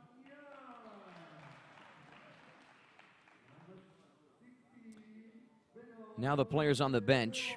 The number 16 is Benoit Chevreau, the reserve goalkeeper, alongside Fabrice Morgado with the number 9, Aaron Asso with the number 10, Ivan Kepmeni with the number 8, and Mikhail Miguez with the number 4. Those are the reserve players on the French side. The head coach is Toussaint Acquet, and the guide is Yannick Leconvez. France are the current European champs. So in just a few moments, we will be getting underway with France and Italy. Italy and France, the game that wraps up the first day of the International Blind Sports Federation Grand Prix here in Brazil. The kickoff whistle set for 5 p.m. local time. It's 4:58 p.m. local time right now here in São Paulo, Brazil. So we're just a few minutes away, a few moments away from the kickoff whistle. Here's a nice angle of the Paralympic Training Center that's located in the Jabaquara neighborhood. That's in the south side of São Paulo, which is the largest city in South America. They certainly picked the right place to have the IBSA Grand Prix being held in this part of the world for the very first time. Earlier today, we had Chile and England tying 1-1. Brazil beat Japan 3-0. Those were the two matches pertaining to Group B. The first match of Group A was Thailand 0, Argentina 0. You would expect more from the current Copa America champs and top-ranked IBSA team.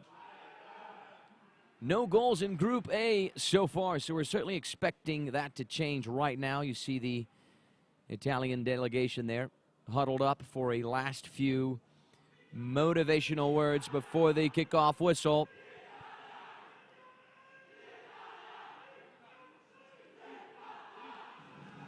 Italia ringing loud and clear around the Paralympic Centre here in Brazil. The starting players for Italy taking their respective positions on the field one by one. The French players doing the same. The refs are checking in with everyone. The goalkeepers making sure as well all the outfield players have their visors correctly placed. The Italians won the coin toss, so they will have first possession. The Italians playing in all blue. The French playing in red and white. So pretty easy to identify both teams on the field. The refs checking in with the managers. Checking in right now with the French coach, Toussaint Acquet.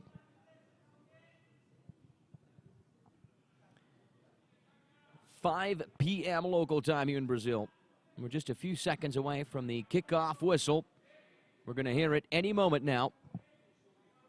Italy and France closing out the first day of the IBSA Grand Prix in São Paulo, Brazil. And what a special tournament. And there's a kickoff whistle. Italy with first possession.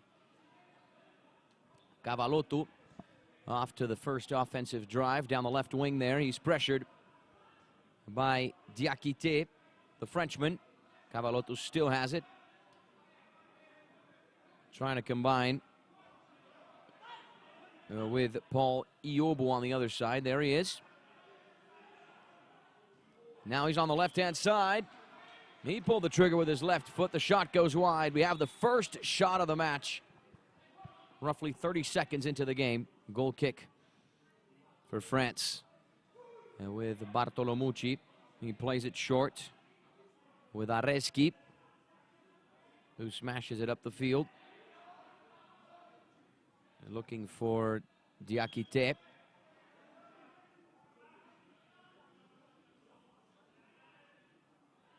Corner kick for the French. The first corner kick of the match with 14 minutes and 13 seconds on the clock.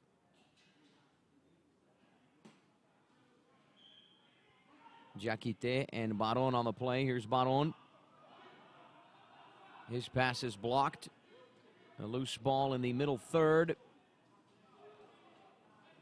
Back and forth.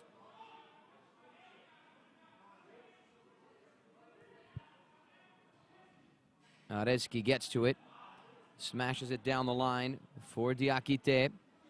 He's challenged by Italy's Ramirez, the number 4. Other Italian players are joining in.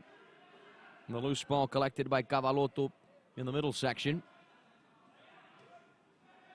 Close footwork there from the number 10. The pass up the field. Almost the first goal of the match. The left-footed laser there from Paul Iobo. Saved by Bartolomucci. What a chance the Italians had. For a split second, I thought they would find the back of the net. But Bartolomucci had other plans. Another shot from Iobo. Deflected and saved by the French goalkeeper.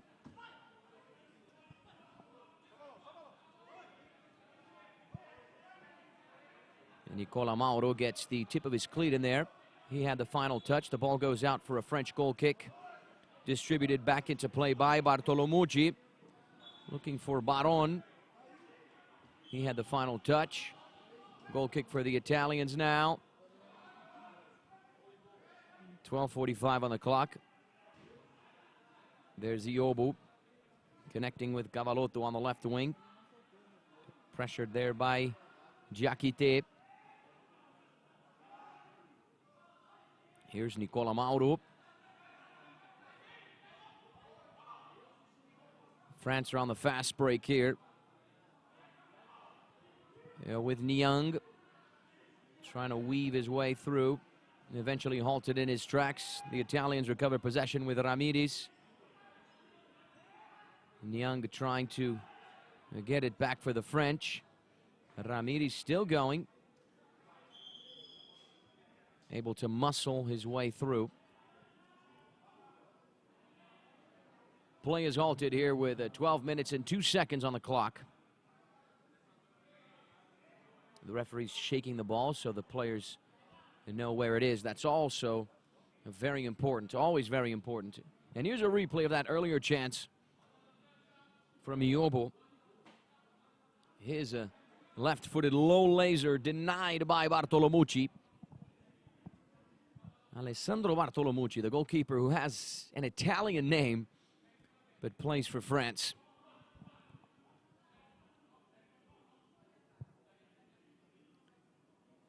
The match will resume. It'll be France's ball with Diakite, the French number 11. He has possession of it in the middle third. Boots it up the field. No one from France there, just an Italian goal kick with Chiellini. Here's Mauro on the end line there. Mauro running at France. They're trying to combine with Cavalotto on the left-hand side. Cavalotto is challenged by Diakite. He goes down. No foul on the play. The ball's still loose. Collected by Niang, who's pressured by the other number 7 on the field, Iobo. The players locked there on that sideline board. Cavalotto against Diakite. It goes out. Goal kick for the French. 11 minutes and 10 seconds now on the clock. Bartolomucci distributes this ball up the field, down the center. Looking for Niang. Ramirez recovers possession for Italy. His pass not very good. Here's Baron on the left-hand side. He could take the shot. He's inside the area. He attempts to pull the trigger, but couldn't get the proper contact on the ball. And then we had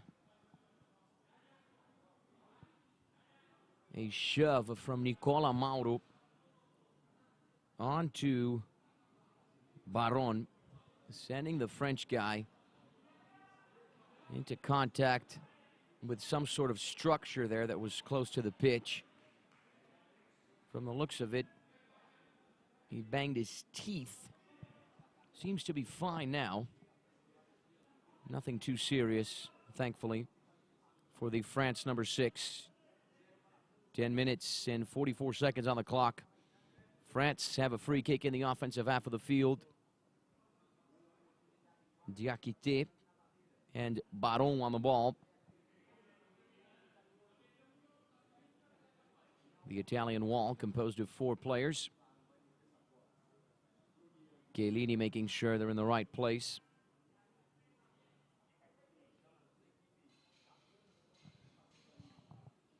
It's actually Niang and Baron on the ball.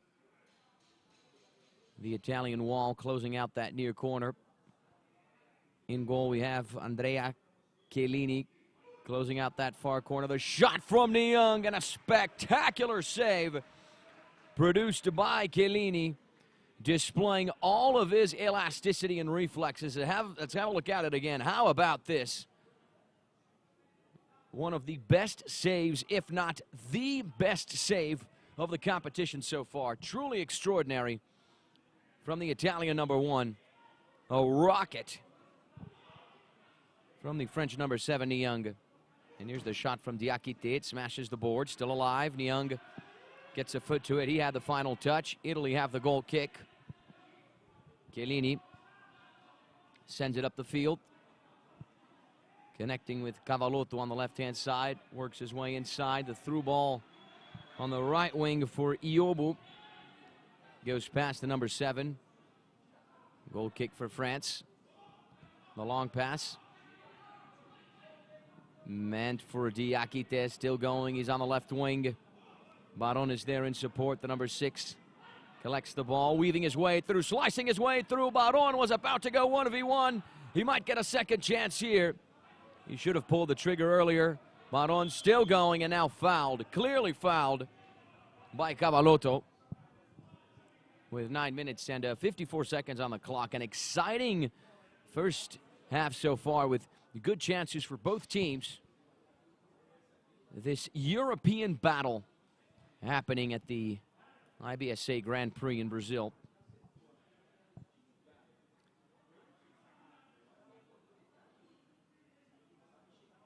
Chiellini building his wall. France have a set piece.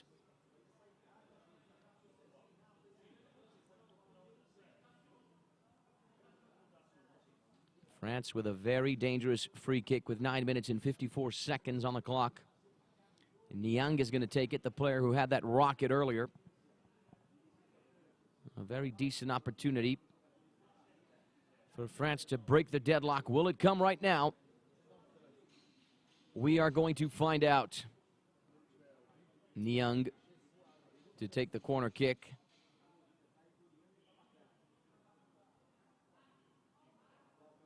He's got Baron to his left, further back. Niang pulls the trigger. And it goes wide. A powerful low shot, but not on frame. So not good enough to beat the Italian goalkeeper. Here's Nicola Mauro working his way inside.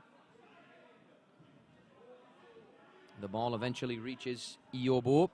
He's inside the area. Goal kick for France. 9 minutes and 30 seconds on the clock. We are enjoying the first half. The first few moments of this first chapter between these two European giants. Cavallotto goes down. No foul on the play. Here's Diakite with a steal. Now trying to get the counterattack going. He's pressured by Cavallotto. The ball rolls out for a goal kick. 9 minutes and 7 seconds on the clock. Not a goal kick, actually. A corner kick for Italy on the left-hand side.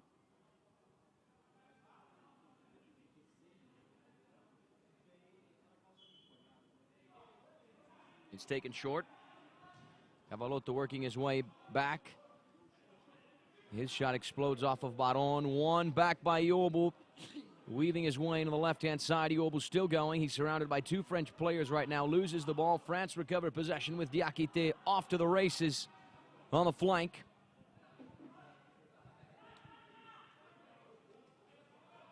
And no foul there from Niang.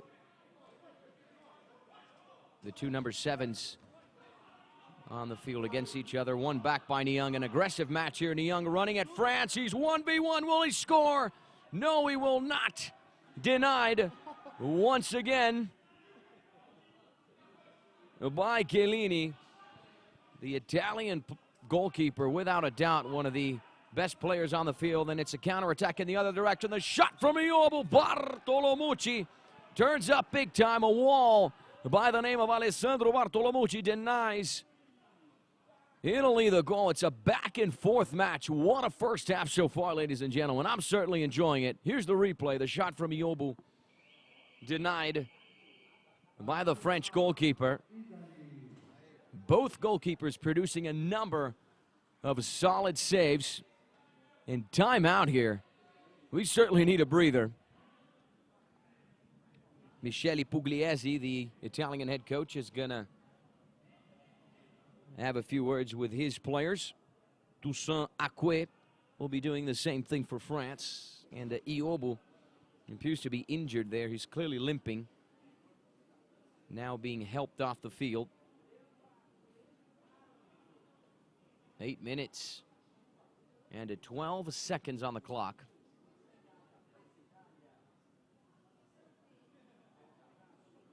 There's head coach Michele Pugliese, and a huge shout out to all of our viewers around planet Earth. Ronnie Dominguez sending us a huge shout out from Costa Rica. And many dear fans supporting the England men's national blind football team that tied Chile earlier today in the first match of the competition. And look at this rocket from Niang, forcing a great save from Chiellini. The match will resume momentarily. Italy have a corner kick from the right-hand side. Iobu appears to be healthy. He's good to go for this one. Bartolomucci making sure his teammates are in the right place, placing the Frenchman inside the area. 3 men on that near post. Diakite further behind, smack in the middle of the box. Corner kick for Italy. Iobu working his way back. He pulls the trigger with the left foot. It explodes off of Areschi. 8 minutes and 7 seconds on the clock. Italy and France still 0-0, but both sides have been very close to that first goal. A very decent first half so far, perhaps the best first half of the competition. And we just are hoping for the goals. Iobu is down once again. The other number 7 on the pitch, Niang, checking in with him. Iobu slowly getting up.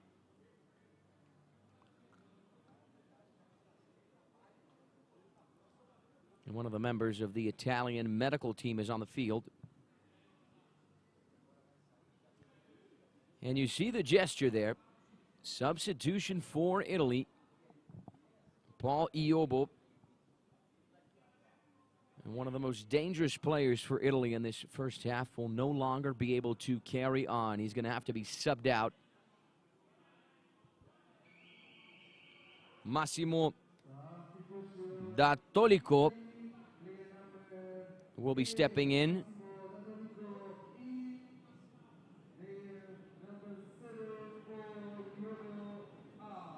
D'Attolico on the field for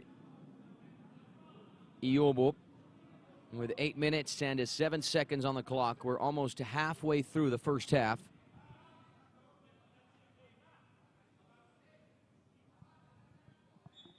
The ref sounds the whistle, allowing the match to resume. Niang smashes this ball up the field. Out of bounds for a goal kick. Chiellini sends it up the field, looking for Cavallotto, who couldn't get the control. It's a goal kick the other way for Bartolomucci, who returns the favor, sends it back. He's able to link up with Baron. Loose ball collected by Chiellini inside his box. Here's D'Attolico. He sends it all the way the other way for Cavallotto. Working his way inside. Cavallotto with the attempted pass for D'Attolico. Baron was there to come away with it. He provides the clearance, sending it up the field. Ramirez, the Italian number 4, is on the receiving end of it. He couldn't get the proper control. And France have a corner kick. 7 minutes and 8 seconds on the clock, ladies and gentlemen.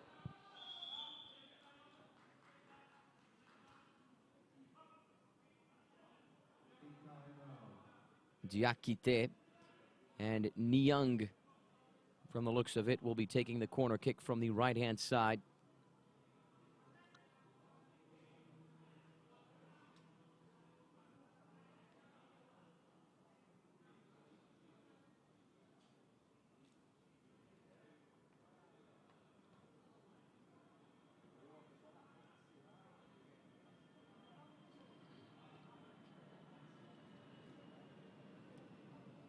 Corner kick for France with 7 minutes and 8 seconds on the clock. We're going to have a substitution for Italy right now. The number 9,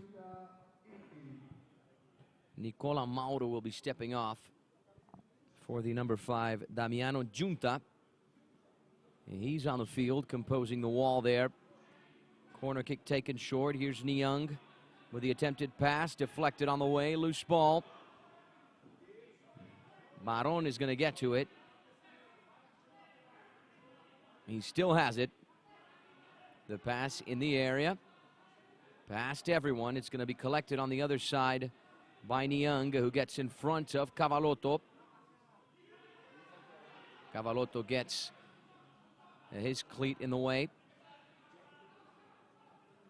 Loose ball collected by Areski in the middle third. He smashes it down the line. Here's Giunta, his first involvement in the match. 6 minutes and 20 seconds on the clock.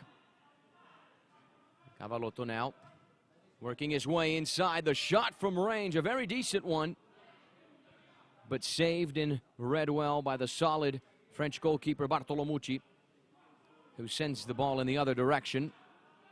Baron challenging Giunta.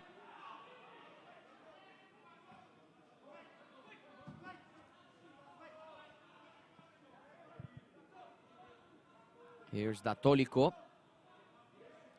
Right on the limit there between the offensive third and the middle third. Trying to squeeze his way through, loses track of the ball, recovers it. He is challenged in that tight pocket by Areski. France recovered possession in the defensive half of the field.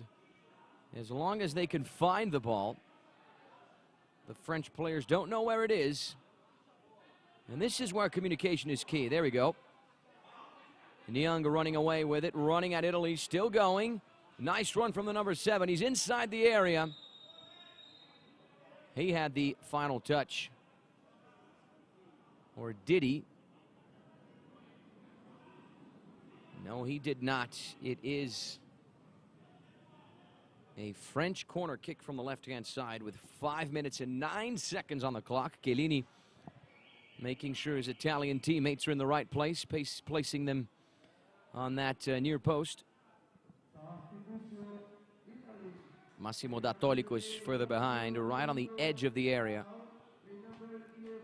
Substitution for Italy. Valerio Febo, the number 11, will be stepping in for Datolico, who stepped in just a few moments ago. Datolico played very few minutes here. I wonder if that's an intended tactical substitution from Michele Pugliese. France with a corner kick from the left-hand side. Baron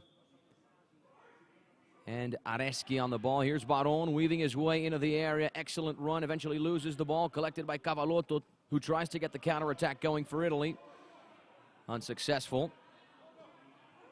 Areski in the defensive third. He smashes it up the field into Italy's defensive third. Eventually off the board and out for an Italian goal kick. 4 minutes and 45 seconds on the clock. We have entered the final stretch of this first half. Substitution for Italy, another one.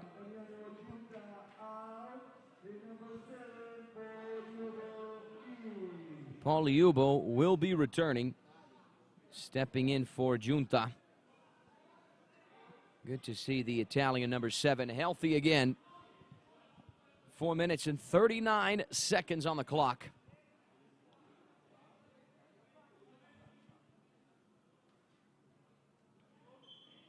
There's Bartolomucci making sure his gloves have the proper friction there.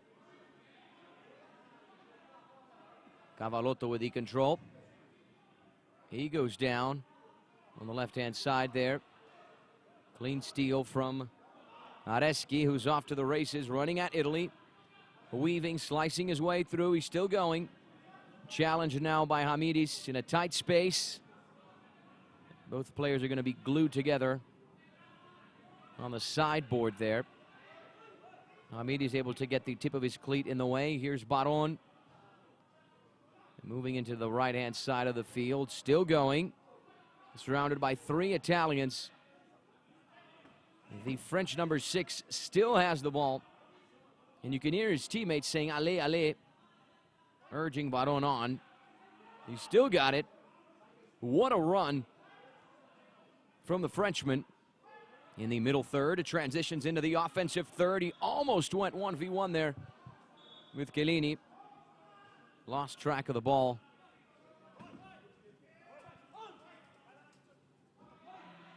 Baron wins it back. On that run, he goes down. No foul on the play, just a goal kick for the Italians with 3 minutes and 22 seconds on the clock. Here's Cavallotto on the left-hand side, weaving his way in. The pass meant for Liobu. He could pull the trigger. That's exactly what he does. Solid strike from the Italian. Not on frame, though. Therefore, unable to beat Bartolomucci, who quickly connects with Diakite. Working his way inside. The left-footed shot. Very, very powerful. Denied by Chiellini. A solid save from Bartolomucci on one end, and then a solid save from Chiellini on the other.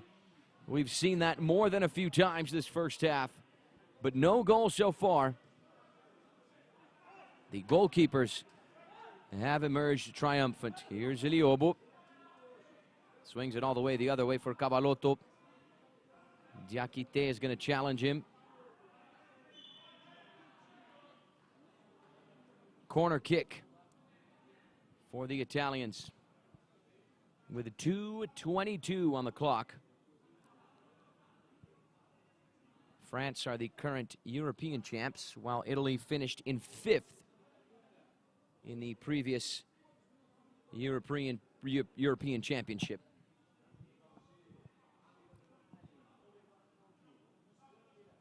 Cavallotto and Febo to take the corner kick from the left-hand side. Bartolomucci placing 3 Frenchmen inside the area. Baron is just outside, and the play is halted here. The match is halted with 2 minutes and 18 seconds on the clock. Italy 0, France 0. And we are heading towards another goalless first half. This one, though, a lot more exciting than the previous one between Argentina and Thailand. France's ball.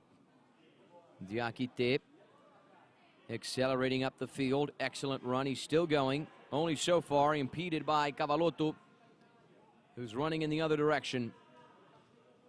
Cavallotto with the attempted through ball blocked. And now Diakite is off to the races on the right-hand side. Cavallotto impeding him in his tracks. Diakite links up with Baron on the left-hand side. His touch not very good. It goes out for an Italian goal kick. Chiellini puts the ball back into play. Nyanghi loses track of the ball. Areschi gets a touch. He's now able to get a good hold of the ball. Transitions into the middle third. Now in the offensive third, Areschi pulls the trigger and he scores a spectacular goal.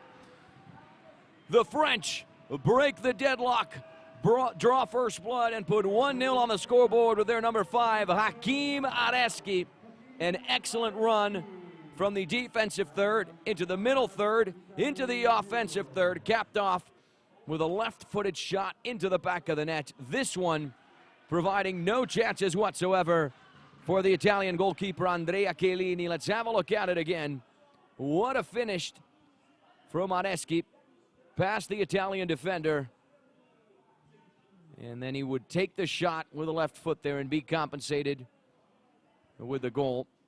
Italy 0, France 1. That's what the scoreboard here at the Paralympic Centre in Brazil now reads. We have a goal in the first half. After all, a late goal from the European champs. A goal scored by Hakim Areski. Here's Liobo. Linking up with Cavalotto.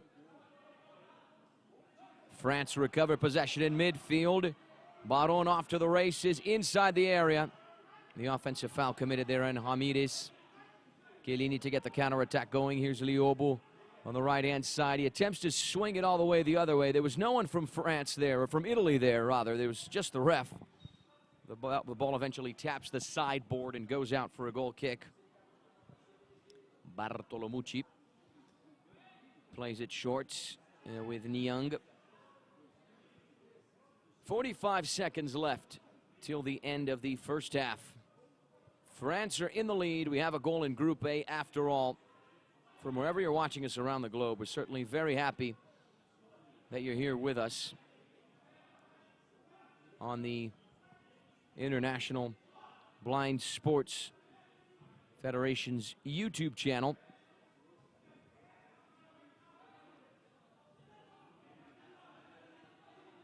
Diakite pressured by Cavalotto.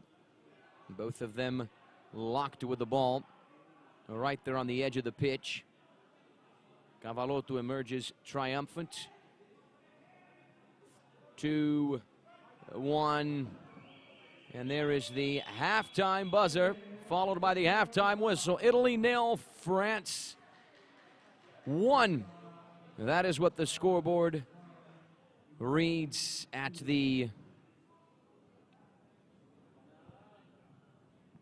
Paralympic Training Center in Brazil. The French are in the lead.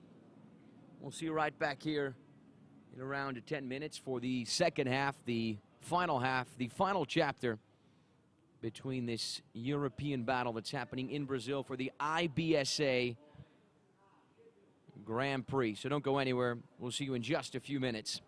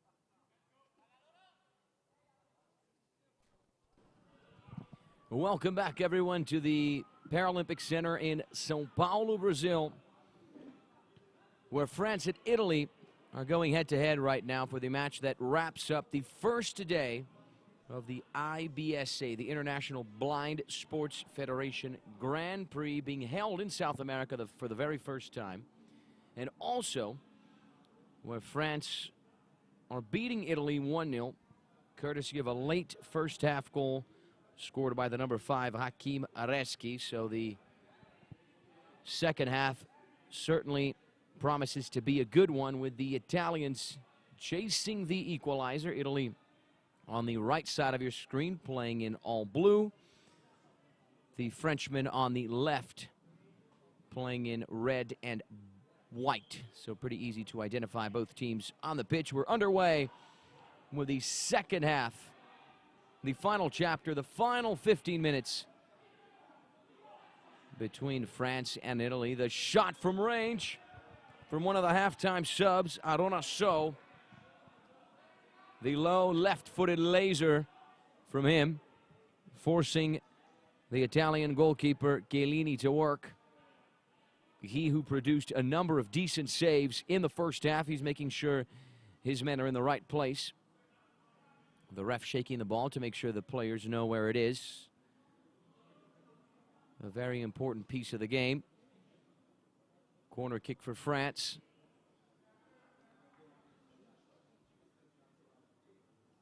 (14 minutes and 46 seconds on the clock. It's taken short. The pass into the area, deflected. Collected by Febo. High pressure from France. There's another halftime substitute, Mikhail Miguez. Arona So advancing down the left-hand side. He's pressured by Nicola Mauro. Aggressive encounter between both players. A foul awarded in France's favor. And here's a replay of that earlier chance. The early shot there, nice turn from Arona So. Got to his left foot and pulled the trigger.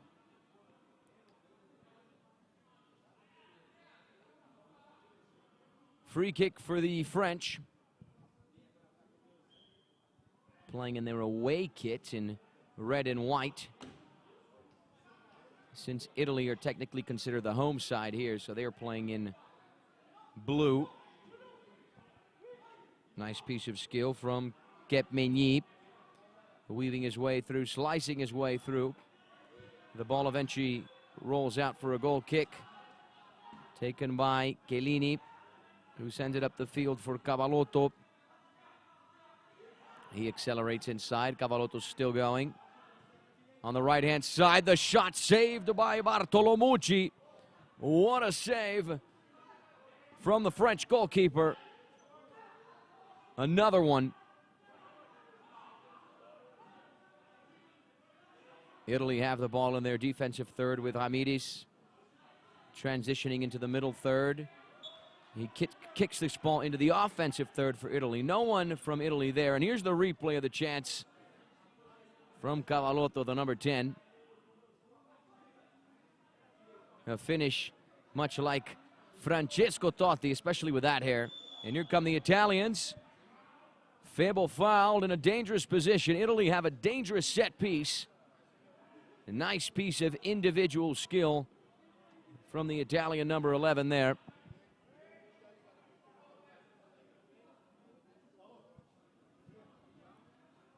Bartolomucci placing 3 Frenchmen on the wall.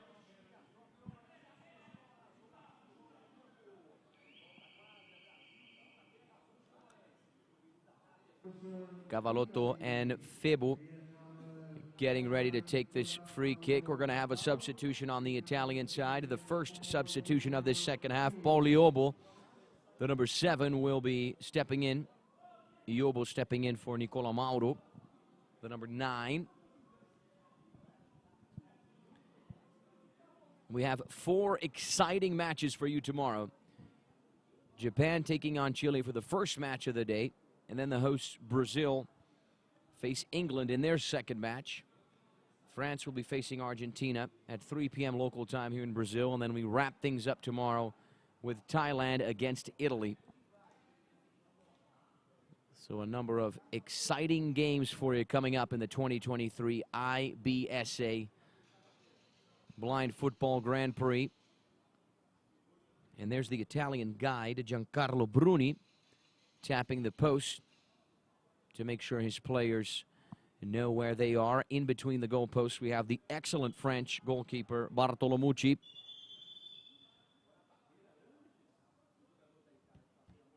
One of the French players there got a little too ahead of himself. The ref having a word with him saying, listen, buddy, you need to hear the whistle before moving.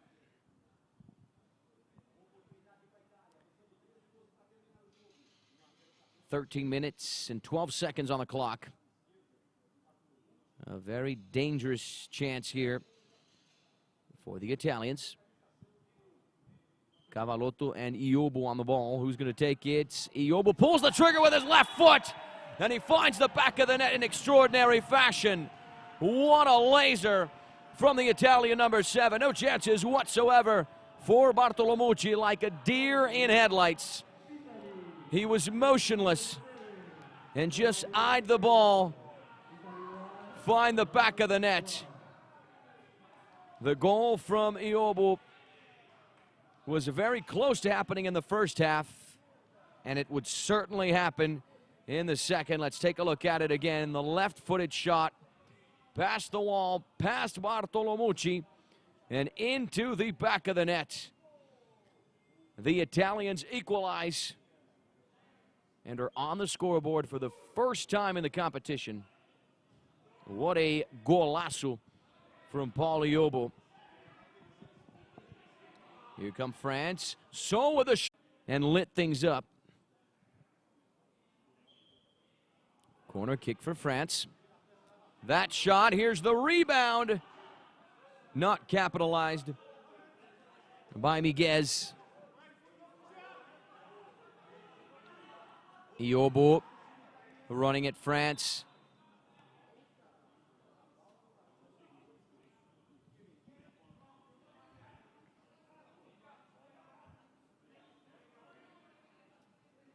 A foul there from Ketmeny.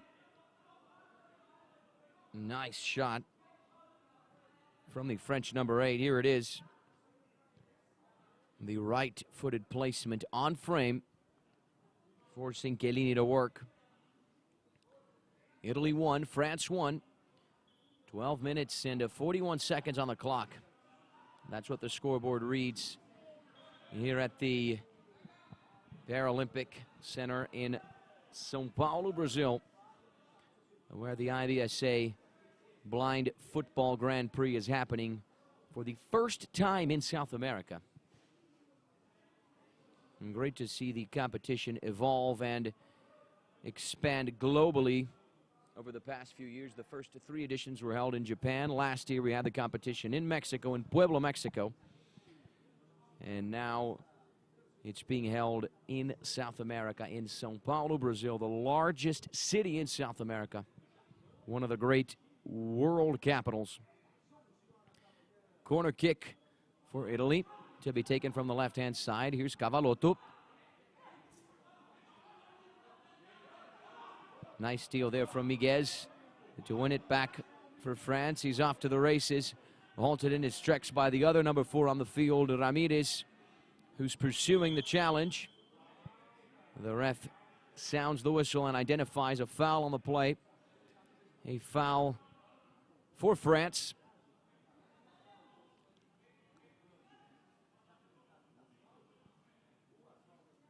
A foul for France in the middle third.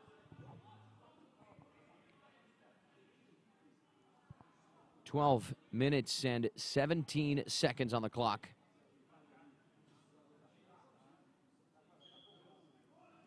France scoring first late in the first half. Italy equalizing late in the second. And that has been the narrative of the match so far, a summary of the match so far. And here come France.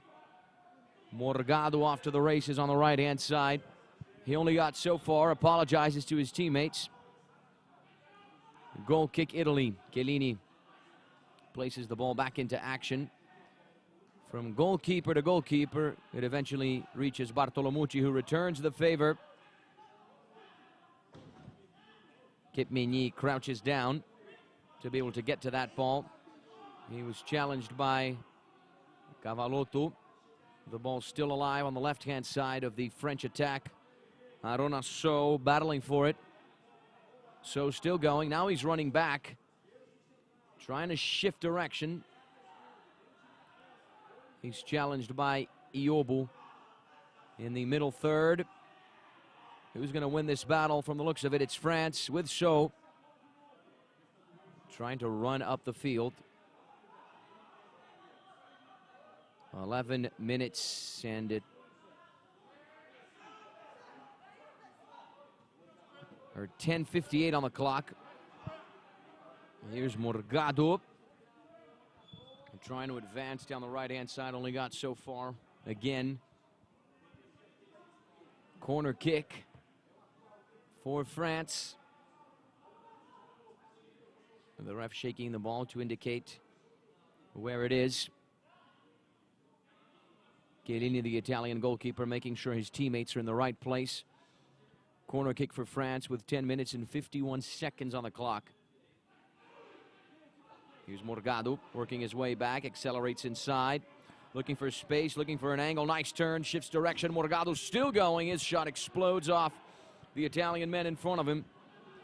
The Italians able to win the ball back in their defensive third. Here's Valerio Febo. He smashes it up the field. In France's defensive third now. Iobo's going to put some pressure on it and eventually fouls Migues. 10:27 on the clock.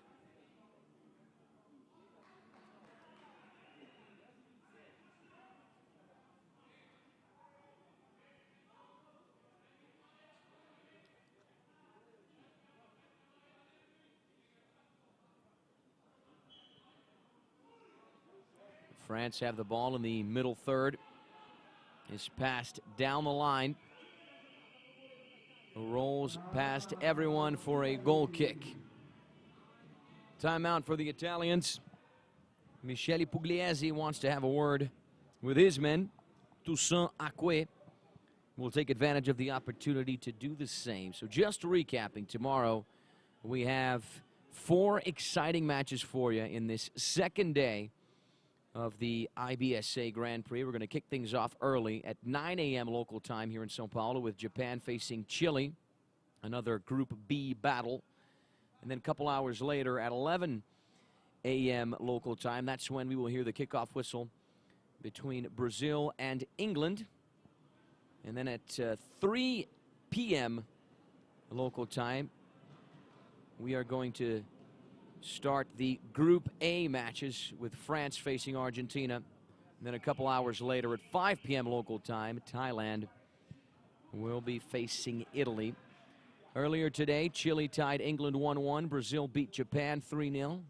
Thailand and Argentina tied 0-0. And then Italy and France are playing right now. So far, a goal each way, a point each way between the French and the Italians. Both set of players have put together a very, very decent battle so far here in São Paulo. 10 minutes and 21 seconds on the clock. The match will be allowed to resume. There's Chiellini, the Italian goalkeeper, to take the goal kick.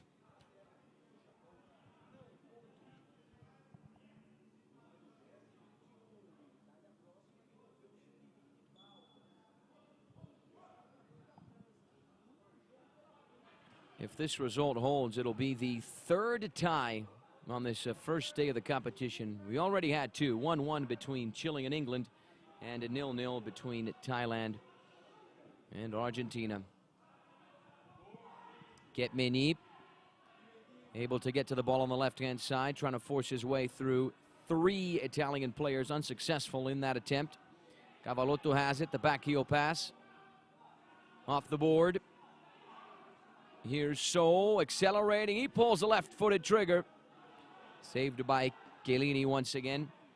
He sends the ball down the line for Iobu, the player who scored Italy's equalizer. 9 minutes and 30 seconds now on the clock. Here's Cavallotto, challenged by Kipmigny. Wins it back for France. No foul on the play. Italy trying to retain the ball in their offensive half of the field. So off to the races, still going, excellent run. He couldn't get the proper contact on the ball with that left-footed finish. No whistle, no foul on the play. Play on, says the ref. The ball's collected by Febu, who's off to the counterattack, lost track of the ball. So was there to steal it from the Italian, who's going to put up a good fight. Rustle and tussle between both players. So running at 3 Italians, unable to get past him, but he's able to earn France a foul in a dangerous position.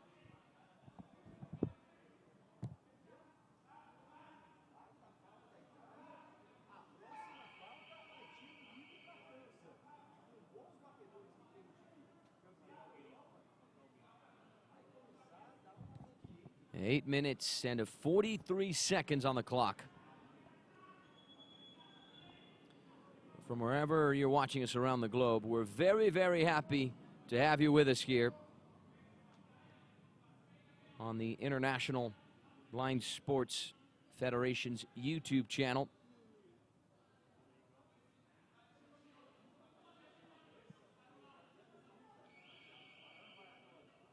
Huge shout out to Kenneth Brown, saying a nice goal from the France number 5. Also saying a stunning equalizer from Italy. You're absolutely right, my friend. 2 very nice goals here at the Paralympic Centre in São Paulo, Brazil. 8 minutes and 43 seconds on the clock. Also checking in with Meg D'Alessio, saying Forza Italia.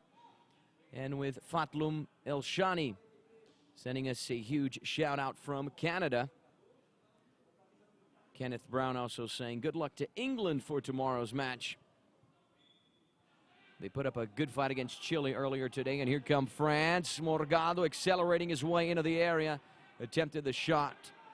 Blocked just in the nick of time. Italy looking for the counterattack now. Morgado not allowing that to happen. Both Morgado and Italy's number 5, Giunta, with the rustle and tussle there right on the edge of the field. The Italian committed the foul.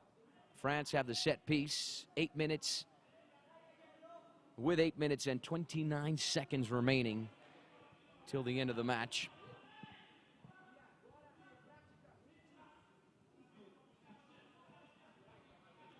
And that was the 5th foul. So you know what that means. This is the first time we have seen this in the competition today. Italy have a direct free kick, or rather France have a direct free kick with the golden opportunity to put 2-1 on the scoreboard. And who's going to take it? From the looks of it, it's going to be the number 9, Fabrice Morgado, who came in at halftime. A direct free kick. Fabrice Morgado versus Andrea Chiellini. Andrea Chiellini versus Morgado. The Italian versus the Frenchman. Who's going to emerge triumphant from this duel? The ref making sure Chiellini is on the line there, in between the goalposts. Morgado to take the direct free kick. You see there the French guide, Yannick Lecolvez, tapping the goalpost to make sure Morgado knows where they are. 8 minutes and 29 seconds on the clock. Morgado is going to take it, and he's denied by Chiellini. Makes the save. and then keeps the ball inside the box on that second attempt. Very, very solid save from Chiellini. We have seen a number of extraordinary saves in this match. And there was one more from the Italian. Have a look at it again. Here's the replay. The right-footed rocket from the Frenchman, forcing a very decent display of elasticity from the Italian. And here come the Italians. Giunta inside the area. He pulls the trigger. And now Bartolomucci comes up with his save on that near post. Italy have a corner kick. How about this second half, ladies and gentlemen? What a match. What a match. One of the most exciting matches, if not the most exciting match of the competition so far. 2 goals.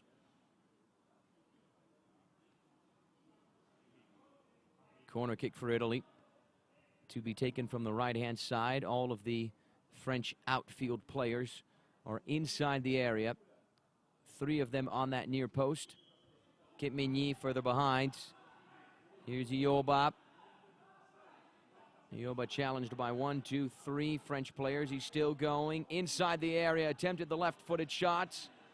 Kitmigny coming away with it. Running at France. The little nutmeg there. Can he get to the ball? No, he cannot. He lost track of it. And it's loose in the middle third. And the referee's going to sound the whistle because we did have an awkward fall from Paul Iobu.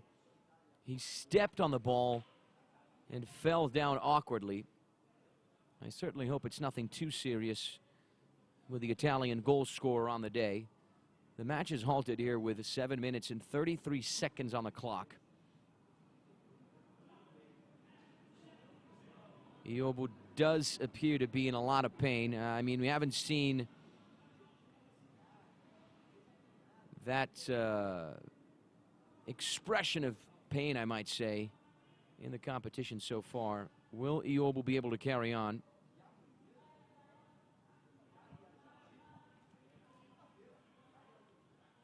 Four exciting matches for you tomorrow. 4 exciting matches on Thursday as well. The 3rd day of the IBSA Blind Football Grand Prix.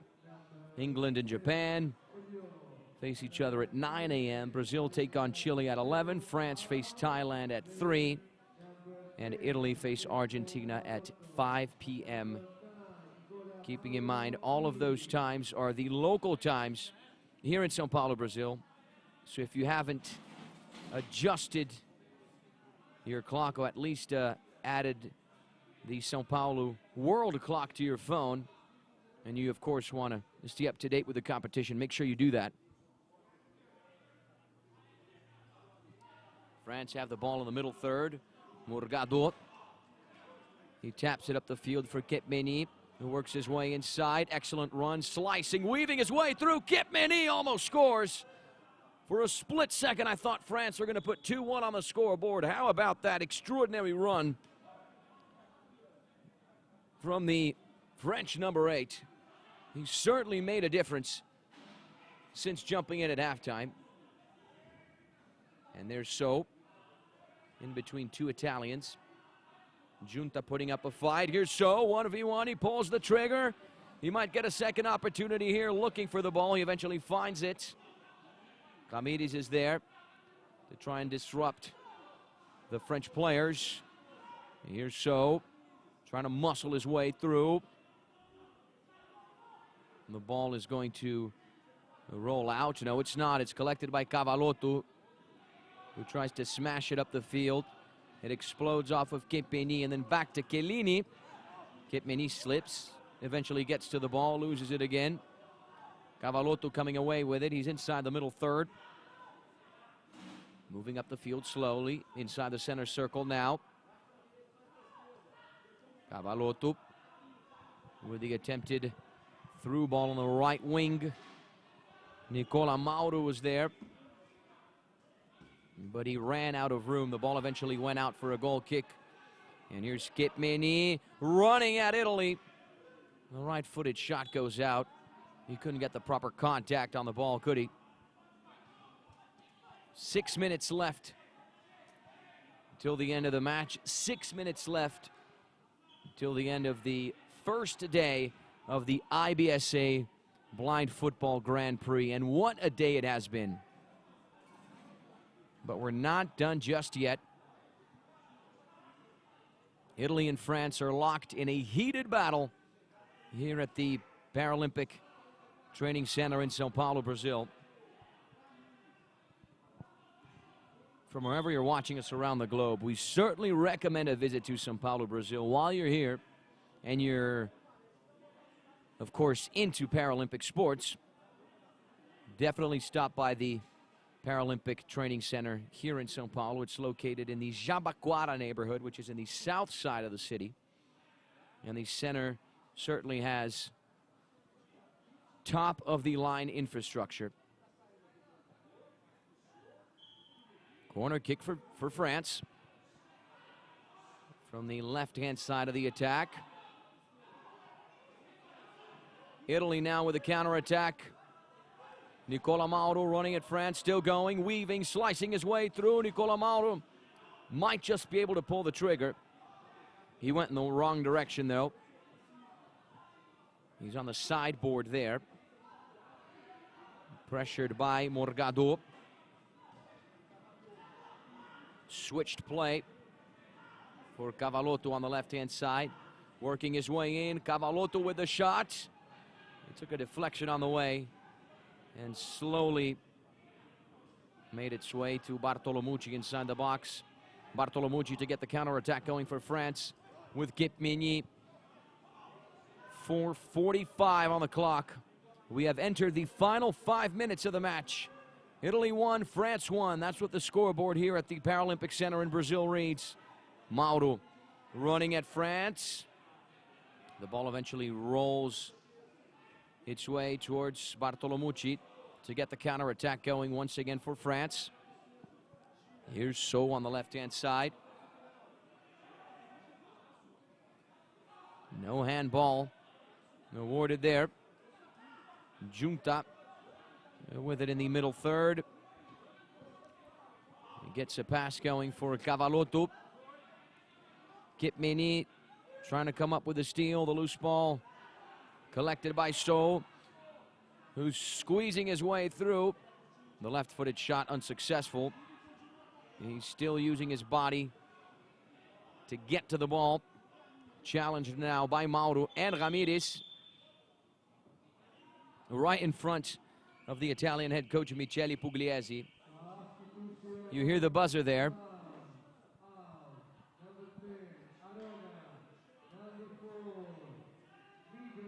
The buzzer because we're going to have a substitution on the French side. Hakim Areski, the number 5, will be stepping in. And we're going to have more than one substitution on the French side with 3 minutes and 46 seconds on the clock.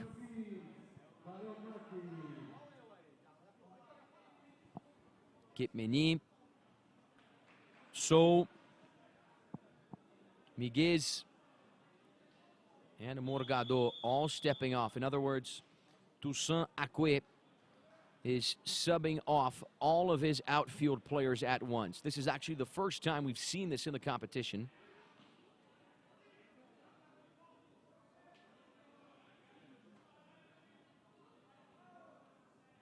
An audacious move there from the French coach. The match allowed to resume. It's Italy's ball in their defensive third. 3 minutes and 46 seconds on the clock. We're very close to entering the final 180 seconds of the game. So far, a goal each way, a point each way between Italy and France. This Group B is looking very interesting because Thailand and Argentina tied earlier today, so they have 1 point. And Italy and France are tying right now. Brazil are at the top of Group B with 3 points. Chile and England have 1. Japan are at the bottom with none. Here's Niang.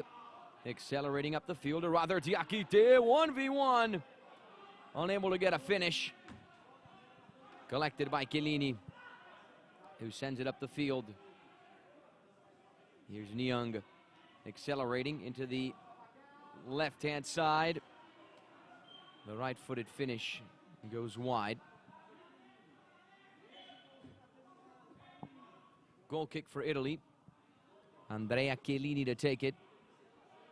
He plays it short with Giunta, who taps it up the field. It eventually rolls out for a French goal kick. 2 minutes and 50 seconds basically on the clock. Here's Baron on the left-hand side, running at Italy, unable to squeeze his way through. The Italian players very well posted defensively. Another goal kick for the Italians, Andrea Chiellini, the Italian goalkeeper who has produced a number of solid saves in the match, to take it. Here's Nicola Mauro, clearly fouled in a dangerous position. Fouled by the number 5, Hakim Areski. And this is a very similar position to where Italy scored their goal. And we're going to get a substitution on the Italian side. Paul Iobo scored the equalizer. He's not on the pitch right now. The question now is he going to jump in? We're going to find the answer to that question momentarily. 2 minutes and 33 seconds on the clock. And I was exactly right. Paul Iobo is going to step in. And I imagine he's going to be the man tasked with taking that set piece. Paul Iobo to jump into action here. Can he score the second Italian goal? The Italians want to take the lead. They're looking for that late winner. Could it come right now? The Italians looking to come from behind and score.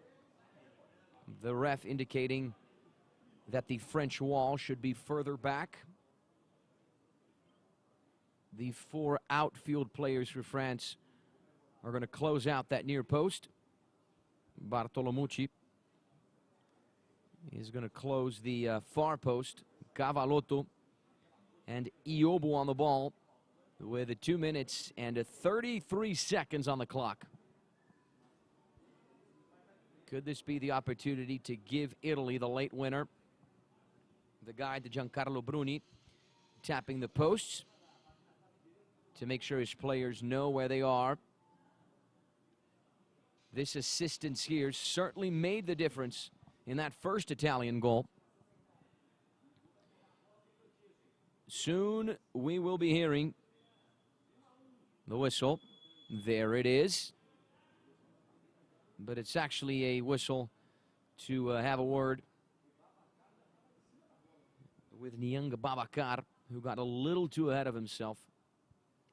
He can only move once that whistle is blown. Set piece for Italy. Basically 2.5 minutes on the clock. Once again, Giancarlo Bruni indicating to his players where the goalposts are. That's Bartolomucci's left post. And there's the whistle. Cavallotto with a shot blocked by Diakite. That was not Niang, actually. That was Diakite. Italy have a corner kick from the left-hand side. Francesco Cavallotto to take it. Giunta is also there to assist. 2 minutes and 28 seconds on the clock. There's a tight shot of Bartolomucci, the French goalkeeper, who has produced a number of important saves in the match. We're very close to wrapping up the first day of the IBSA Grand Prix, and what a day it has been. Cavallotto working his way inside. The right-footed shot goes wide. Goal kick for France. He sends this ball up the field. 2 minutes and 20 seconds on the clock. Baron had the final touch. Goal kick for Italy. 2:16. We're very close to entering the final 120 seconds of the match. Chiellini linking up with Giunta. The pass for Cavallotto. Disrupted there by Diakité. Cavallotto on the edge of the area. He goes down.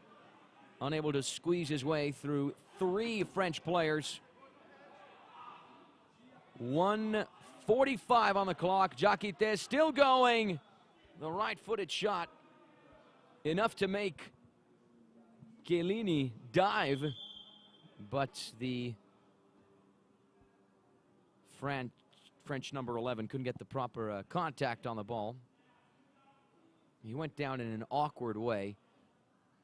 A number of players there making sure he's okay. He's back up on his feet. Is he going to have to be subbed out? That does not appear to be the case. He just adjusted the laces on his cleats there. Chiellini puts this ball back into play from goalkeeper to goalkeeper. It rolls towards Bartolomucci, who connects with Baron on the left-hand side. Baron still going, running at the Italians. Ramirez was there to get the final touch. 1 minute and 24 seconds on the clock. France have a corner kick from the right-hand side. An exciting final stretch to the game here. Both teams vying for the winner.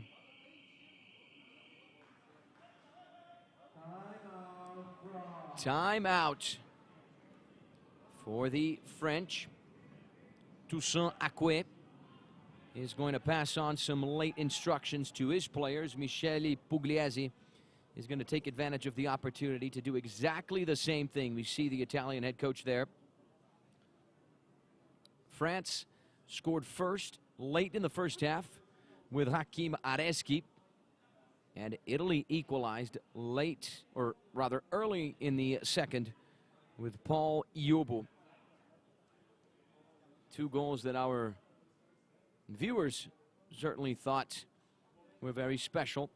Kenneth Brown, for instance, saying, nice goal from France's number 5. And then a few minutes later said, stunning equalizer from Italy. 2 great goals. And that is one word that perfectly describes this match. Great. We've had great saves, great goals, great runs, great efforts from the players on the pitch today. 6:20 local time here in Brazil. Italy and France have been going at it for over an hour now. France have a corner kick from the right-hand side.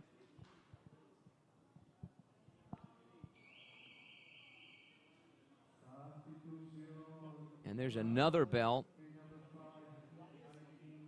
We're going to get a substitution on the French side.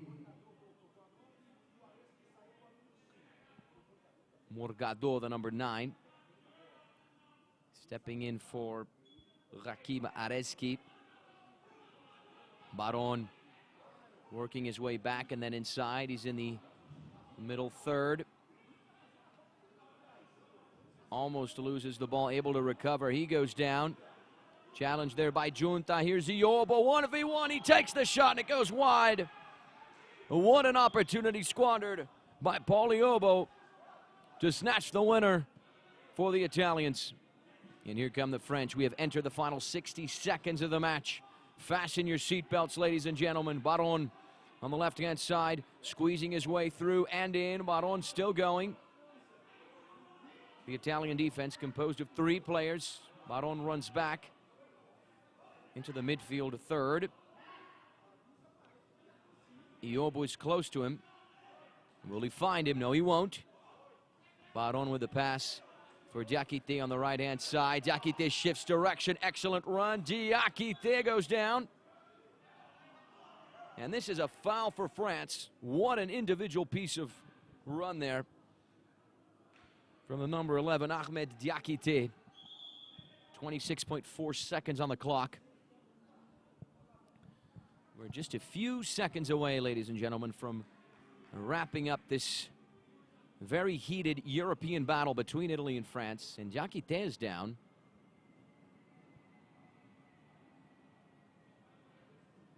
Hopefully it's nothing too serious. One of the members of the French medical staff is checking in with him.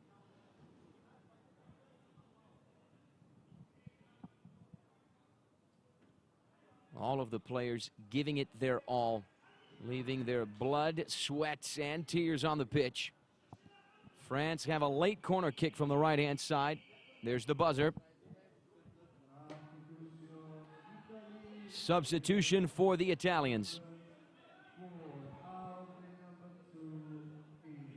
Giuseppe Catarinella will be stepping in for Brian Ramirez. That's the substitution promoted by Michele Pugliese. The goalkeeper Chiellini making sure his teammates are in the right place. For France, have a late corner kick.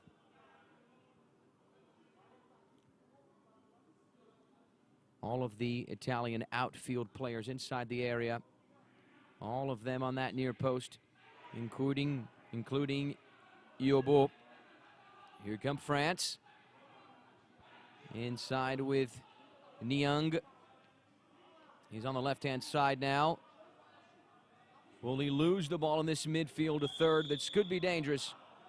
And he's fouled by Junta, who pulled Niang's jersey. 9.3 seconds on the clock.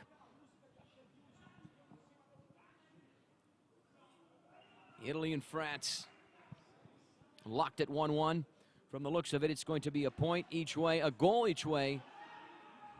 And that was France's, or rather Italy's, 5th foul again. So France are going to get another direct free kick. They already had one prior with Morgado taking it against Chiellini. Denied by the Italian goalkeeper. Can Niang Babacar snatch the winner for the French late in the game? It would be the dream outcome for the French.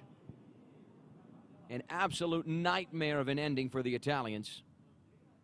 Andrea Chiellini versus Niang Babacar. Niang Babacar versus Andrea Chiellini, the French number 7 versus the Italian number 1. Who's going to emerge triumphant here? A direct free kick late in the game. A solid match here at the Paralympic Centre in São Paulo, Brazil. There's the French guide, Yannick Lecouvez, making sure Niang knows where the goalposts are. He pulls the trigger, and he is compensated with a spectacular goal. A right-footed rocket into the back of the net. No chances whatsoever for Andrea Chiellini, as this meteor would make its way into the top of the frame. And France surely have the W and the 3 points. What a finish from Niang Babacar. Let's have a look at it again. From his right cleat to the crossbar and into the back of the net. France 2, Italy 1. Niang Babacar emerging as the hero for the French. 5 seconds on the clock.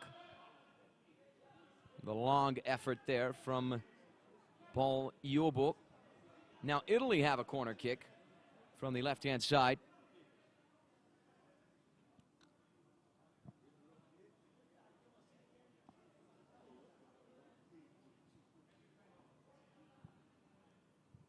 And 2.6 seconds on the clock. And now Italy are vying for that late equalizer. Can they get it? All of the French outfield players inside the area. All of them on that near post there. Bartolomucci making sure his teammates are in the right place.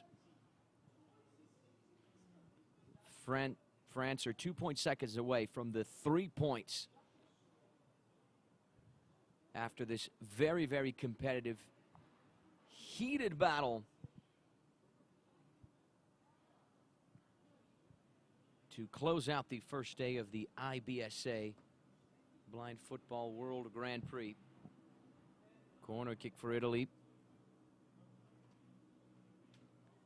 2.6 seconds on the clock.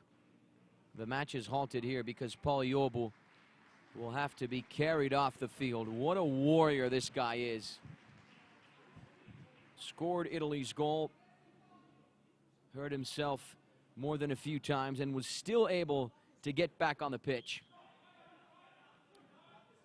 Corner kick for Italy. Cavalotto still going, and there's the full-time buzzer, followed by the full-time whistle. France get it done. They top Italy 2-1. The European champs emerge triumphant on their IBSA Blind Football World Grand Prix debut, thanks to the late winner from that guy right there, the number 7, Niang Babakar. So after the first day of the competition, in Group B, we have Brazil at the top with 3 points, Chile and England in second with 1 point each, and Japan at the bottom in 4th place with no points. And then in Group A, we have France at the top with the 3 points after beating Italy here 2-1. Thailand and Argentina are splitting that second position since they tied earlier today, and then Italy at the moment are at the bottom of the table in 4th place with no points. We're taking a look at the highlights now. Nice save there from Chiellini denying Morgado. Junta had this opportunity here, but it would all be decided in the final seconds of the match.